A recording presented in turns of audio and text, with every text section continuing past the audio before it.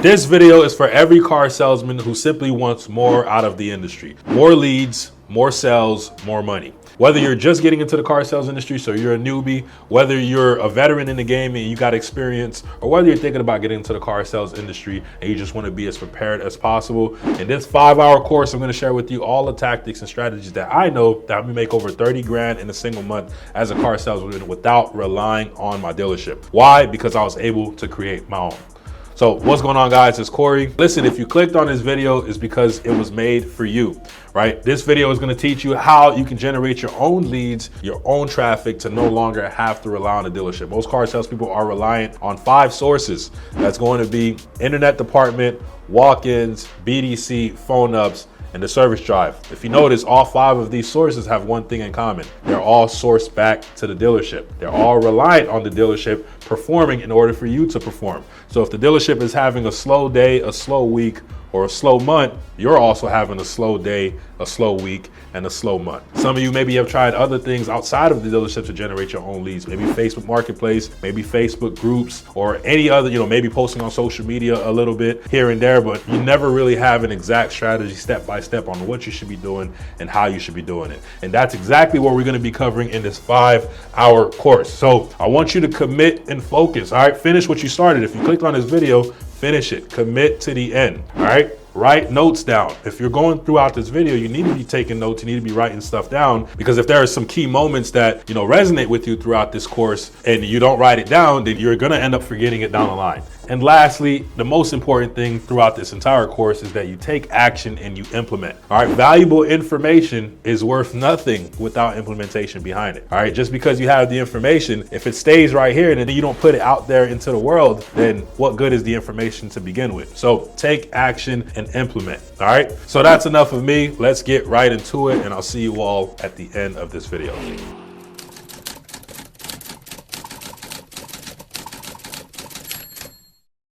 So listen, I'm gonna be going over how to use social media to generate your own leads as a car salesman. That's one of the most asked questions that I receive, and that's also the reason why I was able to make over 30 grand in one single month as a car salesman. It's because I was able to generate my own leads from social media. So a lot of people are wondering, like, how do you do it? How do you use social media? So I'm gonna be going over the 4 pillars, all right? The 4 key things you need to be doing so that way you can generate your own leads to no longer rely on the dealership. That way you have a system you have complete control over, which makes it more predictable, scalable, reliable, and most of all makes it more consistent for you, all right? So I'm gonna be putting these 4 pillars in order. So the sequence of steps that customers go through in order for you to generate your own leads from social media, all right? So number 1 is gonna be your content. Now, content is gonna be your front end, all right? It's gonna be the first thing that most people run across that introduces them to you. And the way that I like to teach content to our students that's in the program that we have, or just viewers on this channel, right? Content is your front end. So it's what nurtures customers. So when customers meet you for the first time, they're gonna be probably seeing some type of content that you've posted. And I've made videos on this channel kind of telling you the 4 types of content you need to be posting. All right, for example, like social proof. All right, you wanna be posting that. You wanna be posting personal and lifestyle images or videos or whatever, right? So content is gonna be your front end. Without content, none of this really works. So if you want people coming into your dealership already knowing you by name and face, that's gonna get done through your content. All right, that's gonna get done through the videos you make. Like, for example, you make a tip video helping a consumer. That's one of the things that I went over in the 4 types of content to post video. So once again, without an established front end, which is primarily done through your content, the rest of the system really isn't gonna work, all right? So content is gonna be the first step to this whole process of generating your own leads from social media. All right, number 2, now this is the way I like to do it, all right? If you want results quickly and you want targeted people, you want effective results, you wanna find people who are currently in the market for a car, number 2 for me is gonna be ads. All right, so now once you have content running on the front end, you got ads running basically on the back end, attracting new people. When these new people come across you on social media, they get nurtured through your content, okay? That's the whole point. They come across you for the first time, they probably might see an ad. Some of you might have seen an ad from me on Instagram, and then you went to my content. Some of you I might even spoken to, got on calls and things of that nature. And that's exactly what I'm saying. You came across an ad, the ad drew you to my content, you got nurtured through the content, and then you took different steps after that. Maybe you booked a call with me or something like that. Maybe some of you are not even my current students. All right, so that's the whole point. You're gonna run ads to get new attention and also to get targeted attention. People who are specifically in your market currently looking for a car. All right, and then they get nurtured from your content. Your content is supposed to be filled with social proof, like I said, giving back value, things of that nature. So that way these people feel like they know, like, and trust you. And by the time they reach out to you, they're pretty much already pre-sold. All right, that's the purpose of the content. And we do have videos on this channel showing you exactly how to set up ads step by step. We do have a lot of videos on this channel showing you how to set up Instagram ads or Facebook ads. If you just wanted a more advanced approach and really get straight to the nitty gritty, then you can reach out and we can see if the program is something that's a fit for you. All right, so once you've got your content down, let's say you got the ads running. All right, now you're gonna need number 3, which is an appointment setting process or appointment setting software.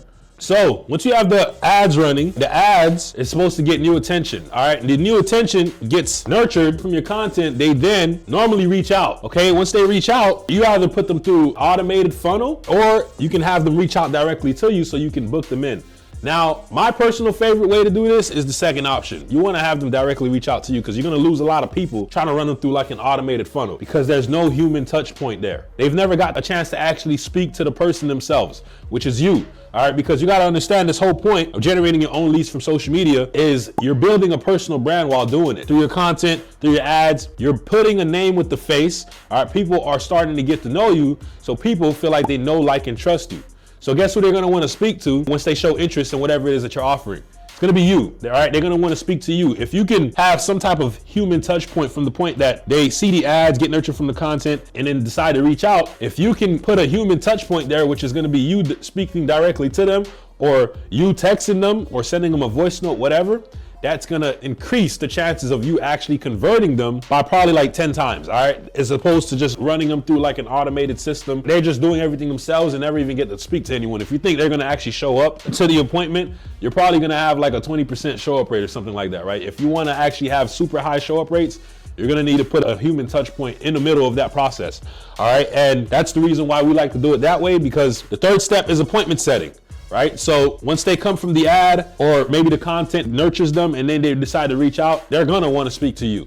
All right, and when they speak to you, that's gonna increase the chances of them showing up. And by the time that they show up, that's even gonna increase the chances of them actually buying from you. And number 4 is pretty simple. It's really what you get paid to do, all right? You can call it sales, I'm gonna just call it conversion.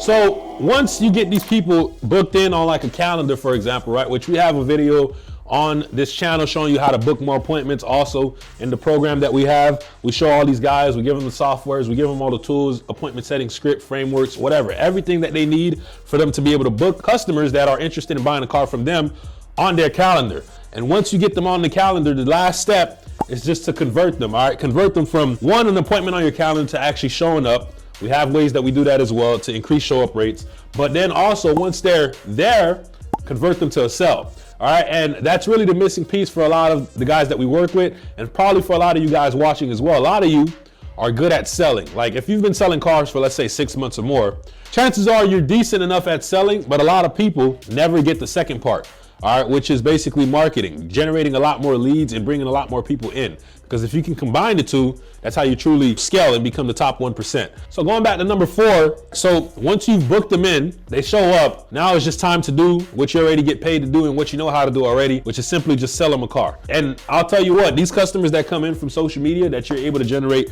using these 4 pillars, these people are just super easy to close. Why? Because they're personally pulling up to where you work to work a deal with you. They're there to buy a car specifically from you. They're not at your dealership because they like your dealership. They're at your dealership because they like you. They feel like they know, like, and trust you. They like the brand that you've established. They like your content. They want to buy a car specifically from you. So when you get customers that are coming in this way, they're just 10 times easier to close than, let's say, like an up or something, or an internet lead, because an up is a total stranger that you've never met before. So when you go out there to go shake their hand, they don't know you, they don't like you yet, and they don't trust you yet. All right, so they have their guards up, so you have to kind of knock that guard down, and that's just a much more difficult thing to do in one day, like the first time meeting them, right? Now, obviously sales can be done, but I guarantee you, your closing rate is nowhere near what it would be if you were to generate your own leads, book your own appointments from people that are coming specifically from social media to work a car deal with you. All right, and that's the type of leads you're gonna be getting here. So The last step,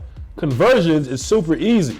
All right, because by the time they're there, they're already pre-sold on buying a car from you. So all you gotta do is just not mess it up, all right? It's pretty much that simple.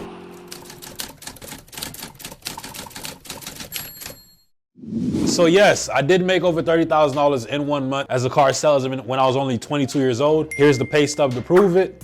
All right, the 27 is after my draw, by the way, right? So it's 27 after draw. If you were to include the draw in there, it was a little bit over $30,000 in one single month. And I was only 22 years old when I did it. All right, so a lot of you might be asking, how did I accomplish this, right? So let me give you a little quick backstory of myself. I got into the car industry when I was only 19 years old. All right, I first started off at a Chevrolet dealership. All right, didn't stay there for too long.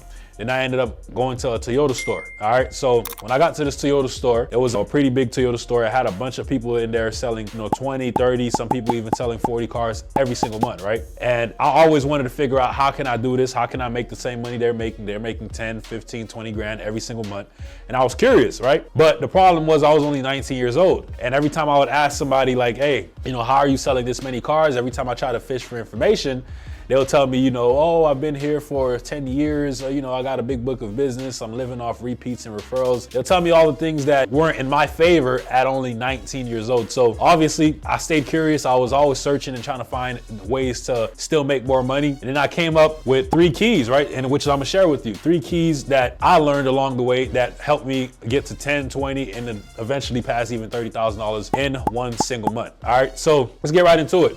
The first key that you all need to understand as far as making 30 grand in one single month, or really just making 5 digits, right? If you want to make 5 digits as a car salesman, there's one principle you must understand. Number 1 is it's a business within a business. All right, so you must understand that as a car salesman, you have your own smaller business within just a bigger business. But here's the good news is that you don't have any expenses, all right? At least business related expenses. You literally get to use the dealership's inventory. You get to use everything that they provide for you, and you don't have to pay $1. All you're doing is you're making the sales and making a commission off the sales, right? So you need to adopt the mentality that you have a business within a business. So that makes you a business owner, right? Because it doesn't matter what the next person sells. Your friend can sell 30 cars, and if you don't sell one, you're not getting any of his 30 cars, right? You're not making any money from what they sell. So that's exactly how a business operates. You need to worry about your own business and figuring out ways to grow your business, all right? So many people treat this like it's just a job, all right? And not that they're a business owner. And when you have that mentality, then you don't really find ways to grow. And then you also lack self-accountability, and it prevents you from actually reaching the numbers that you want to hit, right? Let me ask you a quick question. Have you ever seen a business owner just sit around and do nothing, right? And then somehow magically their business grew, right? You should have answered no, all right? So why are some of you out there just sitting around waiting for opportunities to come by, right? I see so many people just sitting on the porch, sitting inside, waiting for ups, just hanging out, right? As a business owner, you don't wait for opportunities. You go create them. You create opportunities, all right? And that's what we're gonna get into number 2. Understand that as a car salesman, you have your own business within a business. That's the first mental mind shift that you have to adopt if you wanna be successful and make even close to 30 grand in one single month. You must understand that this is your own thing. No one's gonna come and help you out. No one's gonna come save you. No one's gonna put money in your pocket. You need to adopt the mentality that this is a business within a business. The second key that helped me make over $30,000 in one single month was generating my own traffic and opportunities. So yes, all of these go into place, all right? So part of understanding that you have your own business within the business is that you need to generate your own traffic and opportunities, all right? Once again, so many people I just catch just sitting around waiting for opportunities to come by. Understanding that you need to generate your own traffic and opportunities. All right, part of what made me successful is that if this was a pie, right, and this was a traffic pie, majority of the pie would be my own traffic, right? And this little piece of the pie here would be just extra traffic that the dealership generated for me.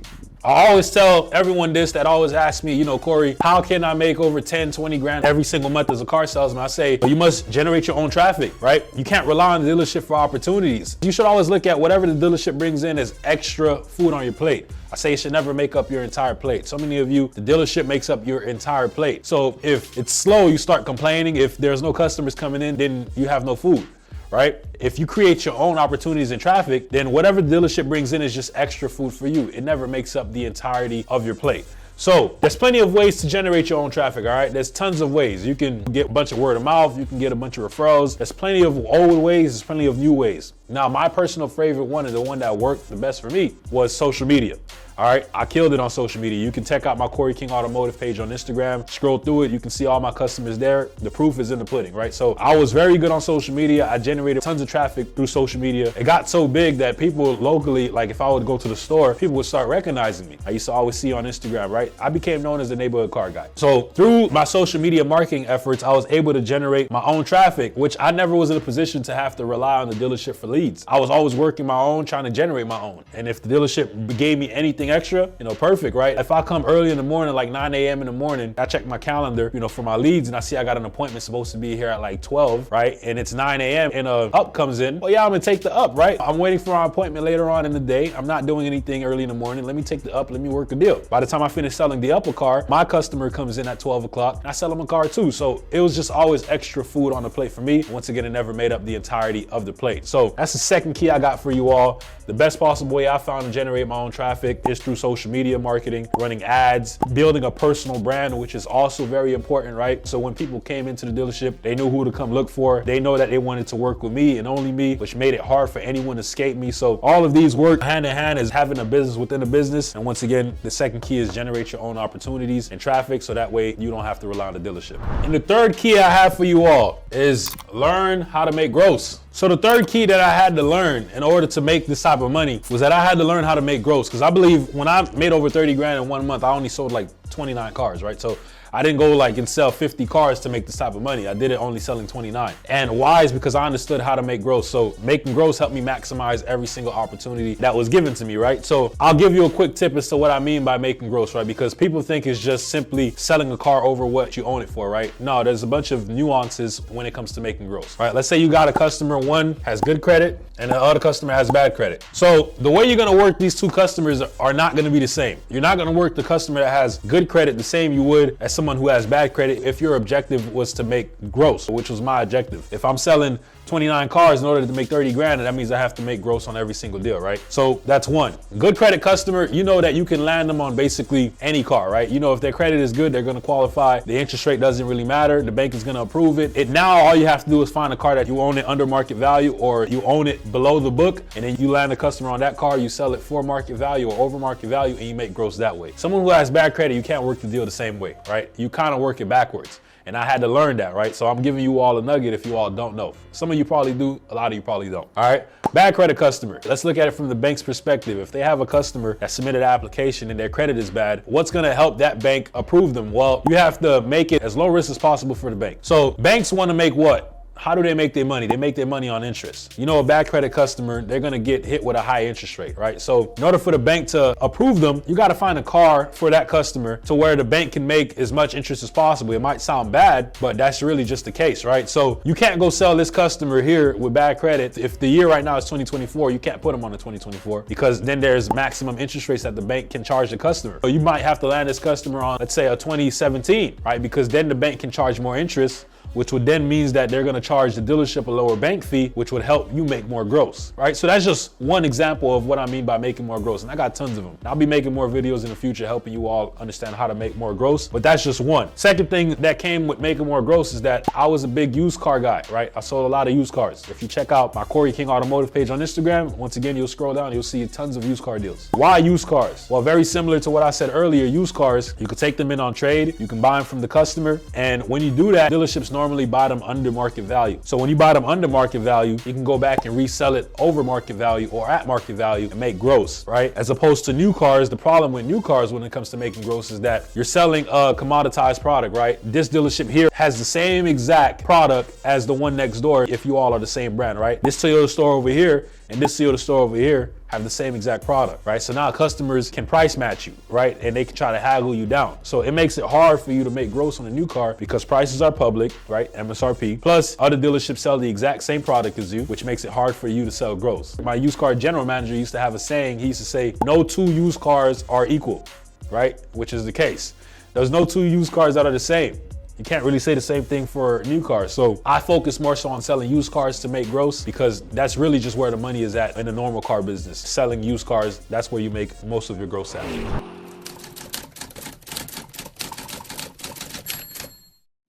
So I want to go over my lead generation strategy as a car salesman. All right, this strategy is the same exact strategy that allowed me to make over 30 grand in a single month and over $200,000 in just 9 months of selling cars at the age of 22. Right, and I want to pretty much give you a high level overview of the strategy that I implemented to be able to generate consistent leads, to be able to, obviously make that income selling cars, and also then I'm going to take you to my computer so I can kind of show you some examples of me actually doing it in real time. So before I give you the broad overview of kind of like what the strategy all entails, right? We've coined a phrase, right, for the students that I work with, and also, me personally, we've coined the phrase of the strategy that we use, and we call it the visibility stack method. Okay? So the visibility stack method is pretty much the name of the overall strategy and the system that we're using and implementing to be able to generate leads, right? And kind of like the name entails, the visibility stack, right? So we're stacking visibility as much as possible because, like I always say, car sales is not just a skills game, but it also is a numbers game, right? So the more people you can get in front of, essentially, obviously, the more leads, the more opportunities you're going to have, which means the more deals you're going to close, right? This is kind of the nature of the beast, right? So understanding the visibility stack method, we pretty much break it down into two parts. So on social media, right, what I was doing was I was implementing organic marketing. So this is the first part. So the first part of the visibility stack method is implementing an organic marketing strategy. All right. So as a car salesman, right, and I have videos on this channel pretty much breaking down, the type of organic posts you should be making or the type of content you should be producing. All right. But essentially the goal behind creating organic marketing is to, one, position you as the expert, the authority, and for you to build trust into your marketplace, right? You need to make people get to know you, like you, and to trust you, right? And you do that from one part of is your content, right? So your content has to pretty much position you as the authority and as the trusted advisor when people are looking at your content, right? So how do we do this, right? I always cover things such as, posting social proof. You can do this by posting other customers, right? One of the easiest ways for you to get new customers is for them to see other people that's already bought from you and had a great experience. So you can post videos, testimonials with customers. You could just take pictures with customers. And then, like I said, I'm taking to my computer in a little bit and show you some examples of me actually doing this in real time and kind of how I was able to do it and kind of like my approach to, posting my clients and my customers, right? So organic marketing, you can do that. You can also make tip videos, right? So maybe you can make a video giving tips to the viewer, right? To the buyer, essentially, right? But I had a series on my Instagram where you can see, like it says tips in one of my story highlights. You can see different videos of me just kind of providing tips, AKA providing value, right? So those are like two ways, you can implement organic marketing as a car salesman. There's other things you can do as well. You can post entertainment / eye candy type of content. I cover that as well, right? So maybe if you have a nice car in your lot, you can put it to the side, make a cool video with it, whatever the case may be, right? So that's the first part of the visibility stack method, is to implement organic marketing, right, on social media, which is free, by the way. It doesn't cost you anything to do. Now, the second part of the visibility stack method is implementing paid marketing. So with paid marketing, before we would implement any type of paid marketing, first you got to understand who's your ideal customer, who is it that you're trying to go after, essentially, right? Like, what type of qualifications does this avatar, need to have in order for you to be able to help them and get them approved, essentially. Once you have an idea of that, then you can go ahead and create an offer around that to attract that type of clientele, right? And I believe I do also have a video on this channel teaching you how to create an offer, essentially, right? But we also, inside of SSU, if you're not in there already, first link in the description for you to join that. If you're not, right, essentially we provide you like an offer library in one of the courses that we have where there's a bunch of different offers that you can run, essentially, that we know work specifically in the car sales industry, right? So if you're in a specific type of market, then there's different type of offers that work for that market, if that all makes sense, right? You can't run, an offer, for a prime market that would attract prime buyers per se, right, in the subprime market, and you can't, and vice versa. It doesn't work, right? So you need to have offers optimized for the market that you're in. Once you identify who's the type of customer that you can actually help, who's the specific avatar, what qualifications does that person need to have. Once you've identified that, then you can create an offer around it to pretty much like attract them to you, right? So when they're opening up the social media, they're seeing your ad and it's speaking directly to them, and it pretty much entices them to reach out to you. And then when they go on your page and they see the organic marketing, this is how you incorporate the visibility stack method. What that essentially does, and it makes you unavoidable on social media, right? So when people in your marketplace open up their phone, they're constantly seeing your content, they're constantly seeing your ads, and they're constantly seeing your face. So who do you think they're going to think of first when it's time for them to buy their car? It's going to be you, right? Because they're constantly seeing you. So that is the pretty much the goal of the visibility stack method. And if you have your content dialed in correctly along with the paid marketing, then you're going to get an influx of leads coming in consistently. And over time, this is only going to grow and only get better, of course, right? Because you got to remember, your brand and your online presence is only going to grow over time. So this is a big reason to why I was able to make, over 30 grand in a single month and over 200 grand in just 9 months of selling cars at the age of 22, right? It's because I was able to generate my own leads, my own traffic by implementing essentially the visibility stack method, breaking down the organic marketing with the paid. All right, so we're actually going to jump into my computer where I can show you some examples of me actually doing this on my Instagram page with the content that I was posting and also some of the ads that I was running as well. So let's do it. Let's check it out. All right, so now we're on my computer where I kind of just want to show you some live examples of me implementing, the visibility stack method, right? So organic marketing, and then I'm gonna show you some of the actual paid ads that I was running that was helping me generate leads consistently, right? So if you go on my Corey King Automotive page, right, you'll see I got a bunch of customers that I, made videos with, right? So this is pretty much social proof right here, right? Now you don't have to, go as hard as what I was doing with the popping champagne or whatever the case may be, but simple pictures, as you can see, like some of my older pictures, right? Some of my older posts, it was just me with the customer, pretty much standing next to the customer, and then I'll promote my flyer at the end, right?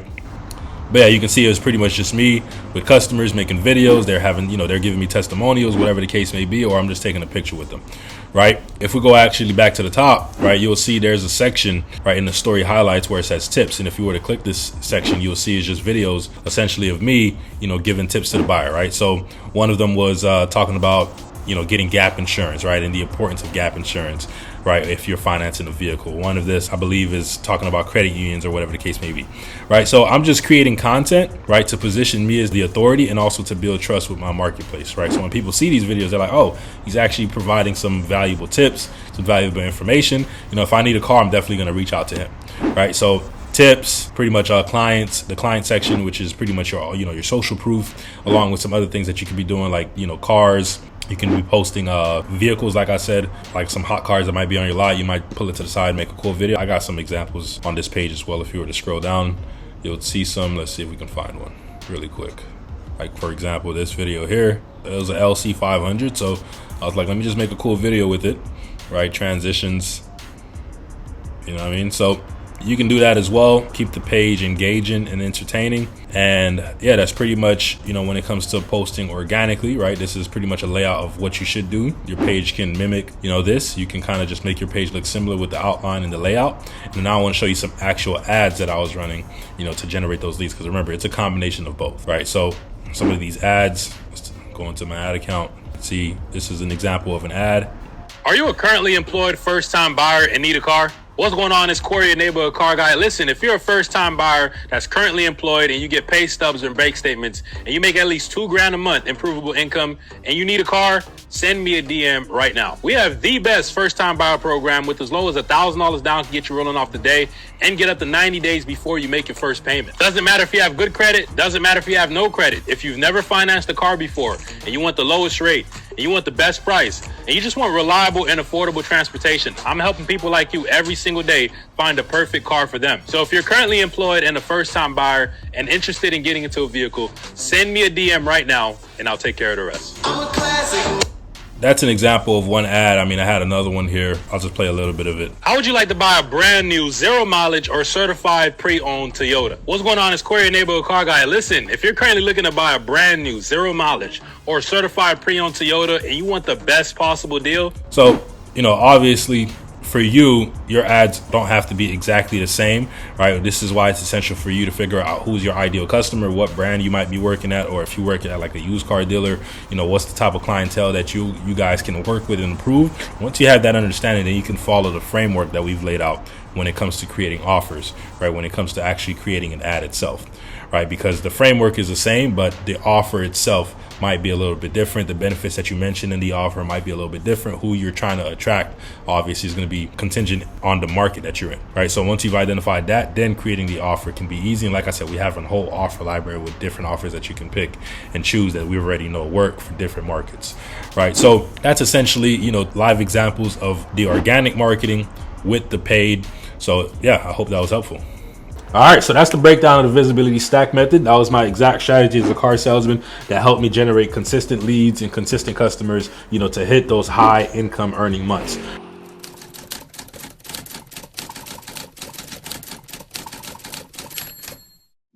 So I want to talk about the best strategy when it comes to being a car salesman that's using social media for you to ultimately generate your own business and traffic, right? And I pretty much separated it into two different categories that you can walk the paths on, right? So we have car sales professionals, or we have car sales influencers. And essentially the way I would define, each of these different paths that you can take, car sales professionals are more so on social media creating content that is going to, build authority and trust into the local market, right? And car sales influencers are usually guys that you'll see that are making viral based content. They're probably making funny skits and so on, right? So their content is more likely to kind of, go viral and get mass appeal, right? So I really wanted to list out the pros and cons of both strategies so you can ultimately know which one will be best for you for what is it that you're trying to do, right? So let's get into it. So we're actually going to start with the cons first, right? And we're going to jump into the cons of the car sales professional, right? As you can see, I pretty much abbreviated each of these. So we have CSP and then CSI, right? So car sales professional cons, let's get into it.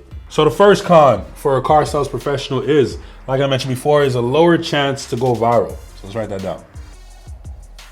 There's a lower chance that your content is going to go viral when you're, creating authority-based content, right? So you're probably posting things such as social proof of other customers, or if you're making videos, it's probably going to be tip videos. And I got videos on this channel kind of covering the different type of content that you can be posting if you're pretty much taking this route, right? The car sales professional route. So your videos are not going to get a lot of, engagement. They're probably not going to go super viral. So when you're creating authority-based content, you just have to be aware of that. And, you shouldn't be looking into views or the amount of likes that you're getting, because most of your content is sticking to the local market as opposed to the mass market. All right, so that's the first con. Let's go into the second con. So the second con is it just simply takes longer to build an audience. Write that down. So being that your content has a lower chance of going viral, well, by extension, that also means it's going to take a little bit longer for you to actually build an audience, right? So if you see some of these pages that have, 100,000 plus followers, chances are you're not gonna, be one of those pages with all those followers, because like I said, most of your content is going to stick to the local market. It's not really going mass appeal. It's not too broad, right? It's more targeted. Therefore, it's going to take a little longer to build an audience.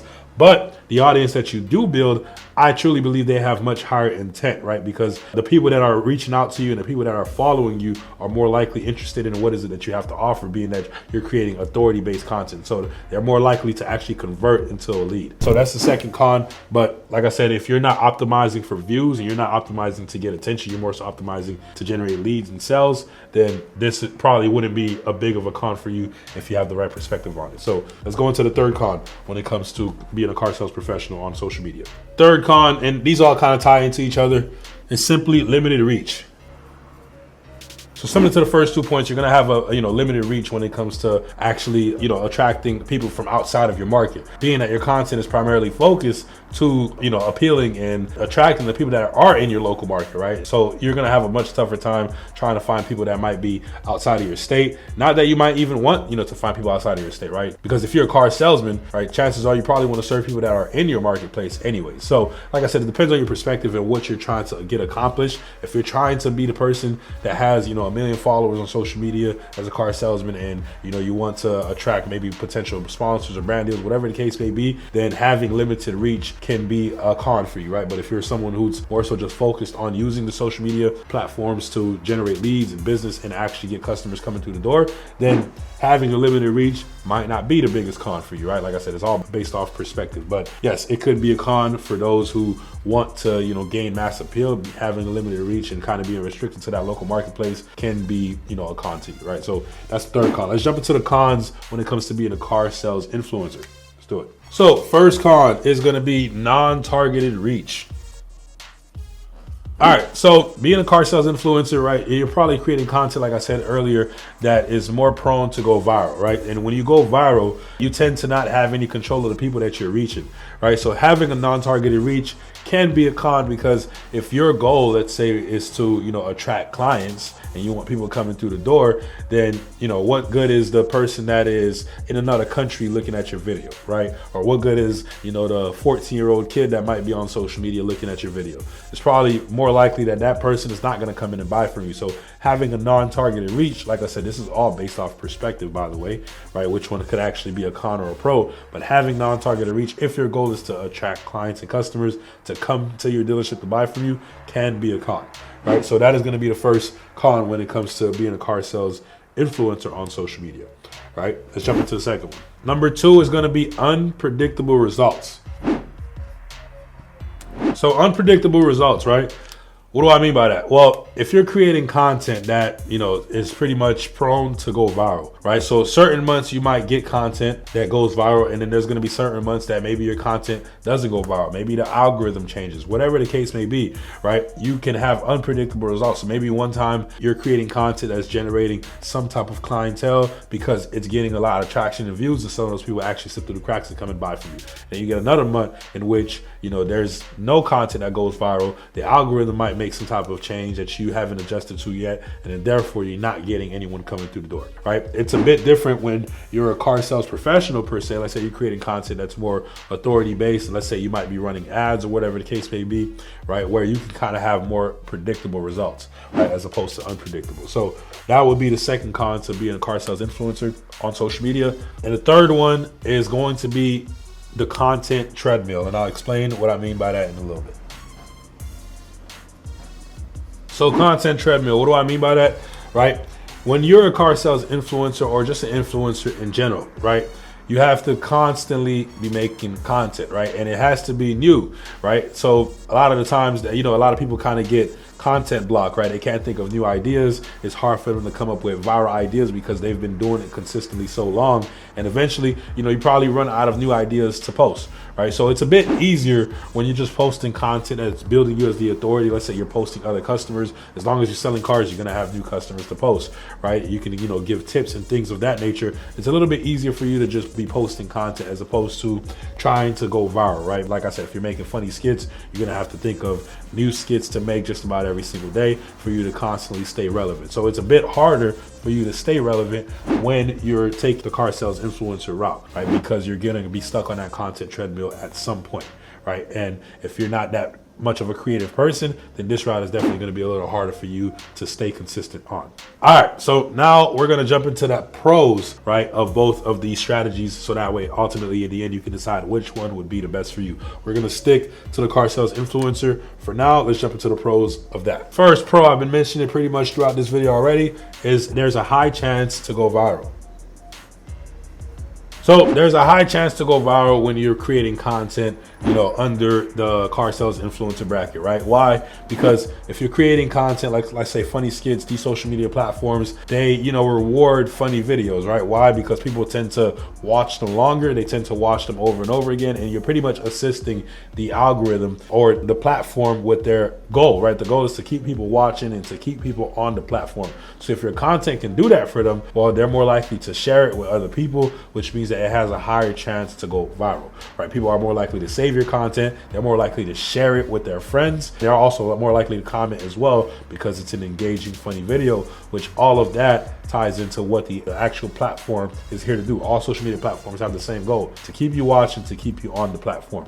And if your content pretty much, it entices that and it encourages that behavior, then they're more likely to share your content with other people, which, like I said, makes it likely to go viral. So if your goal is to go viral, to get a lot of views, then this is certainly a pro with this style of content creation. Second pro is it quickly builds an audience.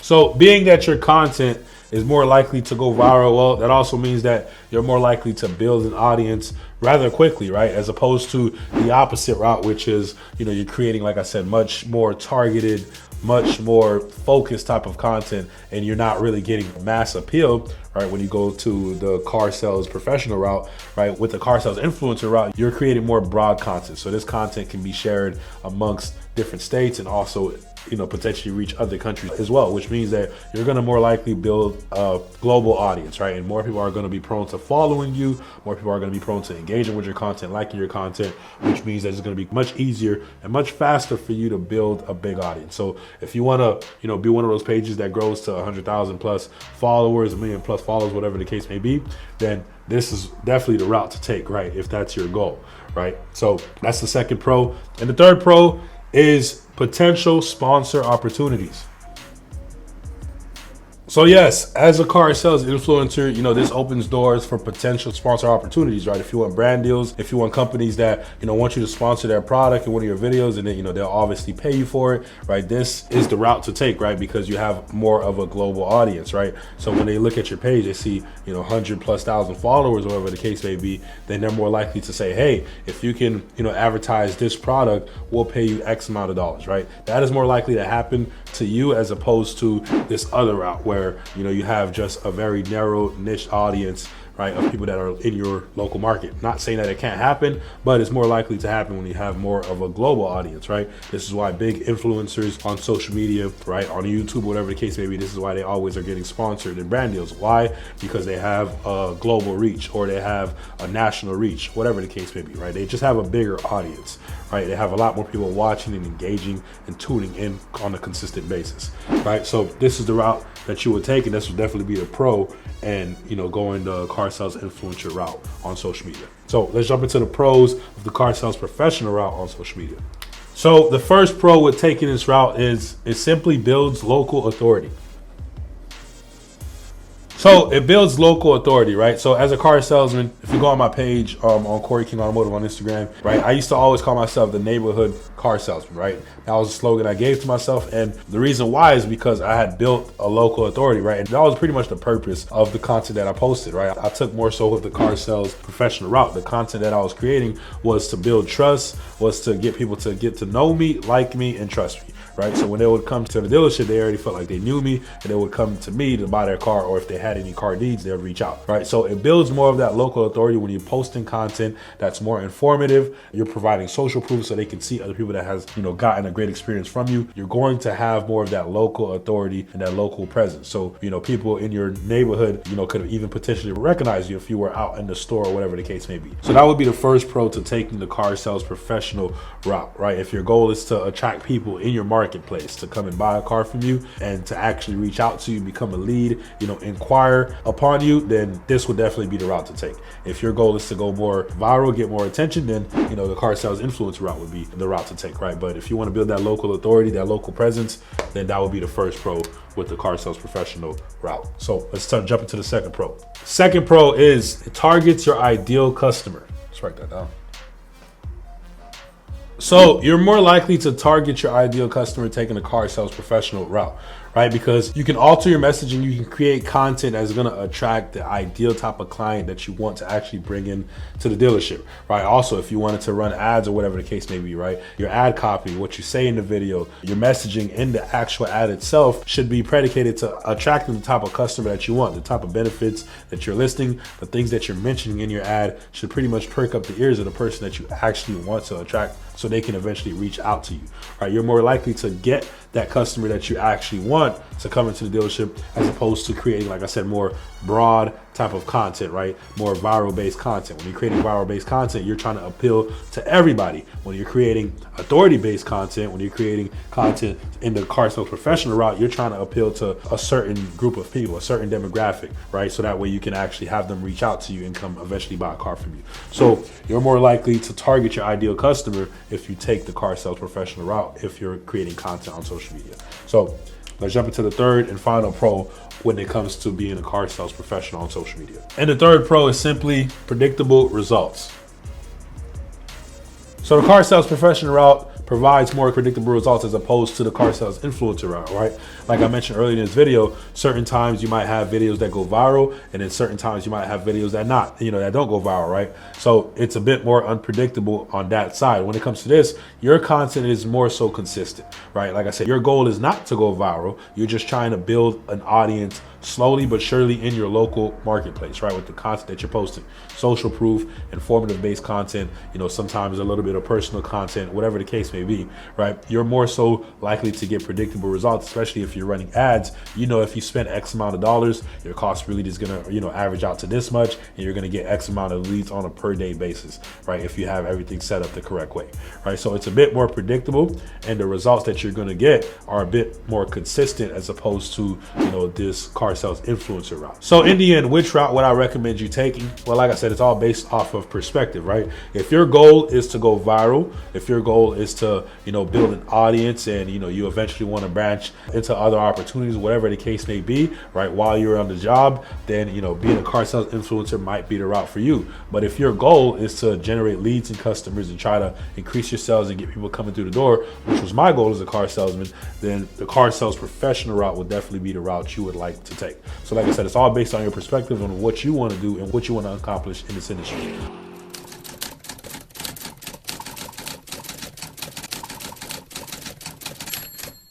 So listen, I want to give you 3 of the most important keys to building a successful personal brand in car sales, all right? A personal brand is by far one of the biggest weapons that you can create for yourself if you want to generate you some leads, you want to make more sales, and you ultimately just want to, make more money in general, right, in car sales. You want to establish a personal brand. And I want to give you the 3 keys to make sure you establish a successful one, all right? A big reason why I was able to make over 30K in one single month is because I was able to build a personal brand, but not just obviously build one, a successful one, obviously, right? We had tons of people coming to see me personally, all right? They were coming to the dealership for me, not for the store. They didn't care about the dealership itself. They wanted to specifically see Corey and buy a car from Corey. And you do that by building a successful personal brand. And I want to give you the 3 keys to making sure you do so. So let's get into it. All right, the first and most important key, I believe, to making sure you establish a successful personal brand is you must leverage social proof. So the best way to get more people to buy from you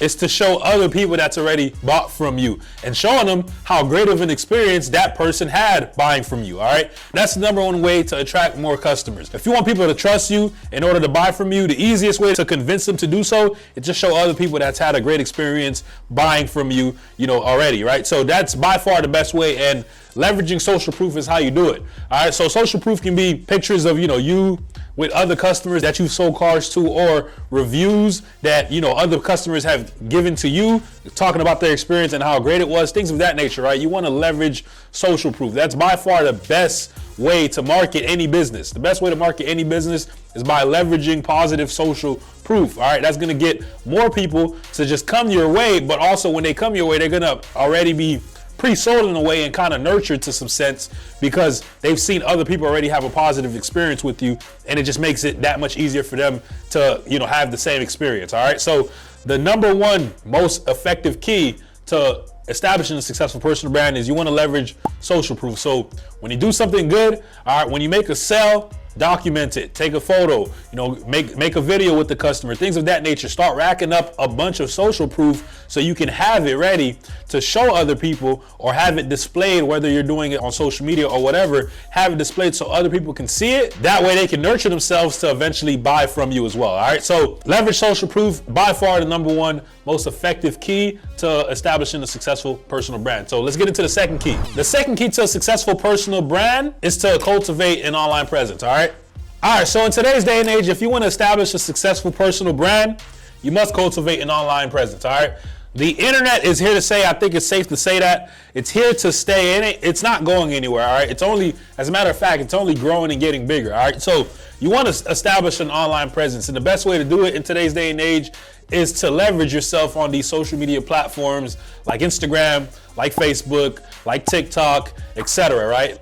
These platforms are where everyone is giving their attention to nowadays. All right, most people are on these platforms, and in order for you to establish a personal brand, you must leverage yourself on these platforms, right? So, like I was saying earlier, if you're gonna gather a bunch of social proof, the best place to display that social proof that you've gathered is on these social media platforms, is online, okay?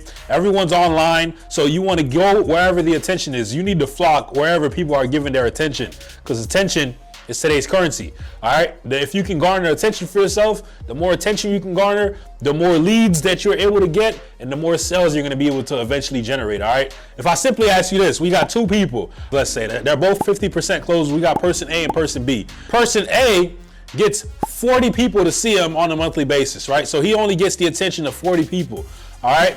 And he's a 50% closer, all right? And person B gets the attention of 60 people on a monthly basis, all right? So, and he's also a 50% closer. So you look at person A and person B, well, who's gonna make more sales, right? Person A is a 20 car guy, and person B is a 30 car guy, simply because he just gets more attention. So a lot of you might be very good at closing, all right? You might be great at closing. You're probably better than other people at closing around your store, but they're probably out competing you, and they're technically selling more cars to you, which quote unquote makes them a better salesman, simply because they know how to get more attention. All right. And the best way to get attention for yourself today, like I said, is to cultivate an online presence. We got tons of videos on this channel kind of telling you the nuances in doing so, like, going more into detail, not just, giving you the broad overview of what to do, but actually how to do it. But that is the second key to a successful personal brand in today's day and age, is to cultivate an online presence. So let's get into the third key. The third key to a successful personal brand is to provide value to your audience. All right, so the third key is you must provide value to your audience, all right? You must understand, in order for you to build a brand, all right, you must establish yourself as the expert in this sense, right? So in order for you to position yourself as the expert and the authority figure, then you got to give value back to your audience, right? You can make tip videos, giving them, tips throughout the buying process, or tips on cars, or kind of breaking down the functions of a car, or whatever that case may be. You need to be providing value back to your audience. People don't always want to just feel like they're being sold to.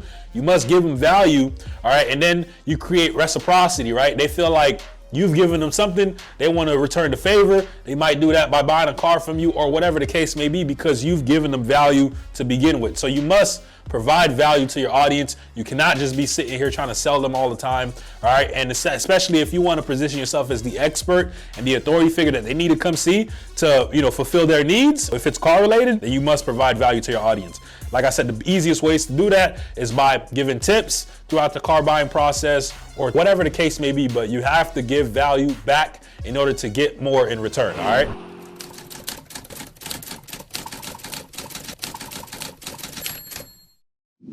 So listen, we're gonna be covering the 4 best types of content you should be posting as a car salesman, all right? Understand that content is your front end of your marketing machine. There's 2 parts to this, all right? You have your front end, and then you have the back end. The back end is normally gonna be like the ads that you're running, all right? Like the offer that you're running. How are you converting customers, appointment setting, strategies, all that stuff which we cover on this channel. We got videos showing you how to set up an ad from A to Z, how to actually book more appointments. We have it all covered, right? But on the front end, you have your content. And I see so many people want to jump straight to the back end. They're like, hey, Corey, how do I set up an ad? How do I do this? How do I book more? Like, listen, none of it works if you don't have an established front end, all right? You're not going to generate as many leads and opportunities and the type of quality of leads that you want, right, if your content is bad, all right? So you're going to want to get your content down first. And we're going to cover the 4 types of content you should be posting as a car salesman as we go through each one step by step. All right, so number 1, the most important piece of content you should be posting on your social media, you should flood your Instagram page with this, all right? It's gonna be social proof. So what is social proof, all right? Social proof is exactly what it sounds like, all right? Proof that you've done what you're saying you can do, right? So if you look at my Instagram page, on my bio, I say I work with good credit, bad credit. If you look at some of the ads that I ran, I have one of the ads pinned to my profile, right? Pinned to the top. Right, and in that video, I'm saying, if you're currently employed or self-employed and need a car, DM me right now. We work with good credit, bad credit, no credit, right? I'm gonna give you an extreme example so you understand what I'm saying. You need to have social proof, right? Let's say I decided to run an ad that said, I can get a 250 credit score approved for a car. We get it done every single time, right? Listen, if a customer is scrolling on social media and they come across my ad and they see that, they're gonna call my bluff. They're gonna think it's full of crap. They're not gonna believe what I'm saying, right? But if they click my ad and then it takes them to my profile and I have all this social proof, right? So in other words, I have all these customers on my page. If you go on my page, I got so many customers that I've sold cars to, and they're just scrolling down forever. They're seeing all these people that I've sold a car to, right? Guess what? They have no choice but to believe me at face value. If I say I can get a 250 credit score approved, and then you click my page and you see all these customers that's bought a car from me, guess what? You're gonna believe that I can get a 250 credit score approved, all right? So social proof is by far the number 1 piece of content you need to be posting. So that can be customers, that can be reviews, like I have a review section in my story highlights on my page, that can be testimonials, whatever, right? You need to be posting social proof. When people see an ad of yours, if you decided to run advertisement or whatever marketing that you decide to do, they need to believe what you're saying, because seeing is believing. They need to be able to see, right? They need to see proof of you doing what you're claiming you can do, right? So it doesn't matter what you say in the ad. It doesn't matter how bold your claim is. If you have social proof, people will take it at face value, and then they'll give you an opportunity, right? Now that person just went from a non-believer to like, all right, maybe he can help me with my, 580 credit score. And more than likely I probably can. Let me reach out to him to see if, what he's saying is true. And now that person just gave me an opportunity. And as a car salesman, that's all you need. All you need is endless opportunities, because the more opportunities you stack up, the more sales you're gonna generate and the more money you're gonna make. So social proof is number one, by far the most important piece of content you should be posting. So now I'm gonna take you to my computer and I'm gonna show you clear examples of what I mean by social proof on my Instagram page. Let's do it. All right, so now we're on my computer and we're on my car page Instagram, all right? And this is the first type of content that I said you should be posting, which is social proof, all right? So what do I mean by social proof again? If you look at this tab over here, it's gonna be reviews, right? So it's just me with customers after I finish making the sale. I got them speaking, just basically saying how their experience went, saying some good things. That's one thing that you can do. And the main important thing, man, is just all of these customers, right, that I've sold cars to. I've taken a picture with not every single one. I actually missed a lot of people that I didn't take a picture with. But as you can see, I still got tons and tons of social proof, right? So going back to the example that I made earlier, if I say I can get you approved with a 250 credit score and you see my ad and you come across this ad, right? Let's say I was boosting this ad. You came across this ad when scrolling down. You might be skeptical at first, but once you click my page and you scroll down and you see all these customers that's bought a car from me, you're gonna feel inclined to at least give me an opportunity, all right? So social proof is basically you showing proof that you can do what you claim you can do. The objective is you're telling them that you can get them a deal. You tell them that you can get them in the car. If they see a lot of other people buying from you, then they're gonna believe, whatever claim it is that you're making. So social proof is definitely the most important type of content you should post. So the second type of content you should be posting on your page is going to be personal and lifestyle. So remember, the goal here is to establish a personal brand, all right? A personal brand is quickly becoming, if not already, the most important asset you can have in business. And if you've been watching me long enough now, I always say as a car salesman, you have a smaller business within a bigger business, all right? And nowadays, if you want to run a successful business, you're going to have to put a face behind the brand, all right? That's why we call it a personal brand, all right? So if you check out my page, I got some pictures where I just take random photos, right? Majority of the personal type of content that I was posting was really on my story, right? So I always used to post gym content. If you like to go to the gym, make sure you're posting that, right? If you like to go out to eat at restaurants or whatever it is that you like to do on your spare time, whatever your hobbies are, you want to post about it, right? You want people to connect with you on a deeper level, because remember, we're in the people business. People buy from who they like, or, they buy from other people, right? So you got to cultivate that personality online so that way people can connect with you on a deeper level and they don't just feel like, they're just engaging with like a robot. They want to actually engage with the real human being, right? So you want people to come into the dealership asking specifically for you, right? You want them to kind of know a little bit about you, like, hey, I see you go to the gym. I like to go to the gym too. Whatever. You're going to attract the right type of people. So you definitely need to be posting personal and lifestyle type of content. Now, I'm going to take you to the computer and I'm going to show you exactly what I mean.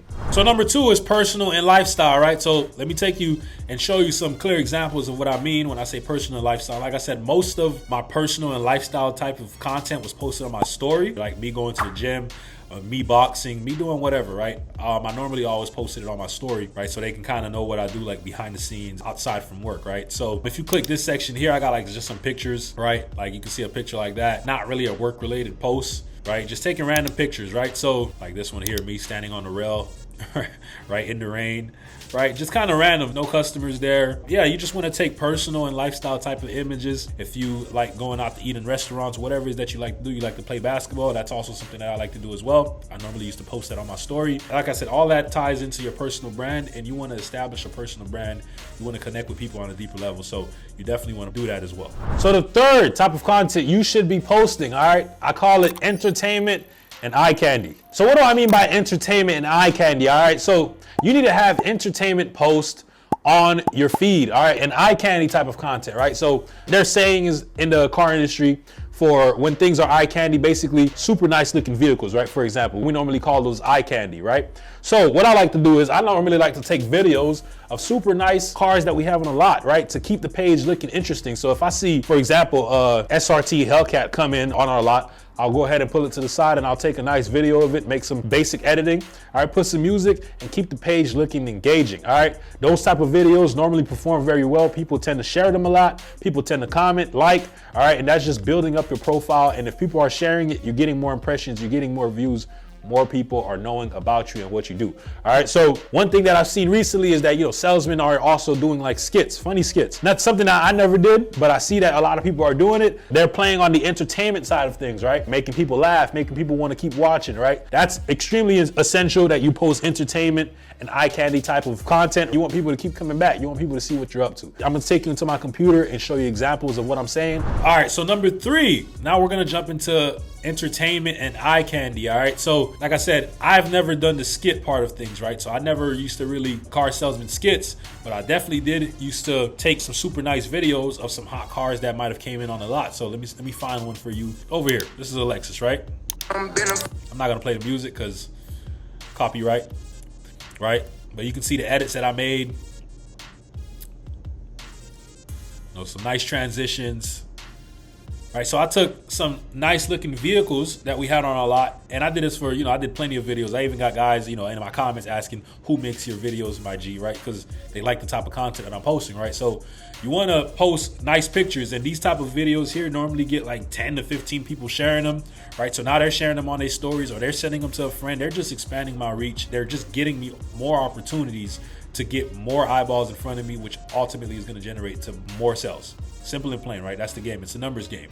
So you want to make entertainment and eye candy type of posts, because that's just going to get you more engagement, more views, and people are just always going to want to see, like, what do you got next, or they want to stay tuned. So definitely post that type of content.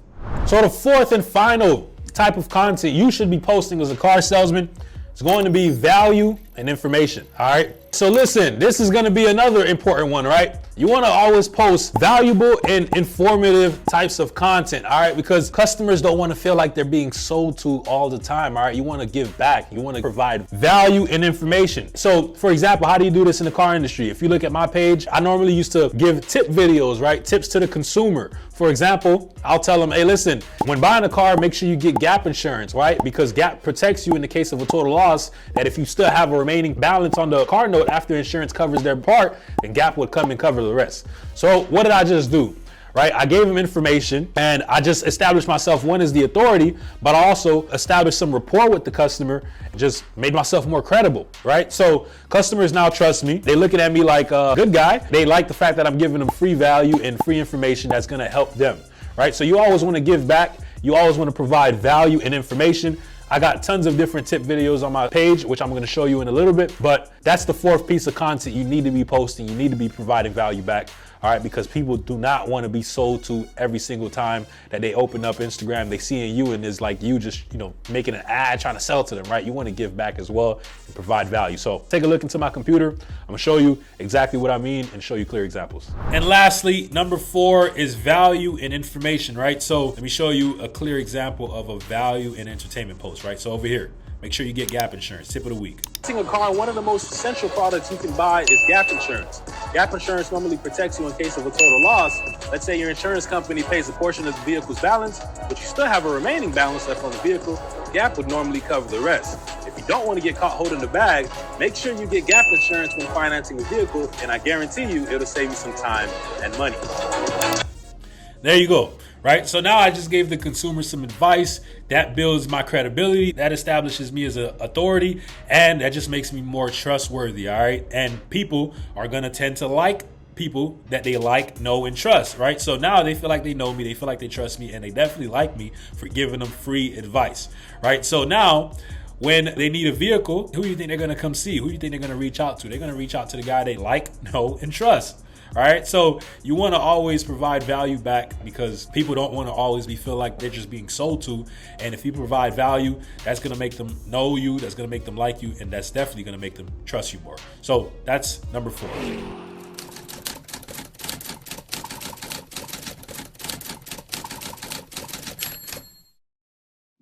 this video is gonna be great for all of you that are curious as to how you can actually get yourself out there more as a car salesman by running advertisements using social media, okay? Being Facebook in this case. Why Facebook? Let's start with that, all right? Facebook is one of the biggest platforms as far as social media goes, okay? It has about 2 billion active users daily. And yes, that's B for billion, okay? There are about 8 billion people in the world and 2 billion people are using Facebook on a daily basis, okay? So that means that it's a great platform for you to try to get some attention on. That way you can draw more customers in and ultimately generate more sales. Listen, if you want to be different, this is how you do it. Understand that advertising is what separates you from your competition, okay? A lot of your competition are just doing the organic forms of marketing. Maybe they're just posting on social media, maybe Facebook Marketplace, whatever, right? But they're not actually doing paid marketing. They're not actually running ads. This is one of the greatest separators for me in my dealership at only 19, 20 years old, which made me a top car salesman, all right? I actually learned how to run Facebook ads and Instagram ads. And I used to get people that came in all the time to the dealership asking for me like, hey, listen, I'm here to see Corey. And all the guys are looking like, how the heck is this guy bringing all these customers in?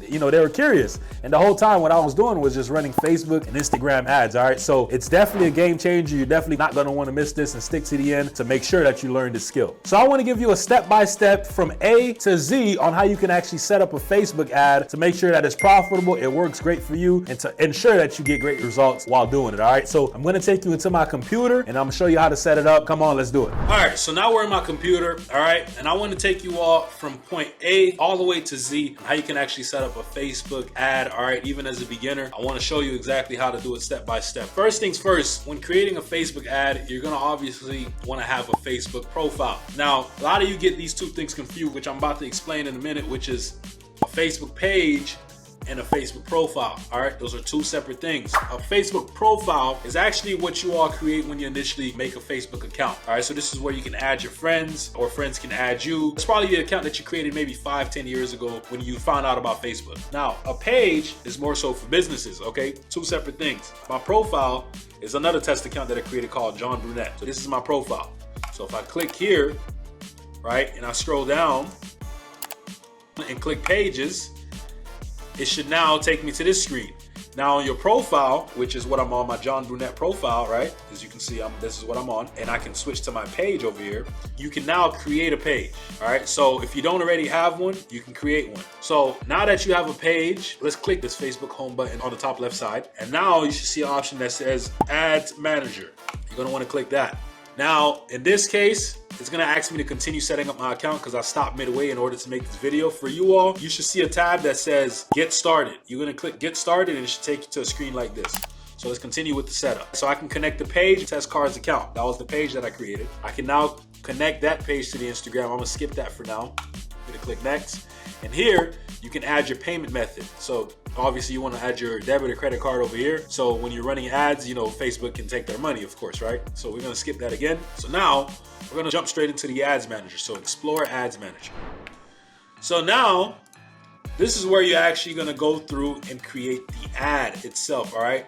So the Facebook Ads Manager is broken down into 3 separate sections, right? So it has the campaigns, it has the ad sets, and the ads, all right? Now, all of this might look confusing to you if you're a beginner, but I'm gonna just make this extremely simple and walk you through step by step. So in order to set up an ad, you're gonna obviously wanna have a video preset, and I'm gonna show you my video in a minute, but let's just walk through this, all right? So we're gonna click Create, right? So we're on the Campaigns tab, right? Click Create. Now, when creating an ad on Facebook, you can choose a bunch of different campaign objectives, right? I'm gonna give you the most simplest one to choose and the easiest one to get done, all right? You're gonna wanna simply click leads, all right? Now, within the leads, it says what it's good for, right? So it says instant forms, Messenger and Instagram, conversions, and calls, right? So I'm gonna click leads. I'm gonna click continue. All right, now it's gonna ask me to give my campaign a name, right? So normally I just like to call the campaign whatever the video is about. The video that I'm gonna show you all towards the end, when they ask us to choose the video or the image that we wanna use to have displayed on the feeds of people, the offer that I'm using in this specific video is gonna be for if you get pay stubs or bank statements and you're currently employed, right? So we're gonna call this pay stubs and bank statements ad, right? one thing that you always want to do, right, especially when you're running a campaign that says something like good credit, bad credit, no credit, you always want to come here for the special category and select credit. Why? Because if you don't, Facebook won't even approve this ad. They might even ban you or something like that, right? You want to avoid any issues with Facebook. So we're going to click credit.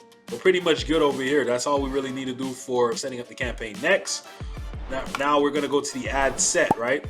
So the ad set is now where you can choose the objective, right? So the conversion type that you want. You can also choose your budget, and you can also choose the audience in which you want to target. So let's go through and set all this up. For the ad set, I normally like to just name it like the location that I'm targeting and the interest of people that I'm targeting, right? So I'll say something like dealership, locals, car interests. All right, now, what else you want to do? You're going to also want to click Messenger, all right? So Messenger, this is, like I said, it's the easiest form of getting leads that you can choose, all right? So what Messenger does is when people see your ad, they're going to get the option to just send you a direct message. They see your ad, they see the offer that you're making them, and in order for them to get in contact with you, all they have to do is send you a DM straight through Messenger or through your Instagram DM. So we're gonna click Messenger. Now here's where they ask you on what Facebook page you want it to be displayed on. Remember the Facebook page that we created right earlier, so test cars account. It should automatically be here because that's the only page that you probably have on your account. If you have multiple pages, you're just gonna wanna choose the one that you want the ad to be displayed on, right? So view terms, really quick, we just have to agree to the terms and conditions. Really nothing else here that I like to play with. Here's where you can set a daily budget, all right, or a lifetime budget. I've recently been doing lifetime budgets, all right, because it also allows me to choose when I want to run my ad, and I'll show you that in a minute. So put lifetime budget. I like to run my ads for, let's say, 30 days at a time. So let's say over 30 days, I want to spend $1,500, right? We're spending $1,500. Now over here, it's going to say ad scheduling. We're going to edit that. Basically, I like to run my ads from 5 a.m. to about 12 a.m. So in this case, it's going to be from here all the way to here.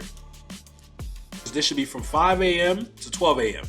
right? Because these are the times here, more than likely, people are sleeping. And the people that we're targeting, they're in the same time zone as us, right? I know most people are asleep around this time, so I don't want my ad just being shown, right? Wasting money when nobody's really watching it. Make sense? Cool. Let's move on to the next step. So now we're going into creating the audience. Here's where you can get creative with the audiences, right? So location, you're going to want to click off United States. You're going to want to see if you can either search up your dealership's address, all right? Because if your dealership is on here, right? So let's just see if I can find my dealership. So put Toyota of Hollywood. My dealership is actually a place that I can find, right? I want to click Toyota of Hollywood, and then I want to put the radius to 20 miles. If you can't find your dealership as an option, what you want to do is just find all of the cities that people come from to buy cars at your dealership, right? So just take me, for example, if I'm in Hollywood, Florida, people are obviously coming from Hollywood, Florida. They're coming from Miami. They're coming from Fort Lauderdale. They're coming from Lauderhill, etc., and etc. So you just want to put all the cities in which people come to your dealership from in order to buy a car, and then you can just target those places. When you click that option, though, it doesn't allow you to choose a radius. So that's fine, all right? The only time you can choose a radius is if you choose a specific location, and then you can target a radius around that location that's going to target everyone within that radius. So let's put 20-mile radius around my dealership, right? So detailed targeting. This is where you can start targeting people's interests, right? You can get creative with this as well. With me, I know Facebook has a very smart algorithm, right? So you just want to give Facebook a direction to go in. Their algorithm will start finding people that are more receptive to the ad that you have out, right? They're going to start finding people that are more likely to engage with it themselves. You just want to give them a direction to go in. So for me, I like to put sedan, right? So the interests of these people are going to be sedan, SUV,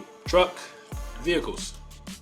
Boom. So now we have sedan, SUV, truck, vehicles. Now here, you can leave it at all languages. If you want to make target a specific language, you can do that as well. Now we get to placement. So where do you want your ad to be placed? I like to click manual. I don't click advantage, but it says recommended. You don't need to go for that. I just like to click manual, right? So in this case, I didn't connect my Instagram account, like remember it asked earlier. So I'm gonna unselect that. But if you do have your Instagram account selected, you want to click Instagram as well, or you can just leave it all on Facebook. It's up to you.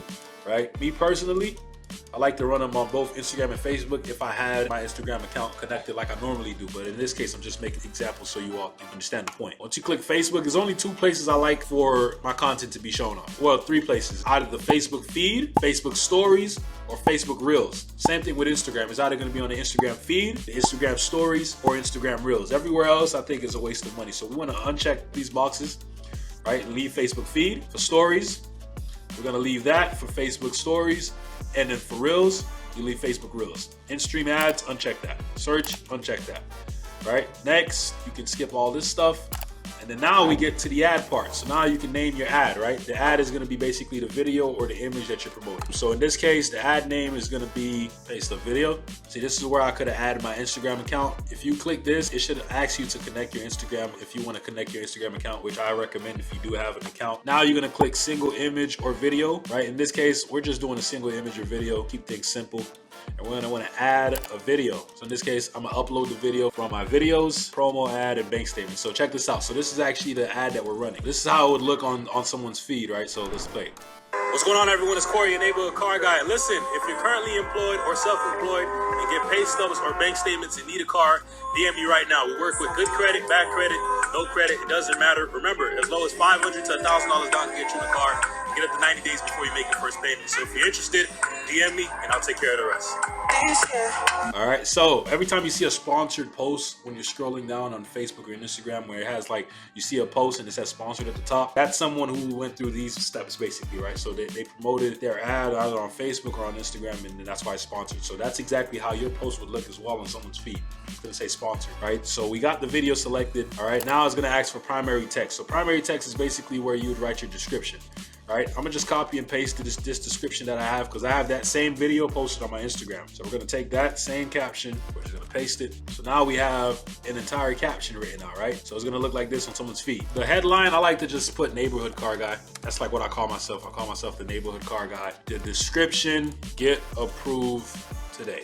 I have everything laid out. My headline is neighborhood car guy and my description is get approved today. So now the call to action, obviously you want to have it to send message. So when people are scrolling down, when they see your ad, they're going to get the option to send you a message directly, right? So the call to action is going to be send message. The purpose of this campaign is to get messages. Remember, we selected that during this stage over here in the ad set stage. It's going to say send message. We're going to scroll down now. You can do a message template. Message template is pretty simple, something like this. So when people click the send message button, they're going to automatically get this message before they send you a message. So once they click send message, they'll get something like this. It's gonna say hi, first name. You can edit these type of things. You don't need to have one. It's not that important. You just want to strike a conversation. But you can go in and you can kind of play with that and make it fit however you want it to make fit for you and your offer. Now, tracking, this is where you can set up something called a Facebook pixel, but that's if you have a website. In this case, we don't need a website to get these leads because everything is being done on Facebook, so we can skip that as well for this step. And that's basically it. That's basically the end of setting up an ad. So in this case, what you do is you simply click publish.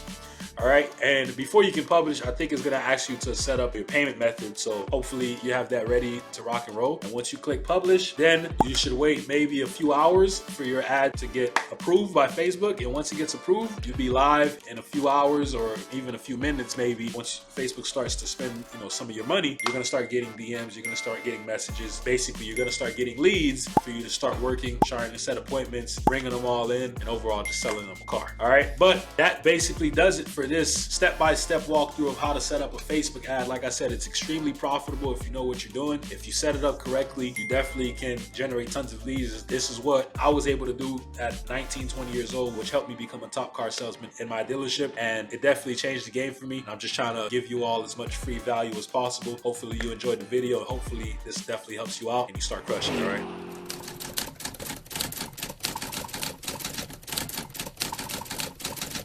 Listen, I'm gonna be going over how to boost an Instagram ad in this video and why you should be doing it, okay? I got into the car industry when I was 19 years old, all right? In my very first full year in the industry, I made over $150,000. And currently this year, while I'm still selling, I'm pacing to do about 250 grand this year, all right? And a big reason why I was able to accomplish this is because very early on when I got into the industry, I started dabbling into doing Instagram ads, okay? Primarily boosting certain posts to get my message in front of more people in order to generate more sales for myself, all right? So I wanna first start off as to why you should be boosting your Instagram posts, and then we're gonna go into the how. When we get to the how, I'm gonna take you into my computer and exactly show you how to set it up and how to make sure you crush it and get good results while doing it. So starting with the why, okay? Why should you be boosting an Instagram post as a car salesman? All right, boosting your posts. First things first, let me backtrack that. Understand that sales, we all know, is just a numbers game, okay? So if we understand that sales is just a numbers game, right? So let me write that down. More people you talk to, the more opportunities you create for yourself, which will then lead to more sales, okay? When you boost a post on Instagram, so that means that you're going and doing some paid marketing, right? You're creating an ad. You're no longer doing organic marketing, which organic marketing is free, okay? So when you boost a post on Instagram, what you're doing is you're basically buying attention. You're asking Facebook to share your posts amongst more people, get you in front of more eyeballs, which would then create more opportunities for you, which would help increase the number of people that see you, which would then lead to ultimately more sales. So if you're capable, okay, of actually running paid advertising, if you have a budget set to the side and you want to invest in yourself, you should definitely be trying to run an Instagram boosted post, okay? Running ads are one of the easiest ways ever created in order for you to multiply your money if you know what you're doing, okay? All right, so that's the first reason. So why else should you be boosting the post? Well, if we all understand that there's also a saying in sales, or just in general when it comes to making money, saying time is money, okay? When you boost a post on Instagram, okay, one of the things that you're doing is you're essentially buying back your time, all right? So once again, when you're doing paid marketing, you get much quicker results. So much quicker results means that you're getting back a lot of your time that you would have to put out there if you were doing like organic marketing, for example, okay? Essentially, you're making your money work for you and not you working for the money, okay? I mean, you're technically still working, but you understand what I'm saying. What you're doing is you're leveraging your time into a much bigger vehicle, which will then generate you, better results.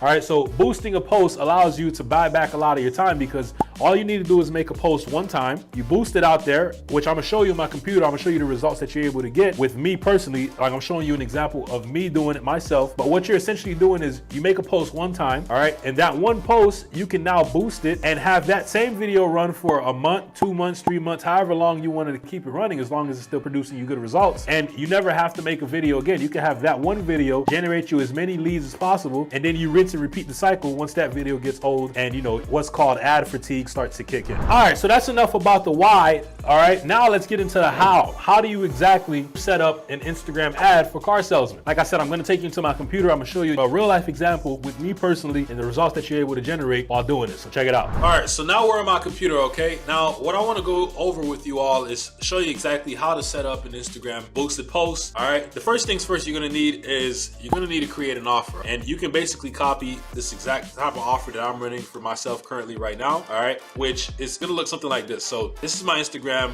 page, okay? My Corey King Automotive page. This is where I sell my cars. This is basically what I've been doing for the last 3-4 years, building this page up, all right? So as you can see, I have a video pinned here, all right? So it's a reel that I just recently created, literally November 11th, okay? So this video here, I'm boosting it right now. As you can see, it says currently boosted, all right? Now take a listen to this video so that way you can kind of get an idea of what an offer would sound like. What's going on, everyone? It's Corey, your neighborhood car guy. Listen, if you're currently employed or self-employed and get pay stubs or bank statements and need a car, DM me right now. We work with good credit, bad credit, no credit, it doesn't matter. Remember, as low as $500 to $1,000 down can get you in a car. You get up to 90 days before you make your first payment. So if you're interested, DM me and I'll take care of the rest. All right, so that's basically what a video should look like, right? So you're making an offer, you're giving a call to action. In this video, the offer is basically saying if you currently employed and get pay stubs or bank statements, all right, that's the people that I'm targeting, and the call to action is for them to DM me. Now, you first need to create a video like that. You post it as a regular reel on your Instagram page, and then you'll go in and you'll click boost post. So this one is currently boosted, so I can't go through this one. Let me see if I can find another post on my page so I can walk you all through exactly what it'll look like when you boost a post. So let's take this for example, right? This has nothing to do with an offer. This was a video I was just giving a tip to the consumers so that way I can kind of build some rapport and credibility with them. All right, but let's click boost post. You should be able to do this on a desktop, by the way. Okay, so you click boost post. Now, once you click boost post, it's gonna ask you to select a goal, okay? You can either get more profile visits, which this is gonna basically lead people to, follow you so you can get more followers, you can get more website visits, or you can get more messages. In this case, the easiest way to get started, all right, is to click get more messages. You click get more messages, right? It's gonna ask you, where do you want the message to go? It's gonna basically be on Instagram, right? Because you're boosting the post through Instagram. So you click save, right? Click next. Now it's gonna ask you to first select a target audience. Okay, so it has special ad category, right? We're gonna come back to this, but before you do that, what I like to do is create the type of target audience that you want to actually target. So the demographic of people that you're interested in actually targeting. Give this a name. I'll just call it locals car interest. Location, edit the location really quick. What you do is, if you can find your dealership's address, put the address. If you can't, so what you do is you basically just think of all the cities that are in your local area, all right, so around your dealership, where when you get people that come in, you see their license, you just think of all the places that people would come from, what cities that they would come from to come into your dealership, right? So for me, my dealerships is in Hollywood, Florida. So I'd put Hollywood, Florida. I'd put like Miami. A lot of people come from Miami to come buy a car. I put like Fort Lauderdale. There's easier ways to do this too. Sometimes it gives you the option to target a radius, which is extremely easy. So what I was alluding to was, if you can put your dealership's address and then you target like a 20-mile radius around that address, then it's gonna target all the people that are within a 20-mile radius around your dealership that are interested in whatever targeting that you choose. So that's much easier than this way that I'm doing it now, but you can also do it this way. So you can keep going, however many cities you can think of, put all of them, all right? Click save. In this case, I'm gonna just cut it short just to help you understand and keep going through this. Now, here's where you get to interests, right? So the interests, these are like broad interests that I like to target, right? Because you just want to give Facebook, which is basically Instagram, Facebook owns Instagram. You just want to give them a direction to go in, and they'll do the rest, and they'll get more specific with the targeting themselves through their algorithm, all right? So you just want to put something like this, sedan, boom. So people that are interested in sedan, SUVs, trucks, vehicles, you can keep these 4 targeting. That's it. Save it. All right, in this case, you can leave the genders, you can leave the age, you can leave it 18 to 65. All right, and now we're gonna save this audience, right? So now we save the audience. So now, once you have the audience selected, right? So this is the audience that I just created, locals, car interest. Now I'm gonna come back and select a credit type of category, all right? Because if you don't select this, they're automatically gonna decline your ad, especially if you're boosting a post like the one I just showed you. Whereas like if you're currently employed and get pay stubs or bank statements, they know that we're talking about auto loans, right? So you wanna obviously select credit. Okay, boom. So now I got credit selected. Now I'm gonna click next. Now this is where you set your budget, all right? So me personally, okay, if I'm running an ad, I like to at least spend about $30 a day. Really $35 a day. $35 a day is a little bit over $1,000 a month. And I'm gonna show you in a little bit, I'm gonna take you to my ads manager to show you the performance of the video over here that I was telling you about, all right? So let's just put it at 35 bucks a day. And you can run the ad until you wanna pause it. So you're gonna be looking at your KPIs, right? So your key performance indicators over time. You're gonna be seeing how the ad performs, and if the ad starts performing not up to the standard that you have for the ad, which I'm gonna go a little bit over that in a few, then obviously you turn it off. So you wanna keep it running until you pause it, click next, okay? And basically you have it all set up. So you're gonna need to put your payment method in there at the end if you don't already have one pre-saved in your account, like I do, all right? And then you're just gonna click boost post, and then you boost the post. Obviously I'm not gonna boost it because I'm not trying to boost this post over here. Now let me take you to my ads manager. So, that same video that you just seen, right? And I only started running it, remember, I only was running it from the 11th, right? All right, so from the 11th to today. Update that. So same, right? So from the 11th till 26th of November, I've spent almost $1,000, all right? My cost per lead, basically cost per message, right? Because remember, the goal is for people to send me a message. Remember, selected the goal. It's either visit your website or it's either send you a direct message. I chose send a direct message, all right? So my cost per message, every time I spend about, on average, $3.71, I get a message, all right? So if you divide this amount over here, the amount that I spend divided by how many conversations that I got, you'll come to about $3.71. But let's put this into perspective, all right? I spent about $1,000. I got 269 people to send me a message. So technically I got 269 leads. I'm gonna bust out the calculator, all right, and just kind of do some math with you. Let's say out of 269 people, I'm gonna just be very, very conservative, okay? 269 people. Let's say only 10% of them book an appointment. These are horrible numbers, by the way. All right, I'm just giving you a rough idea of how lucrative this can be if when done right. 269 times 0.1 is 26.9 people set an appointment. Out of those 27 people that basically set an appointment, let's say you only sell 5 of them a car. You got 5 sales, right? 5 sales, average commission, let's say it's around $500 per car. 5 times 500, it's $2,500, right? So technically I made $2,500. I only spent $1,000, which is a lot lower than what I actually can make. The real numbers are something like this. Let's say out of 75 people, only 40 of them show up. Let's say your closing rate is around 30%, right? Which is like the average in the industry. That's about 12 car deals. Out of 12 car deals, $500 per unit, that's $6,000. All right. So that's a 6x return on my investment if only 12 out of the 269 people end up actually becoming a car deal. Now, the way this works, okay, when it comes to running these ads, is that they compound over time. So yeah, it might only be 12 this month, but out of these 269 people that sent me a DM, a lot of them won't convert until like 90 days later, right? So they'll keep seeing your content, they'll keep seeing your ad keep popping up on their feed, and eventually they'll be ready to buy a car. And who do you think is gonna be the first person that comes to mind when they're ready? It's gonna be you, because you've been in front of them the whole time. All right, so that's basically Instagram ads, all right, boosting a post. If you're a car salesman, you should definitely be doing this. You're gonna create crazy results. I've been doing it for at least 4 years now, since when I first got into the industry, and it's definitely made me at least 5-6 times what I've put in as far as dollar amounts back from doing these ads, all right? So you should definitely be doing it.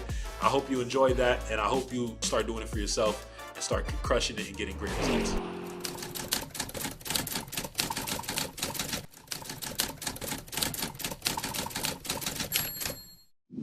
So a lot of you salesmen have probably heard of this phrase, retargeting, or you might have heard people say remarketing, all right? In this video, I'm gonna be going over what the heck is Facebook remarketing or retargeting, why you should be doing it, and how to do it. And when we get to the how, I'm gonna take you into my computer and I'll show you exactly how to set it up step by step. This one is a bit more on the advanced side of things when it comes to setting up a Facebook ad, but I'm gonna try to make it as simple as possible. That way you can digest it and actually understand what's the purpose of it, right? So what is Facebook remarketing or retargeting, all right? So basically what Facebook retargeting is that you're gonna be setting up an advertising campaign on Facebook to retarget is basically the people that showed interest in your ad or whatever it is that you're offering over a period of time, right? So you might be able to go back 365 days, 30 days, 90 days, whatever you choose, right? And the purpose of it is for you to come at them with a stronger offer, right? So let's say somebody's seen your ad, you might have just said, you know, if you're looking for a car, shoot me a DM or something like that, right? Let's say that was your ad. Well, the purpose of a retargeting ad is to say, okay, let's say that person seen that video, they watch, you know, over 50% of it, or they might have shoot you a follow, they might have liked the post or whatever. The retargeting campaign is gonna come at them with a stronger offer. It's gonna be like, I'm gonna send you over this coupon to get $1,000 off any inventory of your liking, right? And then what they're gonna do is you retarget those people, you hit them with that offer, and then now that you come at them with a stronger offer, they're more likely to go ahead and do business with you now, right? Because they showed interest at first, they just needed a little bit of a push to make the decision. You came at them with a stronger offer, gave them that push, and now they become a buyer. All right, so why should you be doing Facebook remarketing or retargeting as a car salesman? Well,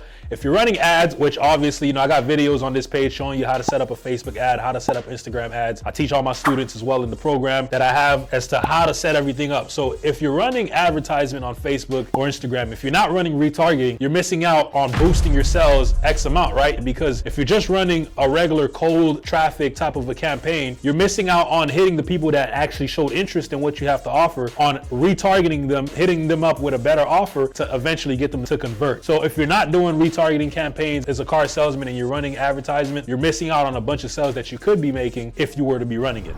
So now that you understand what Facebook retargeting is and why you should be doing it, I'm gonna take you into the how. We're gonna go into my computer and I'm gonna show you how to set it up step by step. Let's do it. All right, so now we're in my computer. First thing you're gonna wanna do is open up Facebook. You're gonna wanna check out the left side of this dashboard over here, right? And then you wanna click Facebook Ads Manager. When you click the Ads Manager, it's gonna open up this tab over here. If you look at the options that they have selected on the left side again, you're gonna wanna click Audiences. All right, what we're gonna do is we're gonna create a custom audience. So you're gonna see it says create a custom audience, create a lookalike, create a saved audience, right?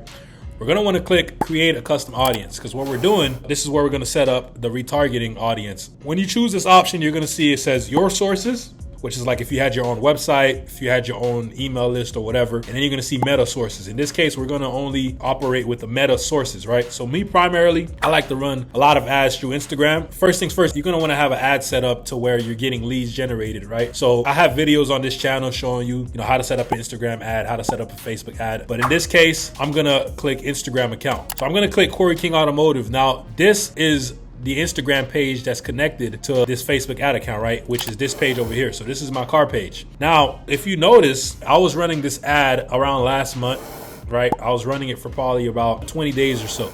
And it got a bunch of engagement, 804 likes, a bunch of comments of people saying I look like the guy from Snowfall, Franklin from Snowfall, which I find pretty funny. But 805 likes, 123 comments. So I was running a boosted ad for this video. I'm just gonna wanna let you hear it really quick. Car guy, listen, if you're currently employed or self-employed and get pay stubs or bank statements and need a car, DM me right now. We work with good credit, bad credit, no credit, it doesn't matter. Remember, as low as $500 to $1,000 down can get you in a car. And get up to 90 days before you make your first payment. So if you're interested, DM me and I'll take care of the rest.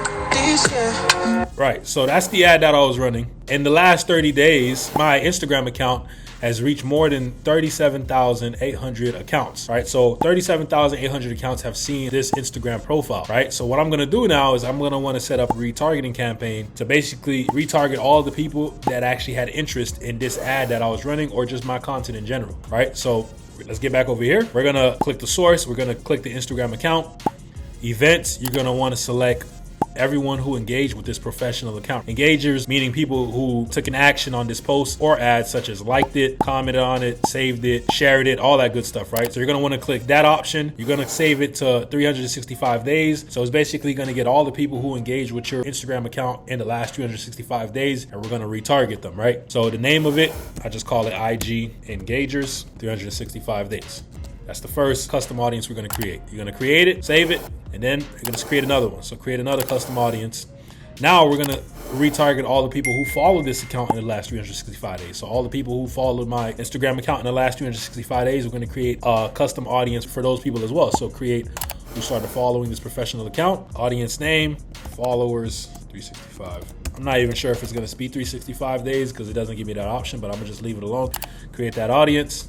And then we're gonna create another custom audience, right? And now I'm gonna select all the people who viewed this video up to 50%. So think about it, right? All the people who followed obviously have interest in what I have to say. All the people who liked, comments, shared, did some form of engagement on my video also have some interest as well, right? But now I'm gonna retarget all the people who also watched up to 50% of the video. So think about it. If I have a video that's a minute long and somebody watched all the way to 30 seconds or more, it's pretty clear that they have interest in what I have to say. Because if I'm scrolling on social media and come across some type of advertisement and I don't have interest in it, it's not getting more than 2 seconds of my time. So if somebody is willing to watch up to 50% of that video or more, it's pretty clear that they have some type of interest in whatever it is that you're offering. So we're gonna select video now, I'm gonna click next, and then we're gonna select the option that says people who have watched 50% of your video or more, basically, right? So retention, 365 days, and then it's gonna ask you to choose the video. The video sources, I'm gonna take this from my Instagram account. I'm gonna click Corey King Automotive again, and then I'm gonna select that same video that I showed you on my Instagram page. It was created November 11th. If you look over here, I posted this video November 11th. So we're gonna select that video, click confirm. Then we're gonna call this 50% watchers 365 days. And then we're gonna create that audience. So now we got 3 audiences that we just created, right? We got the people who watch 50% of that video or more.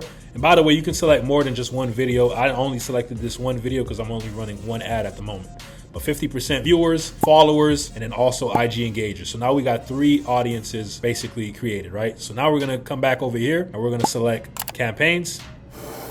We're gonna go ahead and create a new campaign. The easiest one to choose by far is engagement.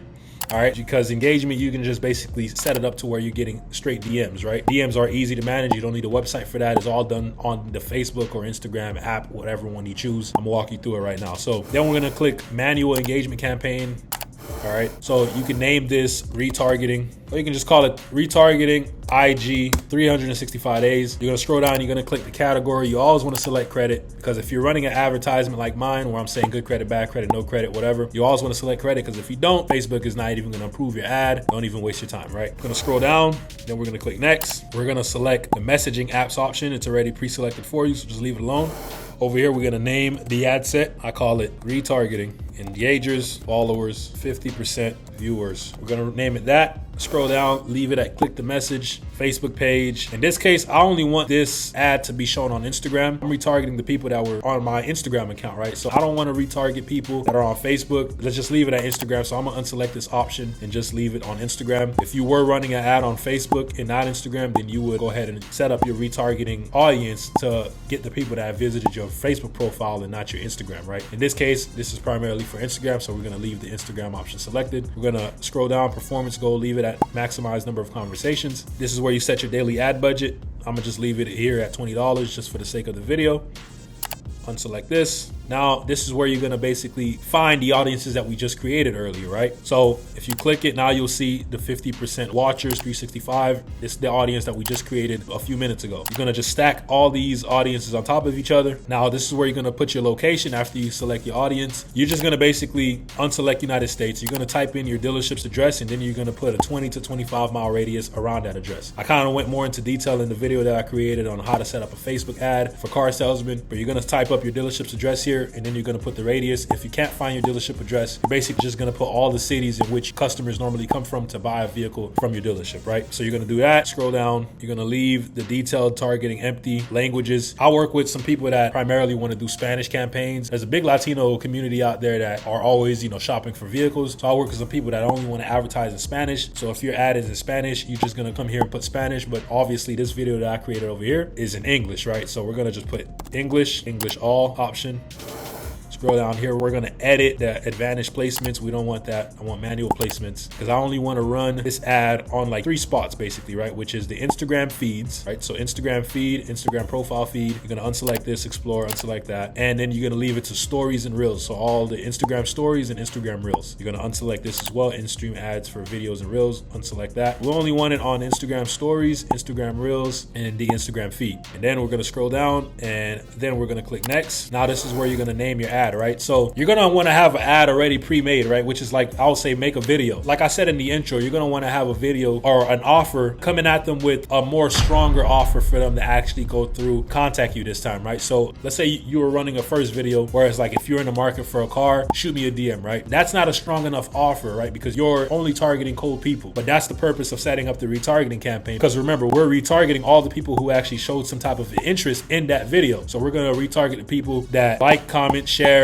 followed, and then watch 50% of that video or more. So now you're gonna want to come at them with a stronger offer. So this video that you're gonna create now is gonna probably be something like, if you're still in the market for a car, shoot me a DM. I'm gonna be giving you a coupon so we can get $1,000 off any inventory of your liking. That's just an example, right? So you come at them with an offer like that, which is much stronger than just, if you're in the market for a car, shoot me a DM. Now you come out with that second offer, like, I'm gonna send you a $1,000 discount coupon. Now that's gonna entice them to actually reach out to you and contact you now if they still are in the market. So you're gonna wanna have that video pre-made and basically ready to upload. So we'll give that ad a name, and we'll just call it $1,000 discount coupon ad. Call it that. Then we're gonna add media. You're gonna basically just find the video, add it. Primary text, this is where you're gonna put your description. Like I said, I went over that in the video I made on how to boost the Instagram post or how to set up a Facebook ad. You're just basically putting out the description, right? Call to action, you're gonna leave it to send a message. And then it's gonna have this option over here pre-selected for you where it's basically sending them a greeting message when they see your ad, right? So I just like to keep one question that they can respond after I send them my greeting message. So in this message, the greeting message, you can just put, hey, their first name, are you in the market for a car? You can do whatever you want here. I'm just giving you an example, right? So they're gonna automatically be able to respond, I'm interested, can you tell me more? And then you can set up an automated response. Whether you want one or not is up to you. So after they say, I'm interested, can you tell me more? You'd be like, sure, what type of vehicles did you have in mind? Boom.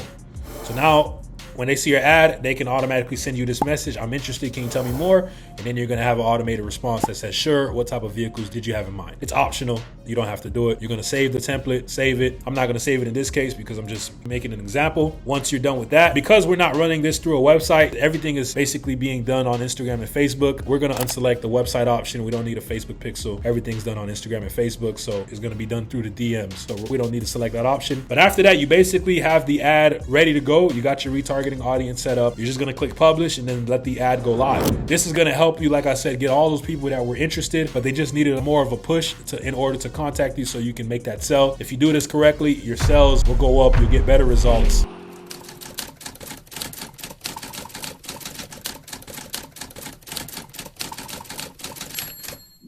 Listen, I'm making this video for car salesmen or for dealers, all right? This strategy, which is Facebook lookalike ads, can work for either one. Now, it's a bit more on the advanced side of setting up Facebook ads, but it's an extremely effective strategy when done right. So we're gonna go over what the heck is a lookalike ad, why you should be doing it, and at the how, I'm gonna take you into my computer and show you exactly how to set it up step by step. First things first, what the heck is Facebook lookalike ads, all right? It's exactly basically what it sounds like, right? A lookalike ad. In Facebook, when you're setting up an ad or when you have a Facebook account, you can set up what they call custom audiences, all right? You can create lookalike targeting. For example, let's say you have an Instagram ad currently running on your profile, right? And let's say over 30 days, you get a bunch of new followers coming into your account because of the ad that you're running. Well, there's a setting in Facebook where you can create a custom audience to basically tell Facebook to use its data that it stores, right? Because as you know, Facebook has information on all of us, right? Side note, if you ever, we're talking to a friend about buying some type of product and the next thing you know, you're scrolling on your feed and then you're on Facebook and you see that same product, that's because Facebook has that type of information. They can gather that data. Over time, they build data on its customers to find out what it is that the customer is interested in. They start showing you products and sponsored ads of things that you might be interested in purchasing. So going back to what I was saying, let's say you gather a bunch of new followers over the course of 30 days. So you can create a custom audience of those followers, and then you can tell Facebook to use its data to find people that are similar, quote unquote, lookalike, right? So those followers, and then you can start showing your ads to those people. And now we're gonna get into the why.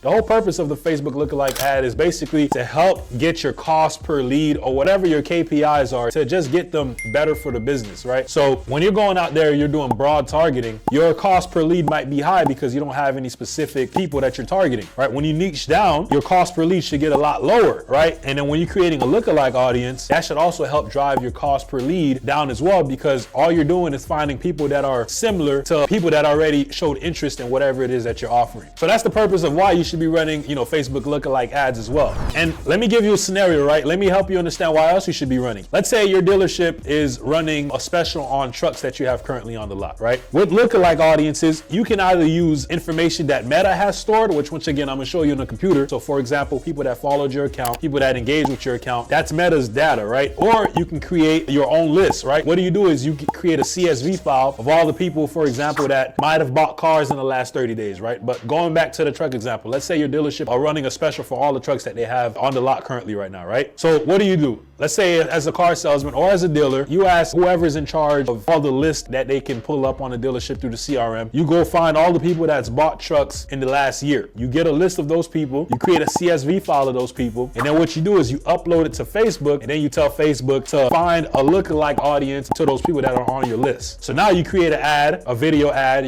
saying that we have a crazy special on trucks, whatever. You put the list as the targeting, and then you create the lookalike audience for that list. And then now what Facebook is gonna do is gonna find people that are similar to the people that you have on that list, and then start showing your ads to those people. So why those people? Well, those people are most likely also interested in trucks because they're gonna have similar interests to those people that you have on that list that bought a car within the last year, right? So you can imagine, you can make a million scenarios with just that idea that I just gave you, right? And you can take it as far as you really wanna take it. So you can imagine how effective that is when you're running Facebook ads or whatever promotion or offers that your dealership has to offer. You can imagine how that can help you get a lot of leads, high quality leads, and people that are actually interested in whatever it is that you're offering. So that's enough of me rambling. I just showed you what Facebook lookalike ads are, why you should be doing them, and now I'm gonna take you into my computer and show you exactly how to set it up step by step. So check it out. All right, so now we're in my computer. All right, first things first, you're gonna wanna open up Facebook. On the left-hand side, you used to see Ads Manager. You're gonna click that. It's gonna open up this page over here. Well, it's gonna start you off in account overview, but all you're gonna do is open up this menu on the left-hand side again, and then you're gonna click audiences, right? Once you click audiences, it's gonna take you over here. Now, obviously you have to have an ad account already set up and all that good stuff, right? But I have videos as well on this channel kind of walking you through all that good stuff, right? But once you have all that set up, when you click audiences, it's gonna take you here. First things first, you're gonna have to create an audience, right? You're gonna have to create a custom audience first before you can create lookalikes. Now, in this case, I already created some custom audiences a few days ago for the retargeting video that I released previously, all right? But we're gonna redo them again just for the sake of demonstration. So create a custom audience, right? So you have your sources. This is where you'd upload that CSV file of the email that you gather if you have something like that. Or you have meta sources. So meta sources are videos that people might have seen on Facebook or Instagram, people that have followed you. You can run through that. This is obviously the easiest ones to use, all right? Let's say you've been running ads already on your Instagram account. Let's say you boosted a post or whatever, and And I show you how to do that in previous videos as well. But let's say you boosted a post, you've been running it for 30 days, over 30 days, you got a bunch of new people that's followed you, you got a bunch of new people that like your post and all that stuff, right? So in meta sources, what you do is you click Instagram account. If you're running your ads on Instagram, right? You click the source, you click your main page, the page that all of the videos were running from. And then what you can do is you have different options to choose from, right? So the main ones that we're gonna be using are gonna be people who started following this professional account and people who've engaged with this professional account. So for right now, we're gonna click this one first, people who've engaged with this professional account. That includes things such as likes, comments, save, carousel swipes, button taps or shares. All of those are actions that people have taken on our page or videos, right? So now we're gonna create a custom audience of all those people. Create a custom audience. Retention is how far back do you want to gather this information. So all the people that's done it within the last 365 days, we'll leave it like that. We'll call this IG engagers. I already have this custom audience preset, but I'm gonna make another one just for the sake of demonstrations. Boom, IG engagers 365 days. That's the name of the audience. Create the audience. After you create it, they're gonna ask you now what's the next steps you want to do, right? So now we're gonna create a lookalike audience.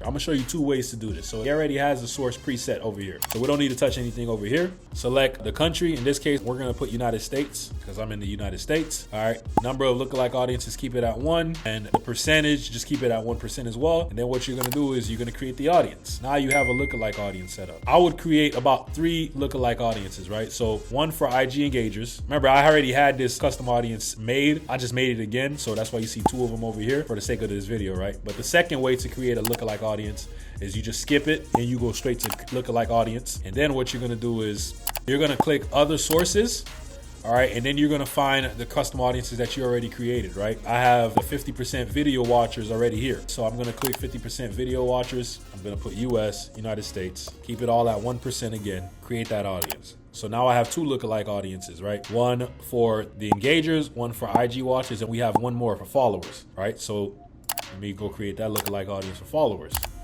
So other sources, find followers 365 days, United States, 1%, boom, create an audience. Now I got 3 lookalike audiences that I just created. 1 for the followers of 365 days, 1 for 50% video watchers, and 1 for all the engagers in the last 365 days. So once we have the lookalike audiences set up, now we're gonna go ahead and create the ad, right? So we're gonna go back to the left-hand side of this menu. I'm gonna click campaigns. It's gonna take us to the campaigns menu. And then we're gonna click create. Now there's 2 types of ads you should be running, because when you're creating a lookalike ad, you cannot select a special category, so you cannot click the credit option, and I'm gonna show you what I'm talking about. You can run a traffic campaign either to get more followers, right? So you're telling Facebook, find people that look like the custom audience that were created, right? So the people that followed you in the last 365 days, or the people that watch 50% views. So you can tell Facebook to find people that look like those people that have similar interests and get them to follow my page, right? And then you can set that up all through the traffic campaign, or you can create engagement. So let's say we select engagement, right? Let me walk you through what I'm saying. So click manual. The point of the engagement campaign is to get more messages, right? That's what we're gonna optimize it to do. Now, first things first, you give the campaign a name. Let's call it Lookalike IG campaign. Now, special ad category. Now, in previous videos, I always say you have to click this if you're making a video, talking about credit, especially when you're talking about auto loans, right? You cannot select any option here when creating a lookalike campaign because it just doesn't allow you to. So if you're gonna create a video, try not to have the video say anything like credit. Try not to make it have any text in the captions or whatever, in the description. Try not to have anything revolving around credit. Try to keep it more broad. Like, let's say you were running the truck example, try to say something along the lines of, if you currently have a truck and you're getting tired of what you have now, you're thinking of getting an upgrade, we got some of the best deals, something like that, right? Where it's not really talking about anything to do with loans or credits, it's just talking about the truck itself. And then Facebook should approve the ad that way, right? Because if you say anything about credit and you don't select the credit option and you try to run the ad, Facebook is not gonna approve it. So give the campaign a name, scroll down, click next. It's gonna take you to the ad set level. Now we're gonna give the ad set a name. We're gonna call it Lookalike IG engagers, followers, 50% viewers, 365 days. The conversion location, we're gonna leave it on messaging apps. Everything's gonna go through the Instagram DMs. Click the message, leave that alone. Unselect Messenger. If you want people to go through Messenger, if you're running like a Facebook ad, for example, you can do it as well. But remember, the lookalike audience that we created are all the people that engaged on our Instagram profile, right? So all the people that engaged, followed, and watched 50% of whatever video that we selected when we created that custom audience, right? So we want everything to go back on Instagram because that's where we're getting all our data from. Now we're gonna scroll down. Daily budget, I say $20 is a good starting budget. Click the X button. So now locations, This is where you'd put your dealership address, right? So exit out the United States, put your dealership address. I went over this in previous videos again when setting up your ads on Instagram, boosting a post, whatever, right? And also the retargeting video that I just dropped prior to this video that you're watching right now. So you're gonna put your dealership address. If you can't find your dealership address, you're gonna put all the cities which people normally come from to buy cars from your dealership. If you do find it, type your dealership address. You're gonna select your dealership, and then you're gonna put a 25-mile radius around your dealership, right? So then you're gonna scroll down, click switch to original audience options. Keep scrolling down. This is where you'd click search existing audiences, and then you'd find all the lookalike audiences that we created, right? So lookalike followers, you're just gonna stack all of them on top of each other. Watchers, IG engagers, boom, scroll down.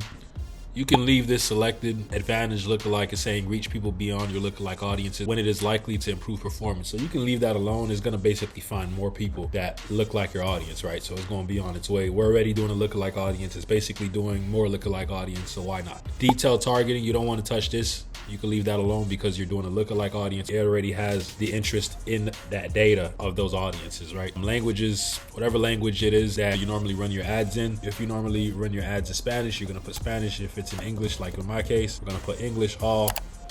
You're gonna wanna click switch to manual placements. It was hiding, that's what I was looking for the whole time. Switch to manual placements, Instagram. There's only really 3 places that I like my ads to be shown. Is on the Instagram feed, profile feed. I like to unselect that and just leave it on stories and reels. So Instagram stories and Instagram reels, in-stream ads, unselect that. Everything else, you can just leave it alone. So once you have all that set up, now you're gonna click next.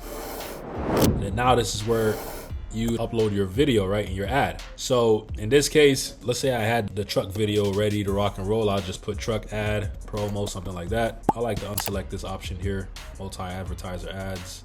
This is where you add the video. You click add video, you upload the video. Obviously you should already have it pre-saved on your desktop. You would put the primary text, which is basically just a description. It can say something like looking for a truck, looking for an upgrade, something like that, right? You can get creative with the ad copy. Like I said, try not to put anything that's revolving around credit. So nothing about APR, nothing about good credit, bad credit, because they won't even approve the ad. The call to action is gonna be for them to send you a message. That's how you're gonna get the leads. And then the message template, you can just create a new one in this case, right? So let's say you create a new one. Obviously, whatever ad you make, you're gonna edit the questions to fit that ad, right? So let's just imagine that I was running the trucking ad that I've been talking about this whole time. Obviously, I'm gonna name it truck interest response. Let me set it up even better, right? So the greeting message when they click send message on my ad, right? Because that's the call to action we chose earlier. It's gonna say, hey, their first name, do you currently have a truck? And then they can automatically send me this message. Yes, I do. Can I get more information about your offer? And then you can go ahead and obviously, start responding back, book the appointment, bring them in, sell them a car, right? That's the whole point. That's how you get leads, right? You make an offer, which is the video. And if you give them a call to action, which is send you a message, a way to get in touch with you, you do your thing, you respond back to them, book the appointment, and then sell them a car. Once you set that up, your ad will be basically done. You'll click publish, and then you have a lookalike campaign set, rocking and rolling, and active. So yeah, that's how you do it.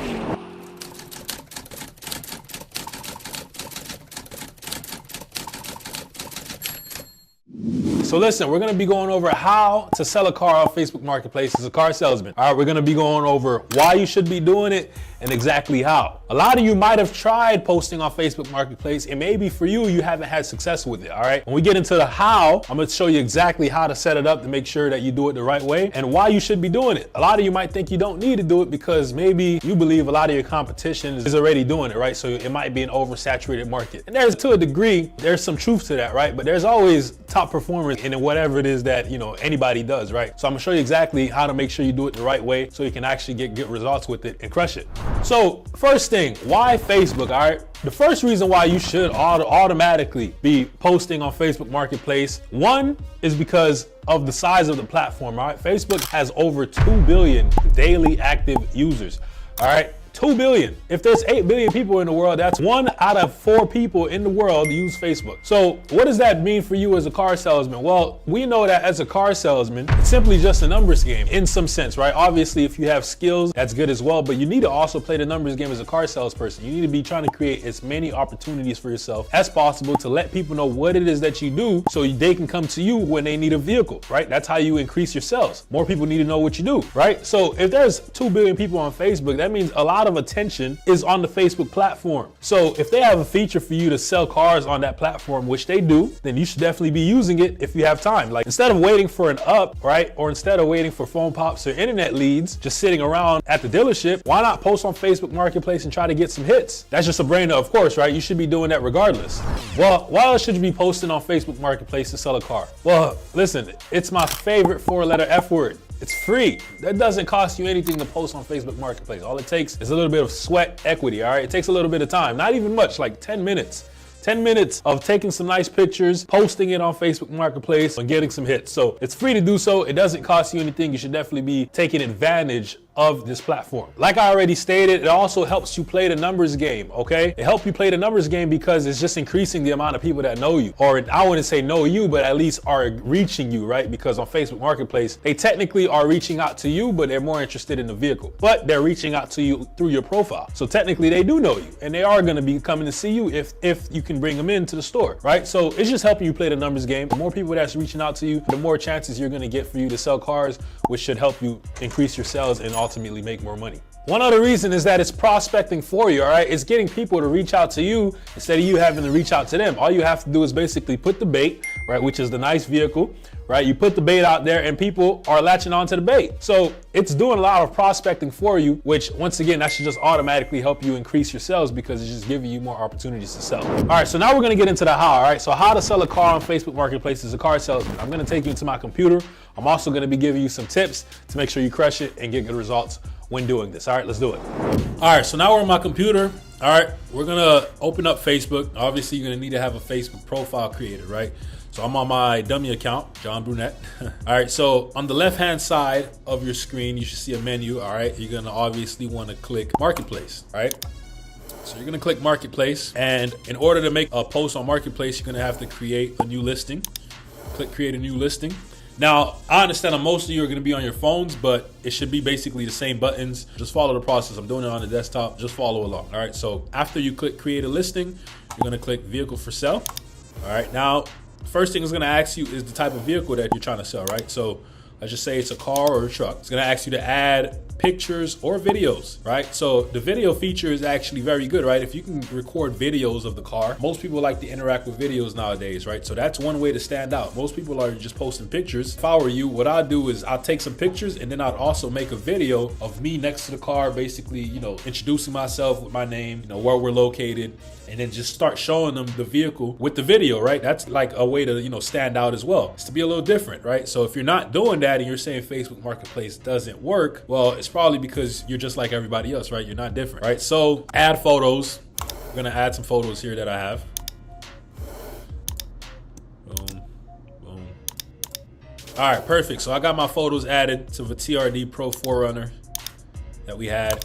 So some tips, right? One thing, you're gonna wanna make sure the vehicle is clean. Whatever car it is that you're taking a picture of, regardless if it's a truck or whatever it is, right? Truck, car, motorcycle, it doesn't matter, right? Make sure it's clean, because on the pictures, you know, you don't want it to be looking dusty. That's a no-brainer. That's gonna turn off the customer. So make sure that it's clean, right? When it comes to posting on Marketplace, you gotta understand it's gonna be a numbers game, right? Let's say you're new to the industry. Let's say you don't have a budget for ads yet. You just wanna try to find ways for you to, you know, get customers in, right? You're gonna need to play the numbers game, meaning you're gonna probably need to be doing like 3 of these posts every single day, because just doing one but lowers your chances. So if it takes only 10 minutes to make a post, putting aside 30 minutes in a day to make 3 of these posts doesn't hurt you. Just come to work a little bit earlier, find 3 nice cars on your lot, take pictures of them, and then post them on Facebook Marketplace. I guarantee you, the more volume that you put out there, the higher your chances are that you're gonna reel in the customer and start selling cars consistently through this method, right? So once you have the pictures, it's gonna ask about the vehicle, right? So now it's asking where's the vehicle located. Let's just say it's in Miami, year 2023, whatever. Gonna fill everything in. Toyota 4Runner. Mileage, let's just say it has 3,000, right? Price, you know, it's a TRD Pro. Let's just say it's going for 50,000, right? Body style, let's just call it an SUV. Exterior, boom. Interior black, boom. Make sure if the vehicle that you're selling has a clean title, make sure you click this vehicle has a clean title, right? Because if you don't, then people are gonna think it has a rebuild or salvage title, and that's just gonna turn off majority buyers, right? So vehicle condition, you should always choose between excellent, very good, or less like it's just a beat up vehicle. But if you're selling at a dealership, more than likely the car is gonna be pretty good, right? So let's just call it excellent. Fuel type, gasoline, transmission automatic. So description, all right? This is another opportunity you have to separate yourself from the competition. In descriptions, you don't just wanna, list the features of the vehicle. That can be found like, through the VIN number, or most people already know if they're interested in what you have to sell, right? So this is your opportunity to tell a story, right? You want to tell a story. You don't want to sell the products. You want to sell the outcome of the vehicle that they're going to get when they make the purchase, right? So you want to tell a story in the description. So I'm gonna upload one that I already have pre-saved, and I'm gonna show you what I'm saying. So here's an example of a description, right? And this is a little bit longer, but I'm gonna show you what I'm saying when I say you got to tell a story, right? So to sell a description, let's elevate your driving experience. Say hello to America's best kept secret. I'm talking about this, 2023 Toyota 4Runner. Key features. When it goes into key features, it's telling a story along with telling you about the features of the vehicle, right? So slip into the plush leather trim seats that cradle you in comfort from the moment you enter, right? So that's just an example. It keeps going. Let's get down to the bottom. So low mileage with only, XXX, so 3,000 miles on the odometer. This car is practically brand new. Enjoy the luxury of a premium vehicle without the premium price tag, right? That's big.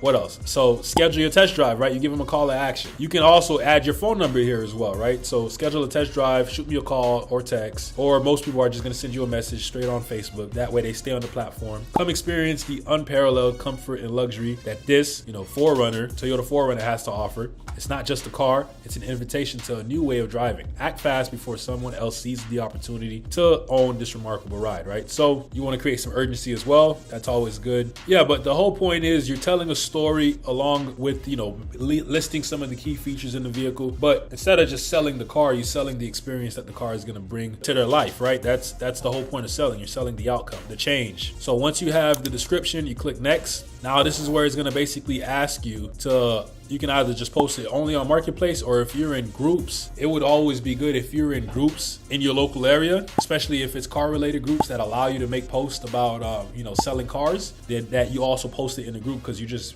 getting more attention to it, right? So then you click publish.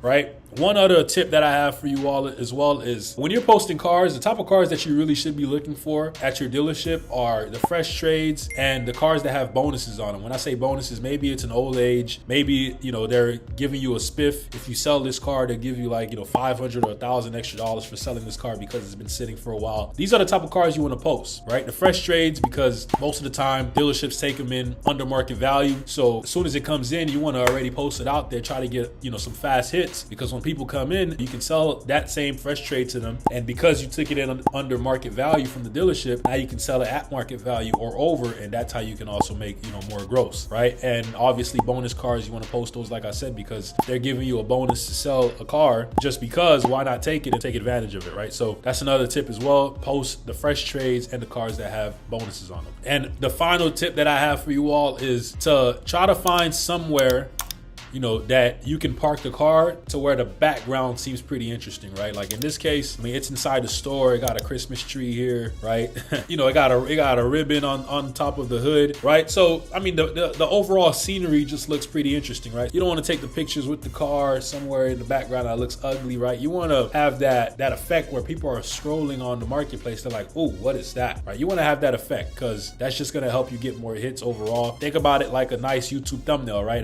We're all on YouTube. You're watching this video here on YouTube, right? When you're scrolling on YouTube, the videos that you click on are the ones that made you say, "Whoa, what the heck is that?" Right? It had a nice title and it had a very engaging thumbnail. It's the same thing that we're trying to do here. We're trying to make sure that the images that we take have a wow factor, so when people see it, it makes them stop for a second and kind of just see what it is that you have to offer, right? And that's really all you need. You just need that split second of, you need that ability to make people stop, and you'll get a lot more hits than the average folk.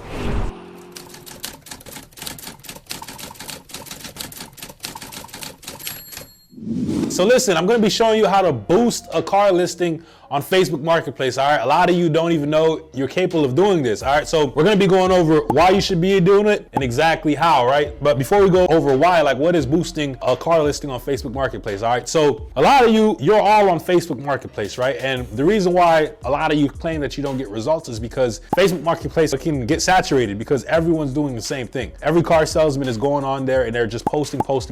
And if you don't boost your posts, what happens is the way Facebook Marketplace works is they're normally showing like the newest post that's recently been posted on Facebook Marketplace, right? So they're showing the viewer or the audience or the buyer, right, the newest post that's been listed. So if you just posted a car 5 minutes ago, well, the guy who posted a car 2 minutes ago in your local area is going to be on top of you, right? So that's why it can get saturated, because everyone's constantly doing the same thing and your post is just getting pushed further and further down to the bottom.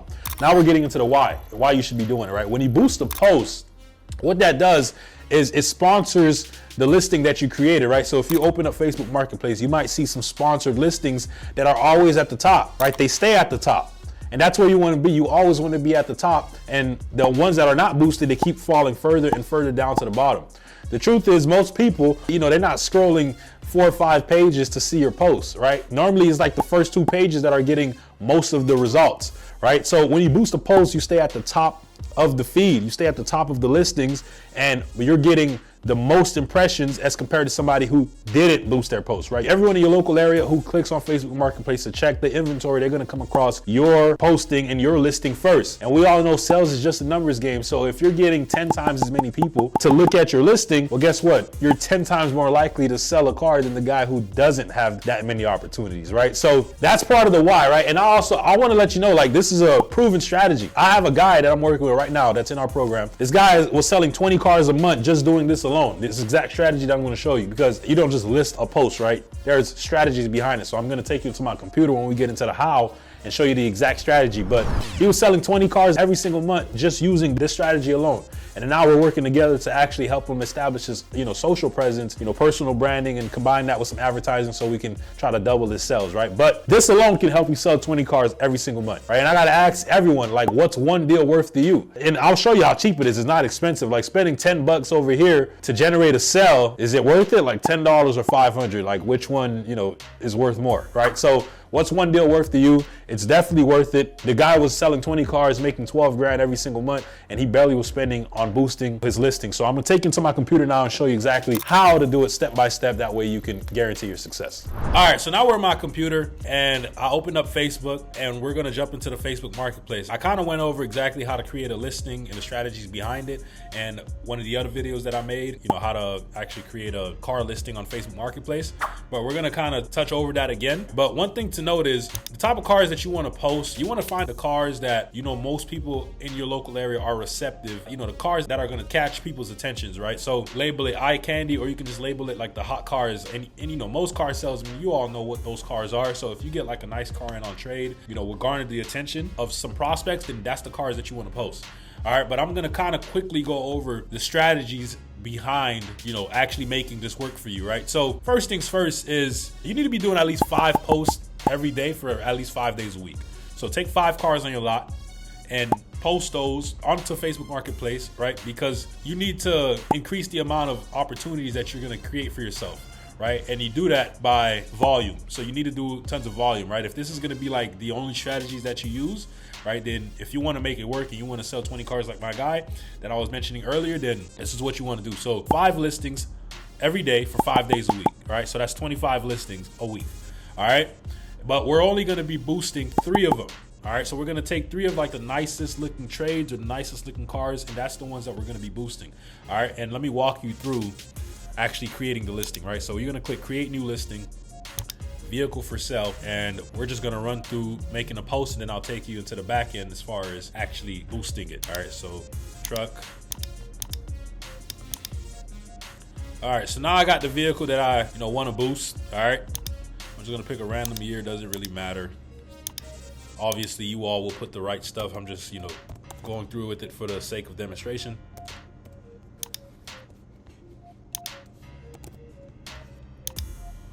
Truck, exterior color, red, interior color, black.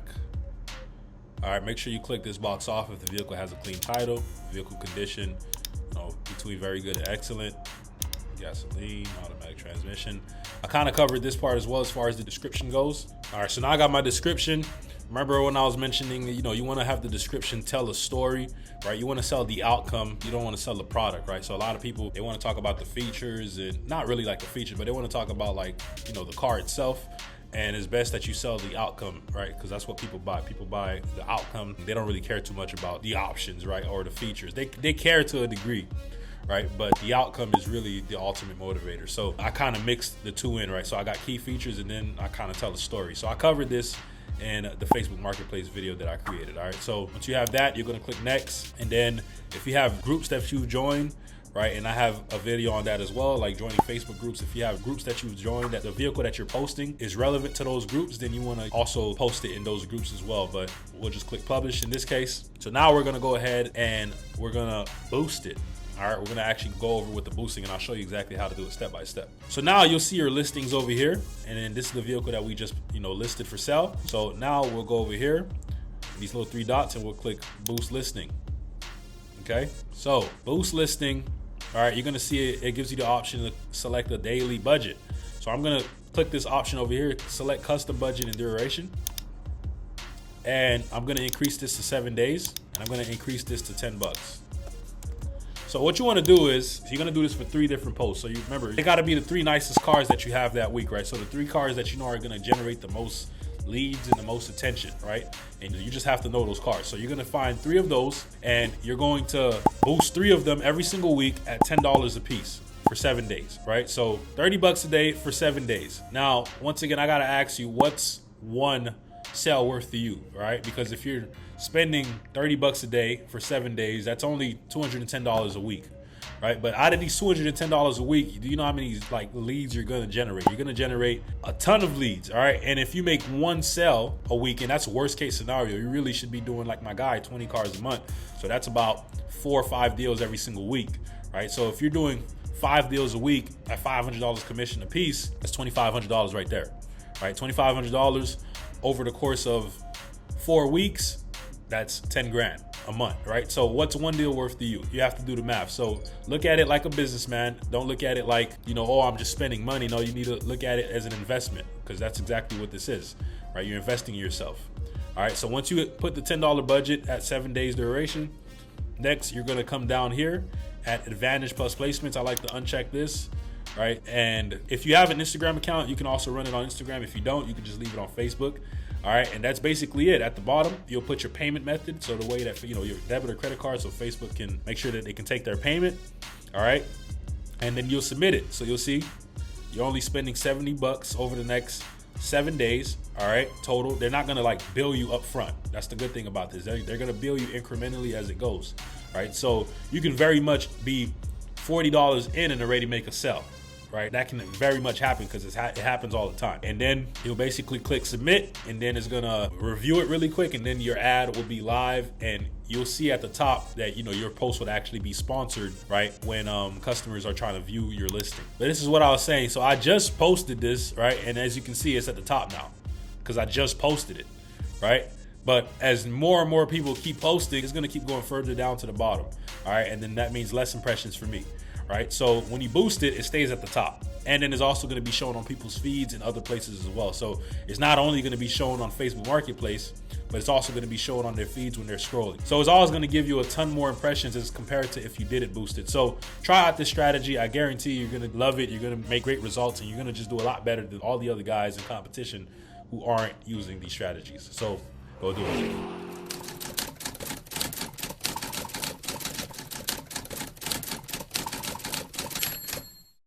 So listen, I want to show you this Facebook Marketplace strategy if you're a car salesman and you're ultimately looking to sell more cars, all right? So a lot of you are familiar with Facebook Marketplace. A lot of you use this already, but some of you might not be getting the results that you're ultimately looking to get when you're on Facebook Marketplace. So this strategy is going to be really good for you if you're fairly new to the industry and maybe you just don't have a pipeline of people just yet, right? Or maybe you're a seasoned veteran, you've been in the game for a long time, and maybe things have just kind of slowed up for you, right? So this is going to be good for you to get tons of people reaching out to you, tons of people showing up, and ultimately you can make a lot more sales, all right? When it comes to Facebook Marketplace, a lot of you must understand that this is a numbers game, right? A lot of people are doing the same thing. So I'm gonna be giving you some strategies, right, to pretty much stand out, right, to also be different so that way you can get the attention that you need on Facebook Marketplace to get people through the door, booking appointments, making some sales, right? And we're gonna be covering why you should be doing it. And then also when we get to the how, I'm gonna take you to my computer to where I can actually show you how to set everything up step by step, you know, the right way, right? So first things first, why Facebook Marketplace in general? Well, as a lot of you know, maybe some of you do, maybe some of you don't, right? But Facebook has over 2 billion daily active users, right? So that means 2 billion people are logging into Facebook using it every single day.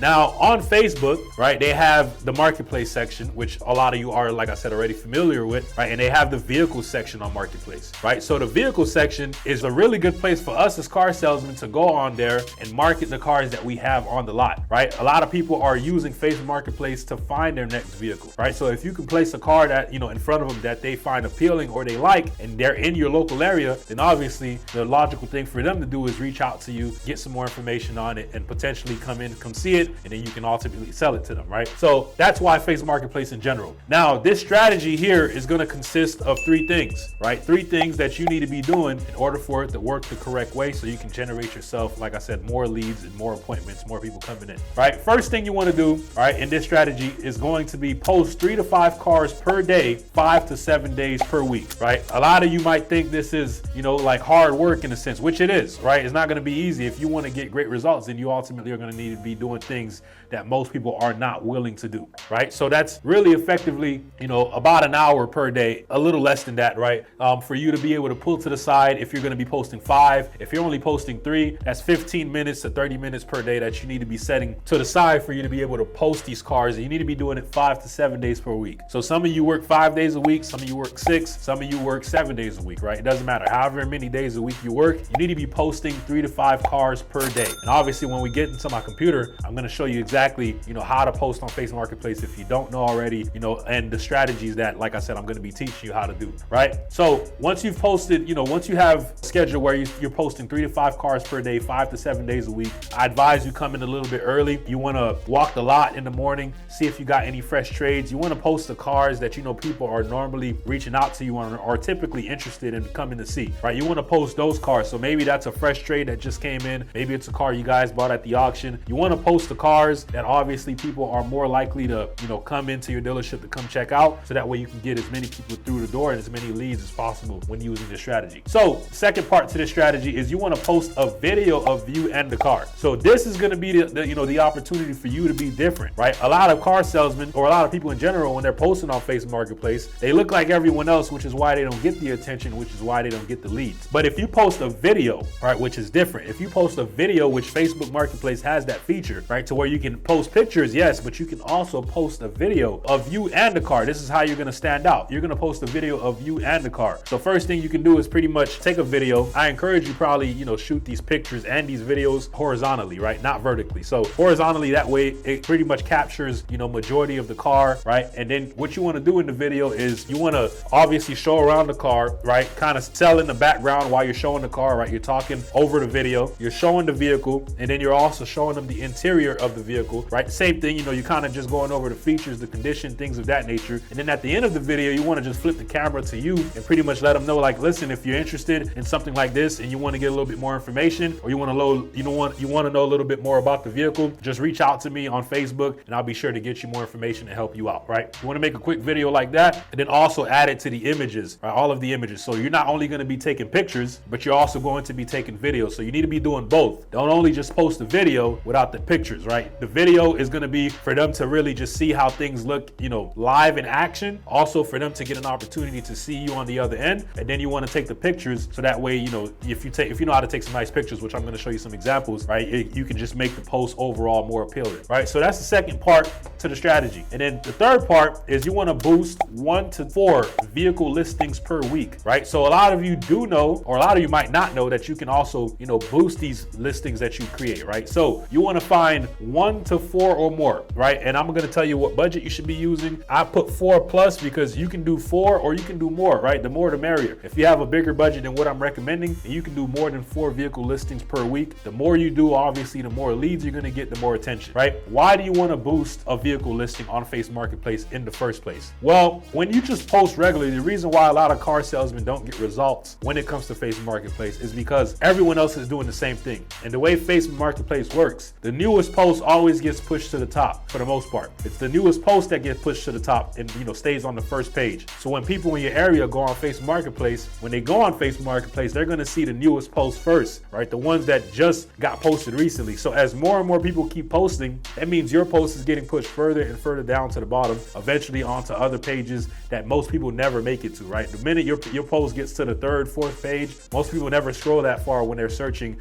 to buy something, right? Or searching for something that they're interested in. So when you boost the post on Facebook Marketplace, what that does is it pretty much pushes your post to the top and it sponsors it, right? And it also pulls up on people's feed as they're scrolling, right? So when you boost it, it's just gonna get you a lot more attention, a lot more views, it's gonna get you a lot more leads, right? And what you wanna do is you wanna find 1 to 4 vehicles per week. So these are gonna be like the super nice vehicles, like I said, right? The cars that get the most people's attention. A lot of you should know, if you work at a Toyota dealership, for example, I know like the Toyota Corolla is, a nice, reliable car that a lot of people are typically looking to get. If it was me, I would, boost a car like that, especially if it was like something maybe pre-owned or, for example, a couple years old where, a lot of people, and it's a good price range where, a lot of people are in the market for those type of vehicles specifically, nice, reliable, inexpensive cars, right? Then you want to boost something like that. So you want to boost 1 to 4 vehicle listings per week, every single week, right? And this strategy here alone, like right after I, cover this, I'm going to go into the how. Like I said, I'm going to jump into my computer, show you a little bit more about it. But this strategy alone is enough to be getting you at,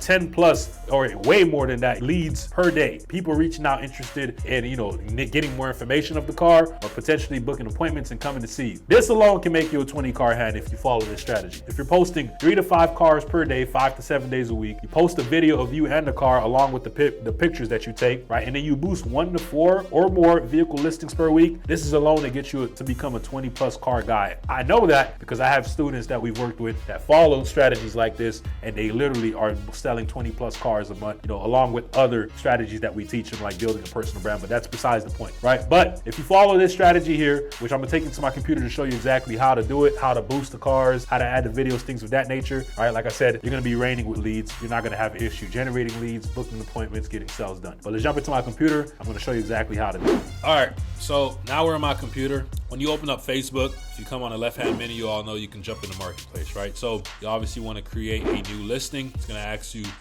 choose listing type. I've went over this in other videos on this channel where I show you, how to make a post on Facebook Marketplace, things of that nature.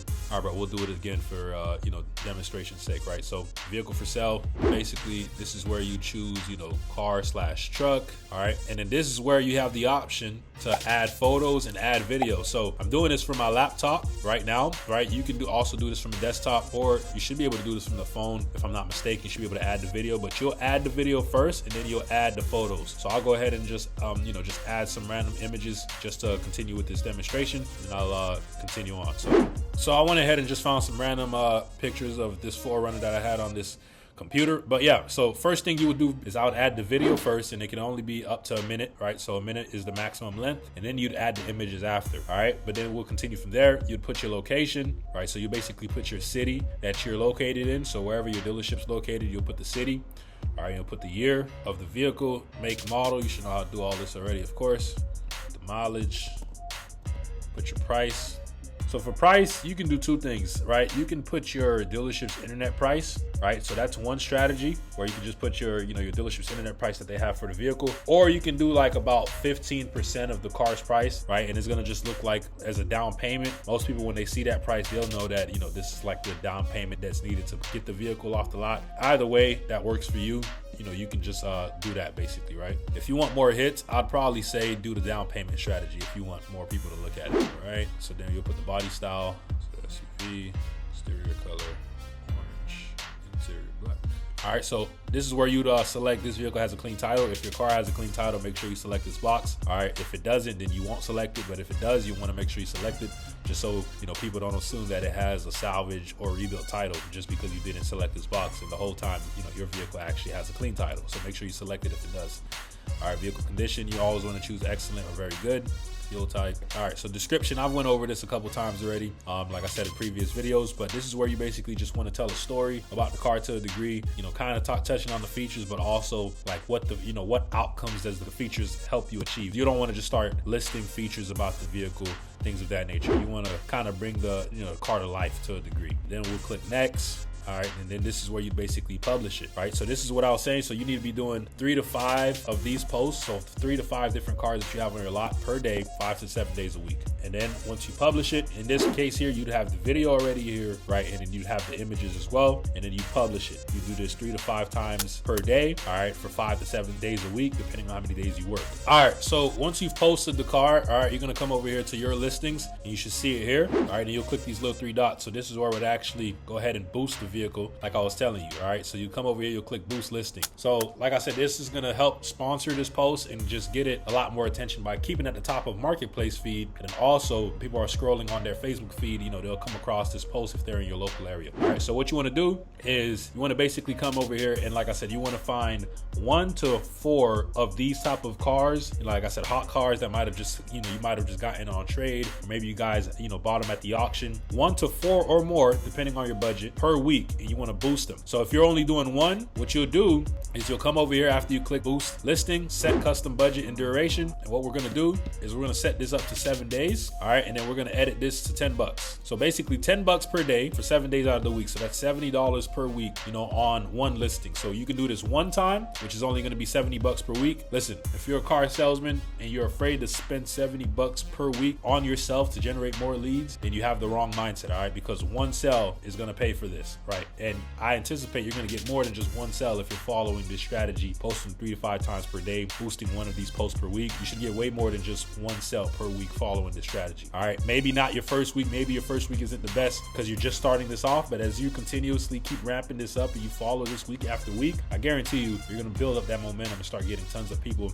and leads coming your way. All right, but depending on your budget, you can do this 1 time per week, or you can do this 4 times per week, or even more, right? So if you did this 4 times per week, that would be 70 times 4. If I'm not mistaken, it's like $280 per week, right? And then you obviously, that would be a little bit more than $1,000 or about $1,000 per month. And you should be able to generate way more than $1,000 in gross commission just from you following this exact strategy here, right? So you'll set it at $10 for the daily budget at 7 days duration. All right. You'll just leave this alone here.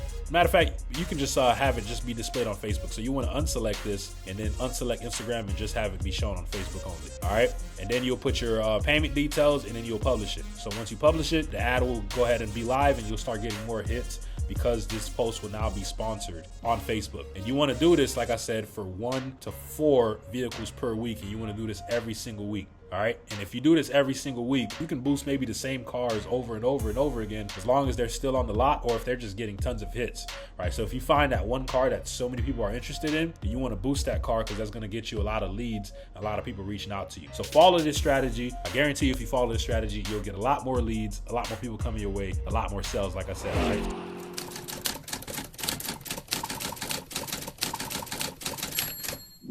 So I recently had a few students inside of SSU ask me, hey, Corey, what should I respond to Facebook Marketplace car leads, right? Like I'm getting a lot of people in, but I'm not getting, a lot of responses and I'm not able to book a lot of appointments. So I was like, hey, let me make a video about this because I usually get asked this question a lot, right? So Facebook Marketplace car leads, right? I wrote over here what the customer says and what you'll reply. And we're going to jump into my computer so I can show you the examples of the questions that the students had and my response to them as far as what they should be responding, right? What they should be replying when the customer says, hi, is this available? Because this is usually the generic message that you're going to get when you post a vehicle that they see that they like, right? But before you understand what to reply, let's first get an understanding of Facebook Marketplace, right? Facebook Marketplace, customers are usually shopping for something specific. They're looking for something in their price range, something along that nature. So they're browsing a lot of inventory, right? So their attention span is extremely limited, is extremely short, right? So you have to catch their attention really quickly. You need to respond, and you don't also want to waste your time as well, right? So you need to get a quick fire response. And if they're interested, they're going to reply. And if they're not, they're going to move on. So Facebook Marketplace is also a numbers game, right? If you're just posting a lot of cars, you're going to get a bunch of people responding with the same message. Hi, is this available? available, right? A lot of people that are just tire kicking. So you don't want to spend too much time,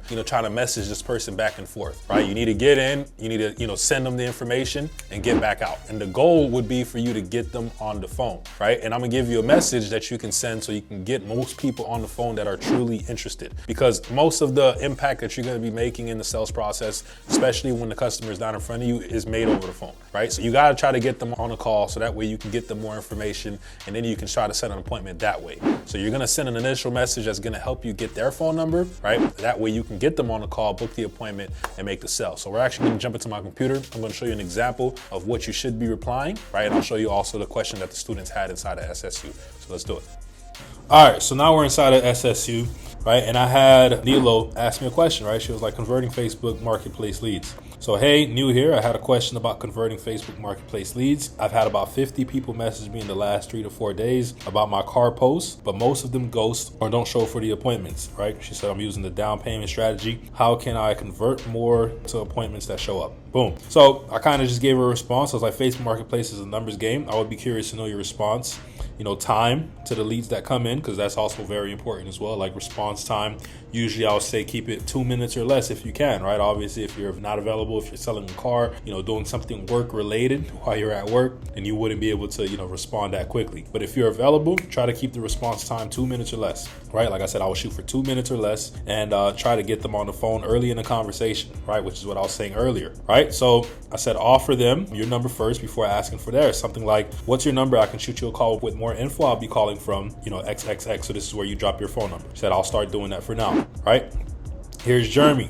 Jeremy recently asked a question as well. He said, Face Marketplace chats. So, hey everyone, I have a roadblock that I think everyone has when selling on Face Marketplace. That being when people reach out, mostly the people saying, is this still available? Which is what I was saying earlier. That's the majority of the replies that you're gonna get when people see a car that they're interested in. So I will send them all the info you could ever ask, which is something I would say not to do, right? Because you're gonna spend a lot of time just sending them a bunch of information, and some of them, like I said, might not even be truly interested. They might just be tired kicking, right? So you want to get in and get out. So you'll see the response that I gave him, right? That you could ever ask for about the car they are asking about, and then boom, no reply. So this happens way too often, and I've done some digging on this and didn't really find anything useful. Has anyone cracked the code to this issue? Because although it happens to most people, a lot of the time I want to figure this out so it happens less, because I feel like I'm burning leads. Right, so that was Jeremy. So I said, I'd recommend trying to get their phone number as quick as possible. So you can send this message after they ask, is this still available? So this is what I was saying, you reply. This is what you'd reply to every single lead that comes in that says, hey, hi, your first name, is this still available? So you'll say, yes, what's your number? I can shoot you a call with more info. I'll be calling from, and this is where you'll drop your phone number with the XXX. Reason why you want to drop your phone number first, right? It makes it seem like a fair exchange, right? One, you confirm, you answer their question, is this still available? So you'll say, yes, it is still available, right? And then you ask for their phone number. But if you just were to ask for their phone number, a lot of the times people are not going to send you their phone number. So you say, what's your phone number? I can shoot you a call with more info. And then you say, hey, I'll be calling from. You give your phone number first, right? So you send them your number first. I'll be calling from this number, 786, whatever your number is, keep it going.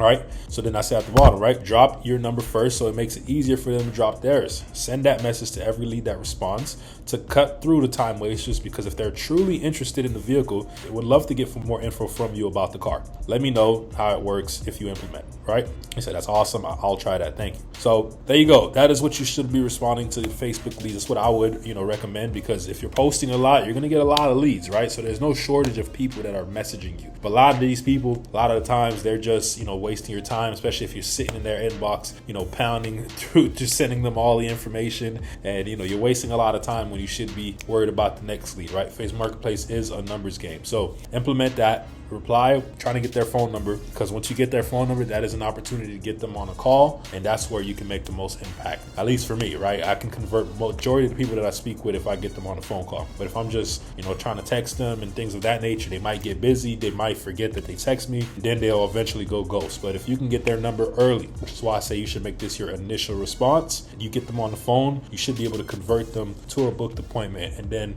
more likely for them to show up as well, because you actually spoke with them on the phone.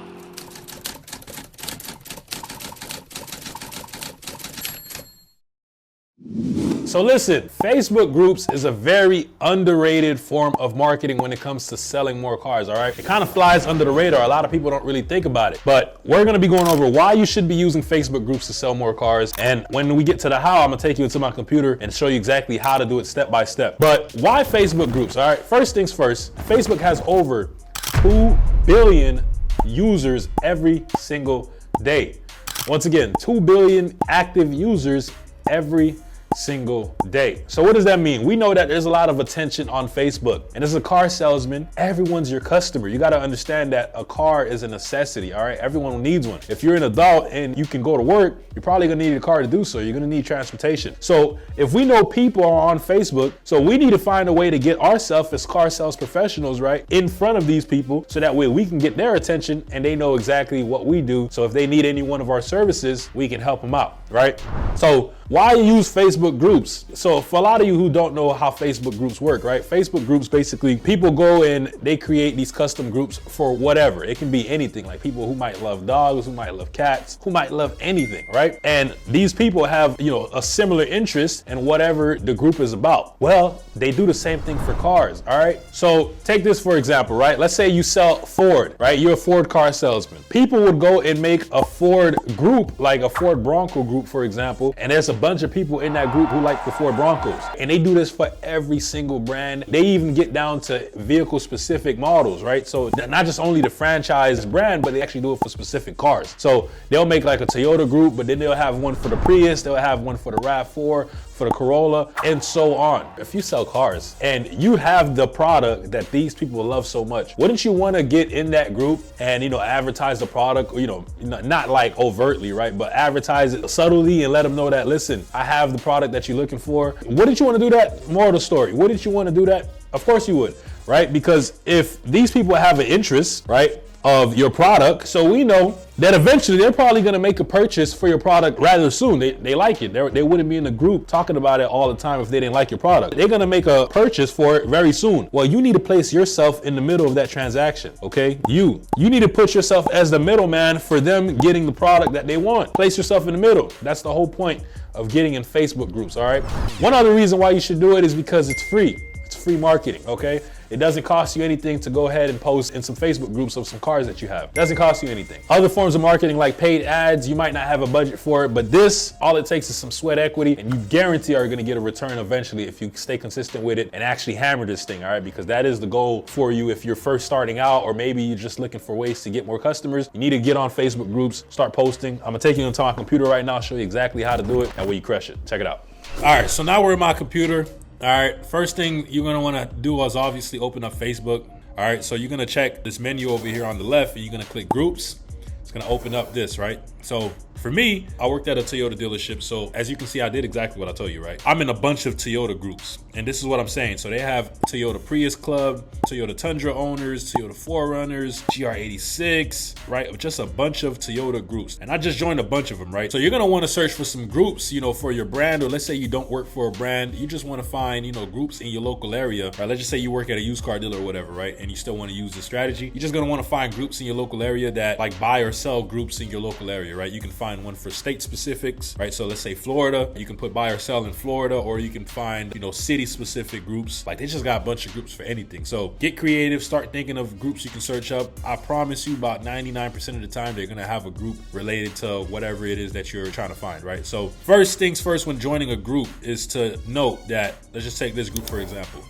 Not all groups are gonna allow you to make posts, and I'm gonna show you exactly what posts I normally make in these groups to try to get some leads, right? So not all of them are gonna allow you to make posts. When you find a group, you're gonna wanna read the rules first, right? Prior to even requesting that you join. Read the rules, right? So for example, this group rules doesn't say anything like you cannot sell in here, right? If there's a group that says no selling, no listings or whatever, if you see that, don't even waste your time trying to join that group. They're not gonna approve you. If they do happen to approve you, if you go ahead and make a post trying to, you know, promote a car or whatever, they're gonna kick you out. Don't waste your time, right? So this group doesn't have that, so that's why I joined. All the groups that I have here are groups that don't have in their rules that I can't make posts trying to sell cars or promote some type of vehicle, whatever, right? So read the rules first prior to joining. Now, once you've joined a numerous amount of groups like I have, like I'm in over probably 20 groups, right? Once you've made requests to all those groups, waiting for them to approve you. Now, once you're in the group, you're gonna obviously wanna make posts, right? So what should you post? So if you look, this is back in September, right? I made a post in the group,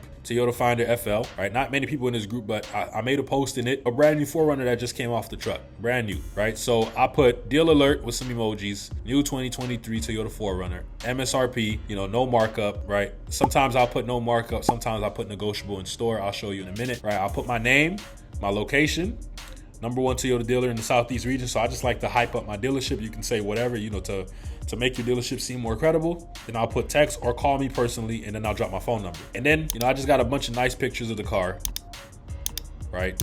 Just take a bunch of pictures of the car, showing them exactly, what the car looks like, all that good stuff, right? So that's one example. This is also what I was doing, right? So this is another post. I put the same thing here, no markup, but I'll show you one where I put negotiable in store. So I put the same strategy, name, deal alert, type of car it is, no markup, location that I'm at, #1 Toyota dealer in the Southeast region, hyping up my dealership, text or call me personally.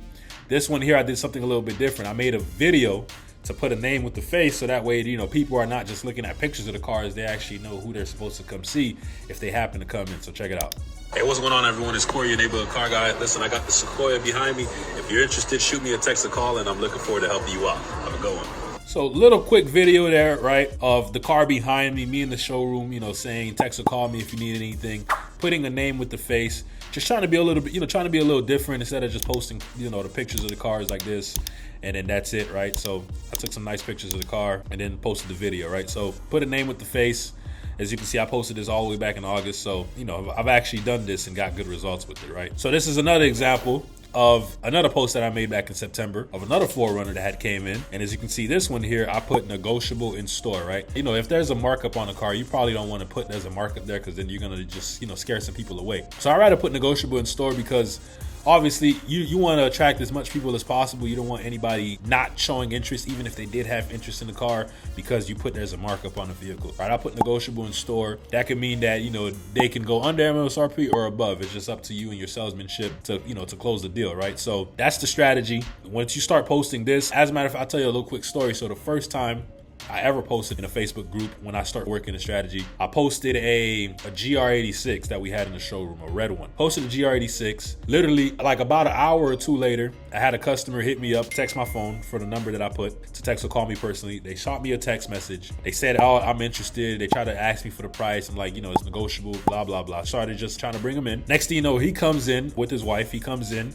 maybe like 3-4 hours after posting it. They come in, I'm showing them the GR86. That car actually ended up getting sold as soon as they came in by somebody else. They seen the other person test driving it, so they know I didn't do a bait and switch or whatever, right? They seen that. He actually came initially for him to buy the GR86, trying to trade in the Mustang that he had. His wife ended up seeing the Toyota Crown that was in the showroom, and she had a Toyota Corolla. She ended up obviously liking the Toyota Crown, asking they test drive it, let them test drive the car, got the trade appraised and all that good stuff. And literally, she ended up actually making a deal on the Toyota Crown that we had in the showroom, right? She ended up getting the approval that day, ended up picking up the car the following day, and I ended up selling a car my very first day, very first time ever posting in a Facebook group. So I know this strategy works. It's worked for me. It's worked for other people. You just got to hammer it, right? So if you're going to use this strategy, let's say you don't use Facebook ads to get yourself some more customers, you want to go more so the organic approach, you got to hammer this thing, right? You got to be posting like 3 cars like a day, like 3 cars a day, 5 days a week if you're working 5 days a week. I guarantee you're going to get traction. I guarantee you're going to get people that are interested in what you have to offer. I guarantee you're going to make some sales. All right.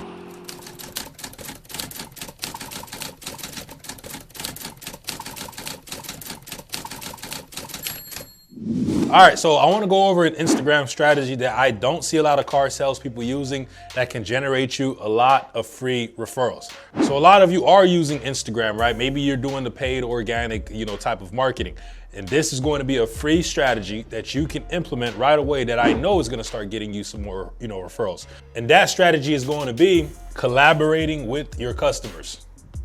So collaborating with your customers, right? A lot of you might know what this feature means, or a lot of you maybe never seen this feature on Instagram. So a lot of, famous celebrities or, business owners or just business people in general, entertainment industry, whatever the case may be, a lot of them use this feature on Instagram because when you collaborate with other people on Instagram, right? In this case, you're gonna collaborate with your customers. This is something that I've been doing recently and it's working, right? It's getting a lot more traction, it's getting a lot more attention, a lot more engagement, which is gonna be ultimately better for you because you're just getting a better reach. And in a bit, we're gonna actually jump into my phone. I'm gonna show you an example of the collaboration and then also how you can do it yourself, right? So collaborating with customers. Why do all these people, these big companies, celebrities, why have they started collaborating? Because when you collaborate, similar to like how when you tag a customer on a Facebook post, right? Now that customer, right, that post that you tagged them on, or AKA collaborated with them on, right, on Instagram, is now also going to be shared on their feed, right? It's gonna also pop up on their Instagram profile, which means that all of their followers and all of the people that are following them, when they open their phone, they're going to see your post as well.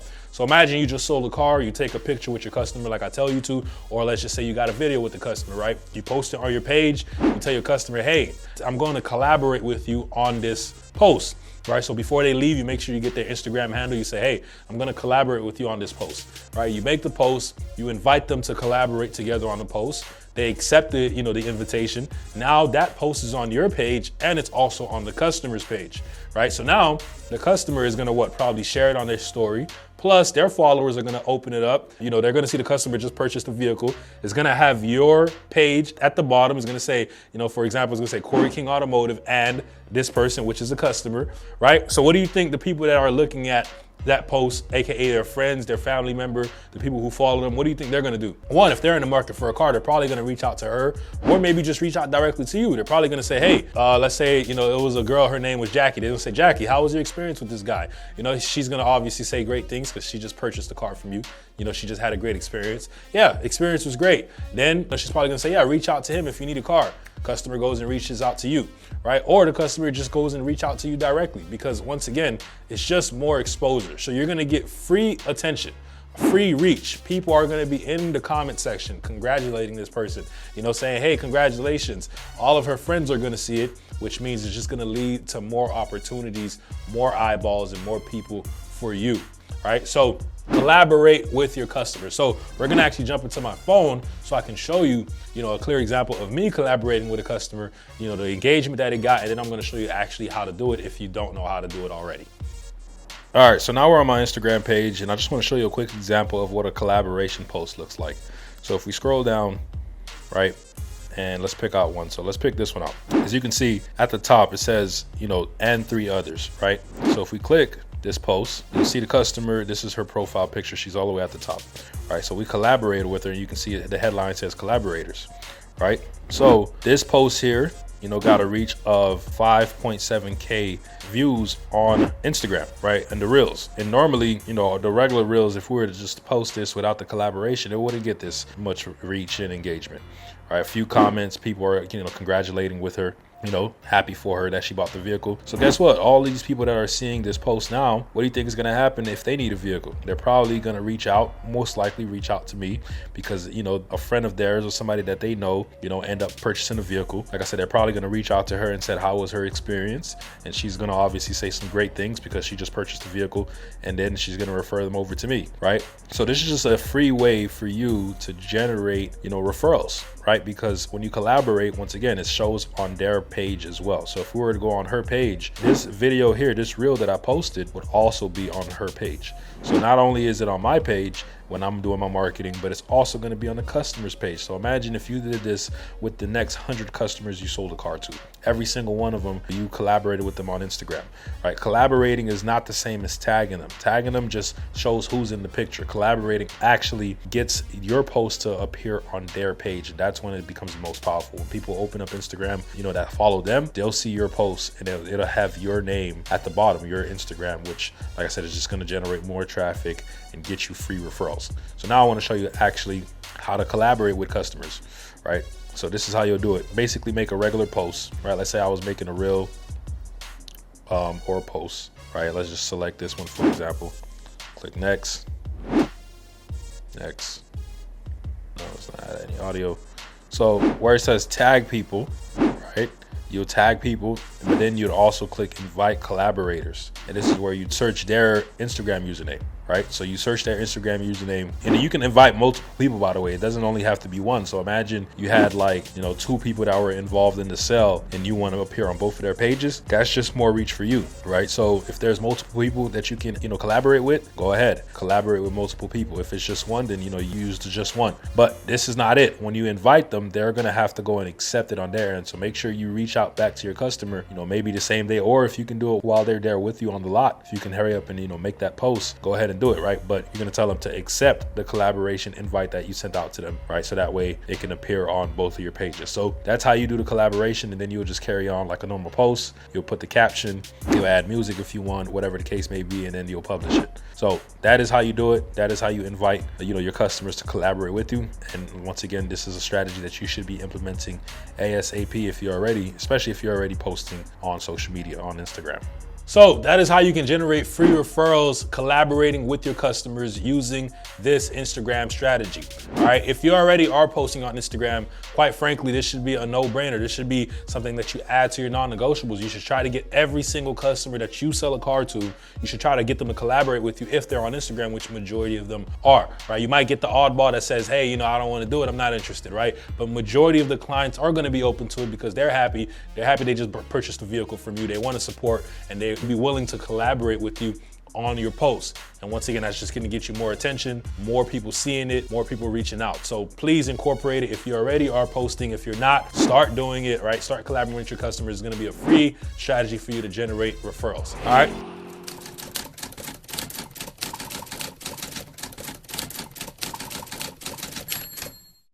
So yes, I'm gonna be showing you how you can generate leads using WhatsApp as a car salesman. A lot of you don't know, but WhatsApp is actually owned by Meta, which also owns Facebook and Instagram. So there's a lot that you can do with WhatsApp when it comes to generating leads. You can even connect them, to your Facebook and to your Instagram. That way, you can get leads being funneled to your WhatsApp. So I'm gonna go over the steps that you need to follow in order for you to start generating leads. Both of these strategies that I'm gonna be showing you include paid and also organic, AKA free, right? So things that you can do for free that can help you generate leads. And also if you want to take it up another notch, then you can introduce the paid advertising, when it comes to generating leads on WhatsApp. So first thing you're going to do is you're going to download WhatsApp Business. So a lot of you have WhatsApp. Most people I know have WhatsApp already, but they have the regular WhatsApp app, right? If you want to generate leads with WhatsApp, you're going to have to go and download WhatsApp Business. Now you can't use both of them. You only can use one, but WhatsApp Business is pretty much the exact same thing as the regular WhatsApp. You're still gonna have all your messages there. Nothing changes, but in order for you to connect it to your Facebook and run ads to it and things of that nature, you're gonna have to download WhatsApp Business. So you're gonna go on the App Store. I'm actually gonna take you to my phone a little bit and also to my computer later on so I can show you, pretty much better examples of these 2 steps that you need to follow. So download WhatsApp Business is step number 1, right? 2 is we can make posts on your status. So your status is almost like, your Instagram and Facebook stories, right? It's like, when you make posts on your stories, same as that, right? You can use WhatsApp and you can use the status feature that they have for you to, make posts on there and generate leads that way. Because when you're on WhatsApp, every single contact that is on your list, right? Every single contact that is on your phone, you can pretty much advertise to them, right? Which is why it's essential, because if you have a lot of customers or a lot of friends or family members, whatever the case may be, that's already on your contact list and they already have your WhatsApp, well, guess what? When you use WhatsApp and you make a post on your status, those people will see it. So now imagine, instead of using, WhatsApp for whatever regular needs that you've been using it for, now you switch over to WhatsApp Business and you use it, to market the cars that you have on a lot, or, when you're running a campaign or whatever the case may be, you use it for business purposes for your car sales to generate leads coming in. All right, this is a free way to do it. This doesn't cost you anything, the second option, right? It's free. So if you got cars, like I have, videos on this channel showing you what type of content you should be posting, right? So if you have cars or whatever the case may be, you can take pictures, put them on your status, right? And you can say, hey, shoot me a DM if you're interested. Also inside of SSU, Smarter Salesman University, I also have the content upload schedule, right? Which is in the digital resource package. That's free. So if you want to join, if you want to get that, you can join SSU. The first link is in the bottom, right? It's free for a week. Get in. You can get the content upload schedule so you can see what you should be posting, how often you should be posting, things of that nature. All right, so that's number 2. Make posts on your status. Number 3 is run ads to your WhatsApp Business. When you're running ads on Facebook or Instagram, whatever the case may be, you can actually set it up to where the leads, instead of going to your DMs on Facebook or Instagram, they actually get funneled to your WhatsApp business, right? So I've done this plenty of times. This is good if you want to attract, people going to WhatsApp. Let's say if it's, you're looking for an older demographic. I know a lot of older people typically, are on WhatsApp, even young people nowadays too, right? Everyone has WhatsApp on their phone for the most part, right? So if you're running an ad, right, and that ad says, hey, send me a message, like I said, instead of having them be filtered to your Instagram or Facebook DMs, you can now have them be sent to your WhatsApp. And then this is another way for you to generate leads using WhatsApp. And in some cases, this can actually be even more effective, right? Because most people, right, they're not on like Facebook or Instagram very often, especially older people, right? They occasionally check it. They might have seen your ad, might have been interested, and they might send you a message. Let's say if that message were to, keep them on the platform, maybe they don't get on the platform very often, but when it comes to WhatsApp, they're on their phone all the time. They're always checking their messages. So this is a good place to meet your customers, right? Pretty much meeting them where they normally are, right? Which is gonna be on WhatsApp, checking their text message. So we're actually gonna jump into my phone. I'm gonna go over all of the steps with you. And after we finish my phone, we're gonna jump into the computer to show you how to set up the ads, on Facebook or, in the Meta Business Suite. So let's do it. We're gonna jump into my phone first and I'll see you there. All right, so now we're gonna jump into my phone. I'm gonna show you, how to download WhatsApp Business. So you're gonna open up the app or Play Store, depending on if you got an iPhone or not, right? And you're gonna search up WA Business. So for me, I already have this app downloaded. So as you can see, it says WhatsApp Business, and then this is how it looks. It says business under it as far as the category. You'll download it. Once you download it, it's gonna ask you to connect your phone number. Once you connect your phone number, it'll load up all your messages that you have from your regular WhatsApp. Once you have WhatsApp Business downloaded, you can pretty much delete the regular WhatsApp app. You won't be able to open both of them at the same time. You only can use one, but it works the exact same. So, don't worry with that. All right, once you open it up, you're gonna wanna set up, your WhatsApp Business. So once you got everything going, at the bottom, you'll open up the settings. It probably might ask you, to fill out this information. So if it does, that's good, right? But let's go to Business Tools, Profile. And this is where you put your name, your phone number, category. I'll always select Automotive Consultant. Website, this is where I'd put like my Calendly link.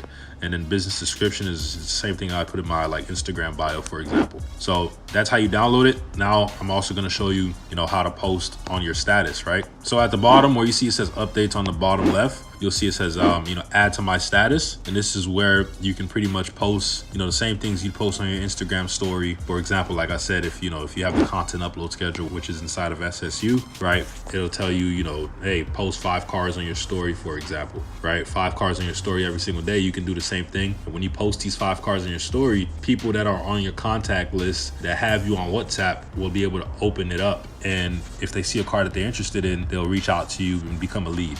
So status is very simple. Now we're gonna actually jump into my computer so I can show you how you can set up ads on both Instagram and Facebook for it. So let's do it. All right, so now we're on my computer. I wanna show you how you can actually set up WhatsApp and connect it to your Facebook business page. So yes, you have to be on your Facebook business page, not your Facebook profile. So once you are on your Facebook business page, you're gonna click Professional Dashboard over here. Once you click Professional Dashboard, you're gonna scroll down on the menu to the left side, click Linked Accounts.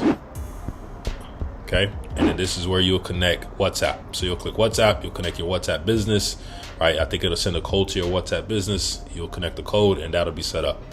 Now, on Instagram, if you wanted to, let's say, boost the post, right? Like you wanted to create an ad, boost the post that you have on your page and then have the leads go to your WhatsApp. You would pretty much go over here, you open it up, click Boost Post. You click Message You and then Edit. And instead of it going to Instagram, you literally select WhatsApp, right? You select WhatsApp. And then you click Save and then you continue to actually creating the ad itself, right? Which we have videos on this channel showing you how to do that. So same thing with Facebook. So Facebook, you're gonna open up the Ads Manager, right? You're gonna click Create. You can either click Engagement or Leads. In this case, I do select Engagement, right? Manual Engagement Campaign, boom. So, you give your campaign a name, you select the categories. If you're running like a, auto loan type of ad, and you do that, cool. Add to budget next.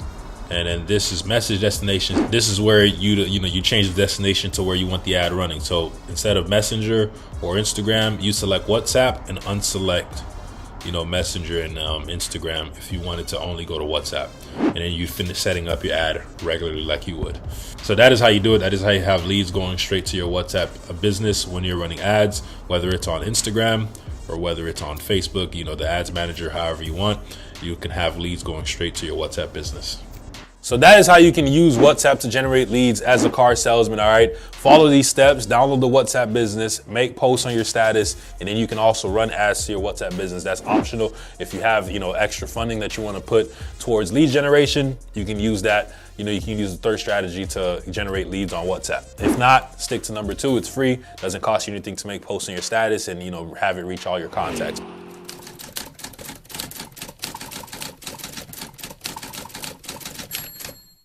So I want to talk about the 2 types of markets in car sales if you're marketing yourself as a car salesman, all right? So I pretty much want to go over the 2 types of markets and then how to attract the type of people that you actually want to bring in, all right? The reason why I want to talk about the 2 types of markets is because if you work at a luxury car dealership, for example, right, like a high-end store, then you're probably going to fall within the prime category, right? You need prime customers. And you're not going to market, yourself the same way you would if you worked at a buy here, pay here, right? There's different ways to market yourself to attract the type of customers that you actually want. And I want to cover that in this video, right? So let's actually cover the 2 types of markets, right? First, we have the subprime market. Kind of just touched up on it, but what is the subprime market? Subprime markets are pretty much, like lower income markets, not the best credit, things of that nature. Markets to where catering to people that don't have the best credit, that might have had some repossessions or no credit at all, not the best, not the most money down, things of that nature. Like I said, lower income, right? So when you market to these people, first of all, you need to be in this market in order for you to actually become successful in this industry, right? For example, you work at a high volume store, right? So maybe you worked at a Toyota, Nissan, Honda, or you work at a buy here, pay here, or independent car lot. And, you have deals and you have banks that can work with these type of customers to actually get them through the door, right? Like for example, for me, I worked at a Toyota dealership, right? We're kind of a mix of both. We can work with prime customers, like if we're selling a new car, but if we're selling a used car, we can work with those subprime customers as well. And that was,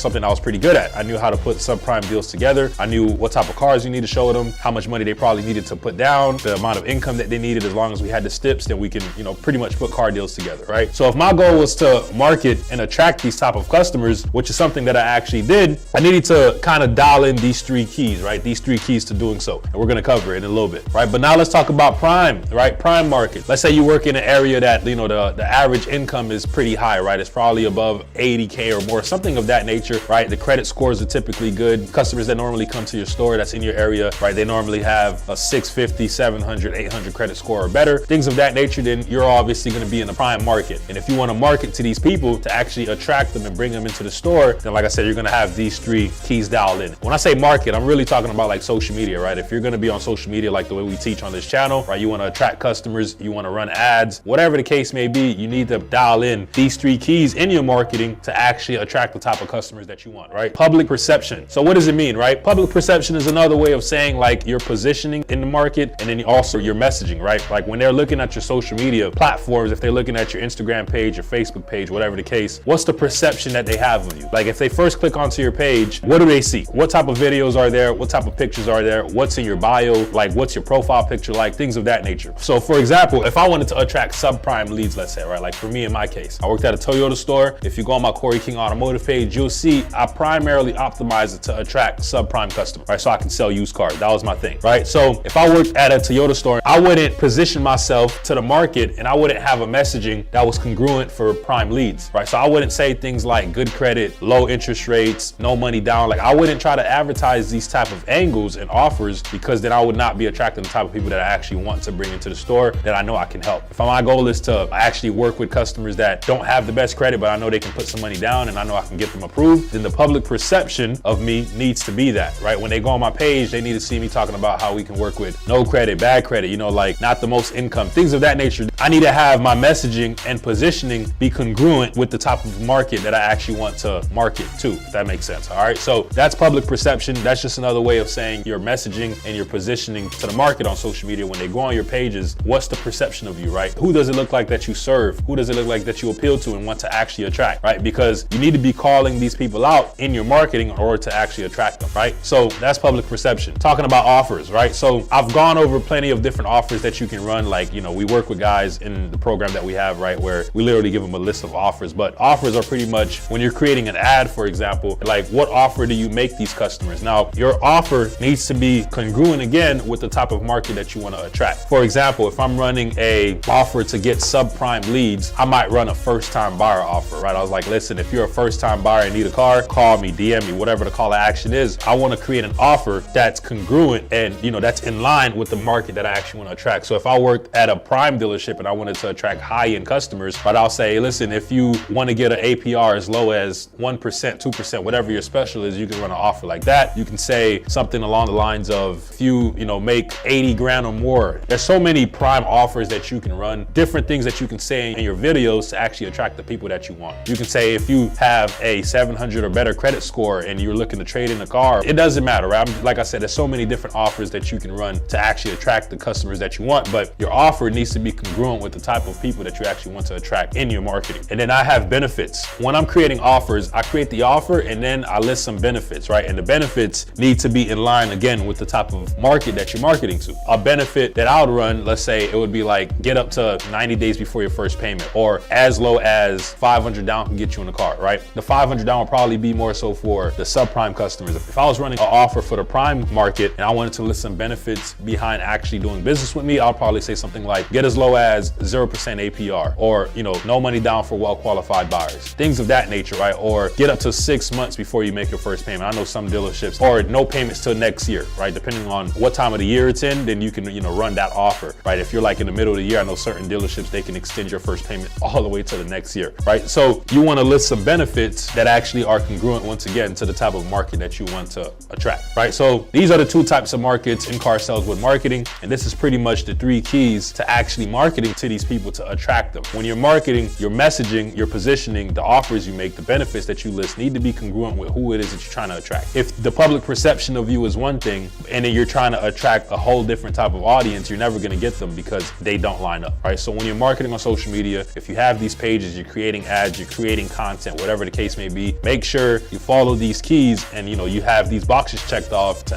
actually attract the type of customers that you want to be attracted.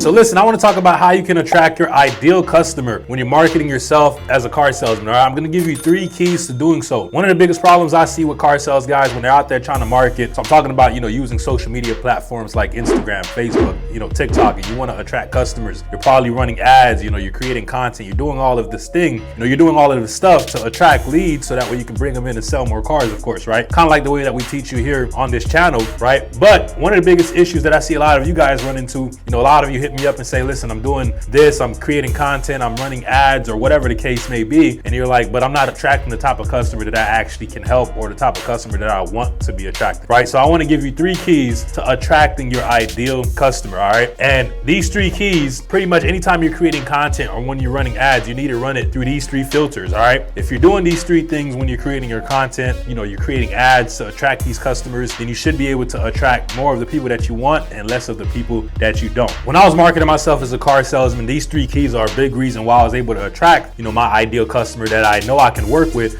which led to me making over 30K in one single month as a car salesman. All right, so let's jump into the 3 keys to attracting your ideal customer when marketing yourself as a car salesman. Number 1 is good positioning and messaging. All right, if you want to attract your ideal customer when you're marketing yourself as a car salesman, you need to have a good positioning. You need to position yourself, you know, accordingly, and you also, your messaging has to match. So take me for example, right? I worked at a Toyota dealership. I primarily like to sell used cars, all right? And because of that, I positioned myself when I was marketing. If you look at my Corey King Automotive page on Instagram, you'll see I marketed myself and positioned myself, you know, as the guy that was working with special finance customers. So I would say good credit, bad credit, no credit, it doesn't matter. Anytime when I would create content or create these ads, for example, right, I would position myself and my messaging would pretty much be trying to attract those type of customers, right? Because I knew that was my specialty. I knew how to get those deals done. I knew how to put them together. I knew how to still make gross on them. I learned all these things. I had a very good finance department, you know, very good finance manager that I was cool with, that was very good at putting these deals together. So I positioned myself and my messaging was according, you know, to that, right? So when I would create any content or when I would create ads, for example, I would position myself, like I said, and create a messaging that would attract these type of customers or these type of clients to bring in, so that way I can actually sell them a car, right? So if you're working at a luxury car dealership, for example, right, you need to position yourself differently. You can't position yourself like me, because, you know, if you work at a luxury car dealer, you're not trying to attract customers that, you know, have subprime credit, right? You're not like in a subprime market. For the most part, you're probably in a prime market, and you need to attract customers that actually have good income, good down payments, and a great credit score. So you need to position yourself as the guy that, you know, gets the best deals, gets the lowest rates, these type of things that actually are conducive to them. And we're going to touch up on that on number 3, but that's how you need to position yourself. So when you want to attract your ideal customer, you need to position yourself as that type of authority for them, right? If that makes sense. So that's number 1. So the second key to attracting your ideal customer when marketing as a car salesman is you simply need to call them out. All right, as simple as it sounds, right? A lot of you don't call your customers out when you're, you know, your ideal customer out when you're creating your content or when you're marketing or whatever the case may be. You need to call them out. So calling them out does 2 things, right? It attracts the people that you want and it repels the people that you don't. So take, for example, let's say I was creating an ad or I was, you know, marketing and I wanted to attract first-time buyers. If I'm creating an ad and I'll say, hey, listen, if you're a first-time buyer and need a car, that's going to do 2 things. If there's a first-time buyer that's scrolling down on Instagram or Facebook and they see that ad and they hear me say that, it's gonna, you know, grab their attention. They're gonna gravitate more towards that message and keep listening because that's them that I'm referring to, right? I'm actually talking about them. They're like, oh, that's me. They start listening. But if you're, you know, scrolling down and let's say you're not a first-time buyer, you've gotten repos in the past, things of that nature, you're gonna like, oh, okay, he's not talking to me. You're gonna keep scrolling because you're like, if you're a first-time buyer. So if you're not a first-time buyer, if you know you financed cars in the past, you know you've gotten repossessions in the past, and you know these are not the type of people that you want to work with, for example, right? If you say that in your ad, you're going to repel those people and pretty much, you know, not have them reach out to you, so that way you can only attract the people that you want. So it goes either way. If you're working with, you know, if you want to work with good credit customers, you know, you have to say things that calls them out. If you want to attract people that have trade-ins, for example, you need to call them out, right? A lot of you guys simply don't call out the people that you want and you just go off rambling about, you know, the type of offer that you're creating, but you don't even call out who the offer is for. If you notice, any good marketer or anybody that's online, you know, that's marketing online, they always call out who they're targeting. Like take this, for example, right? Right now we're working with car sales guys. I'm creating this content for you guys to help you out, right? You know, we work with car salesmen, we help them out, we help them create their marketing, their messaging, help them learn how to create systems to generate their own customers, things of that nature. So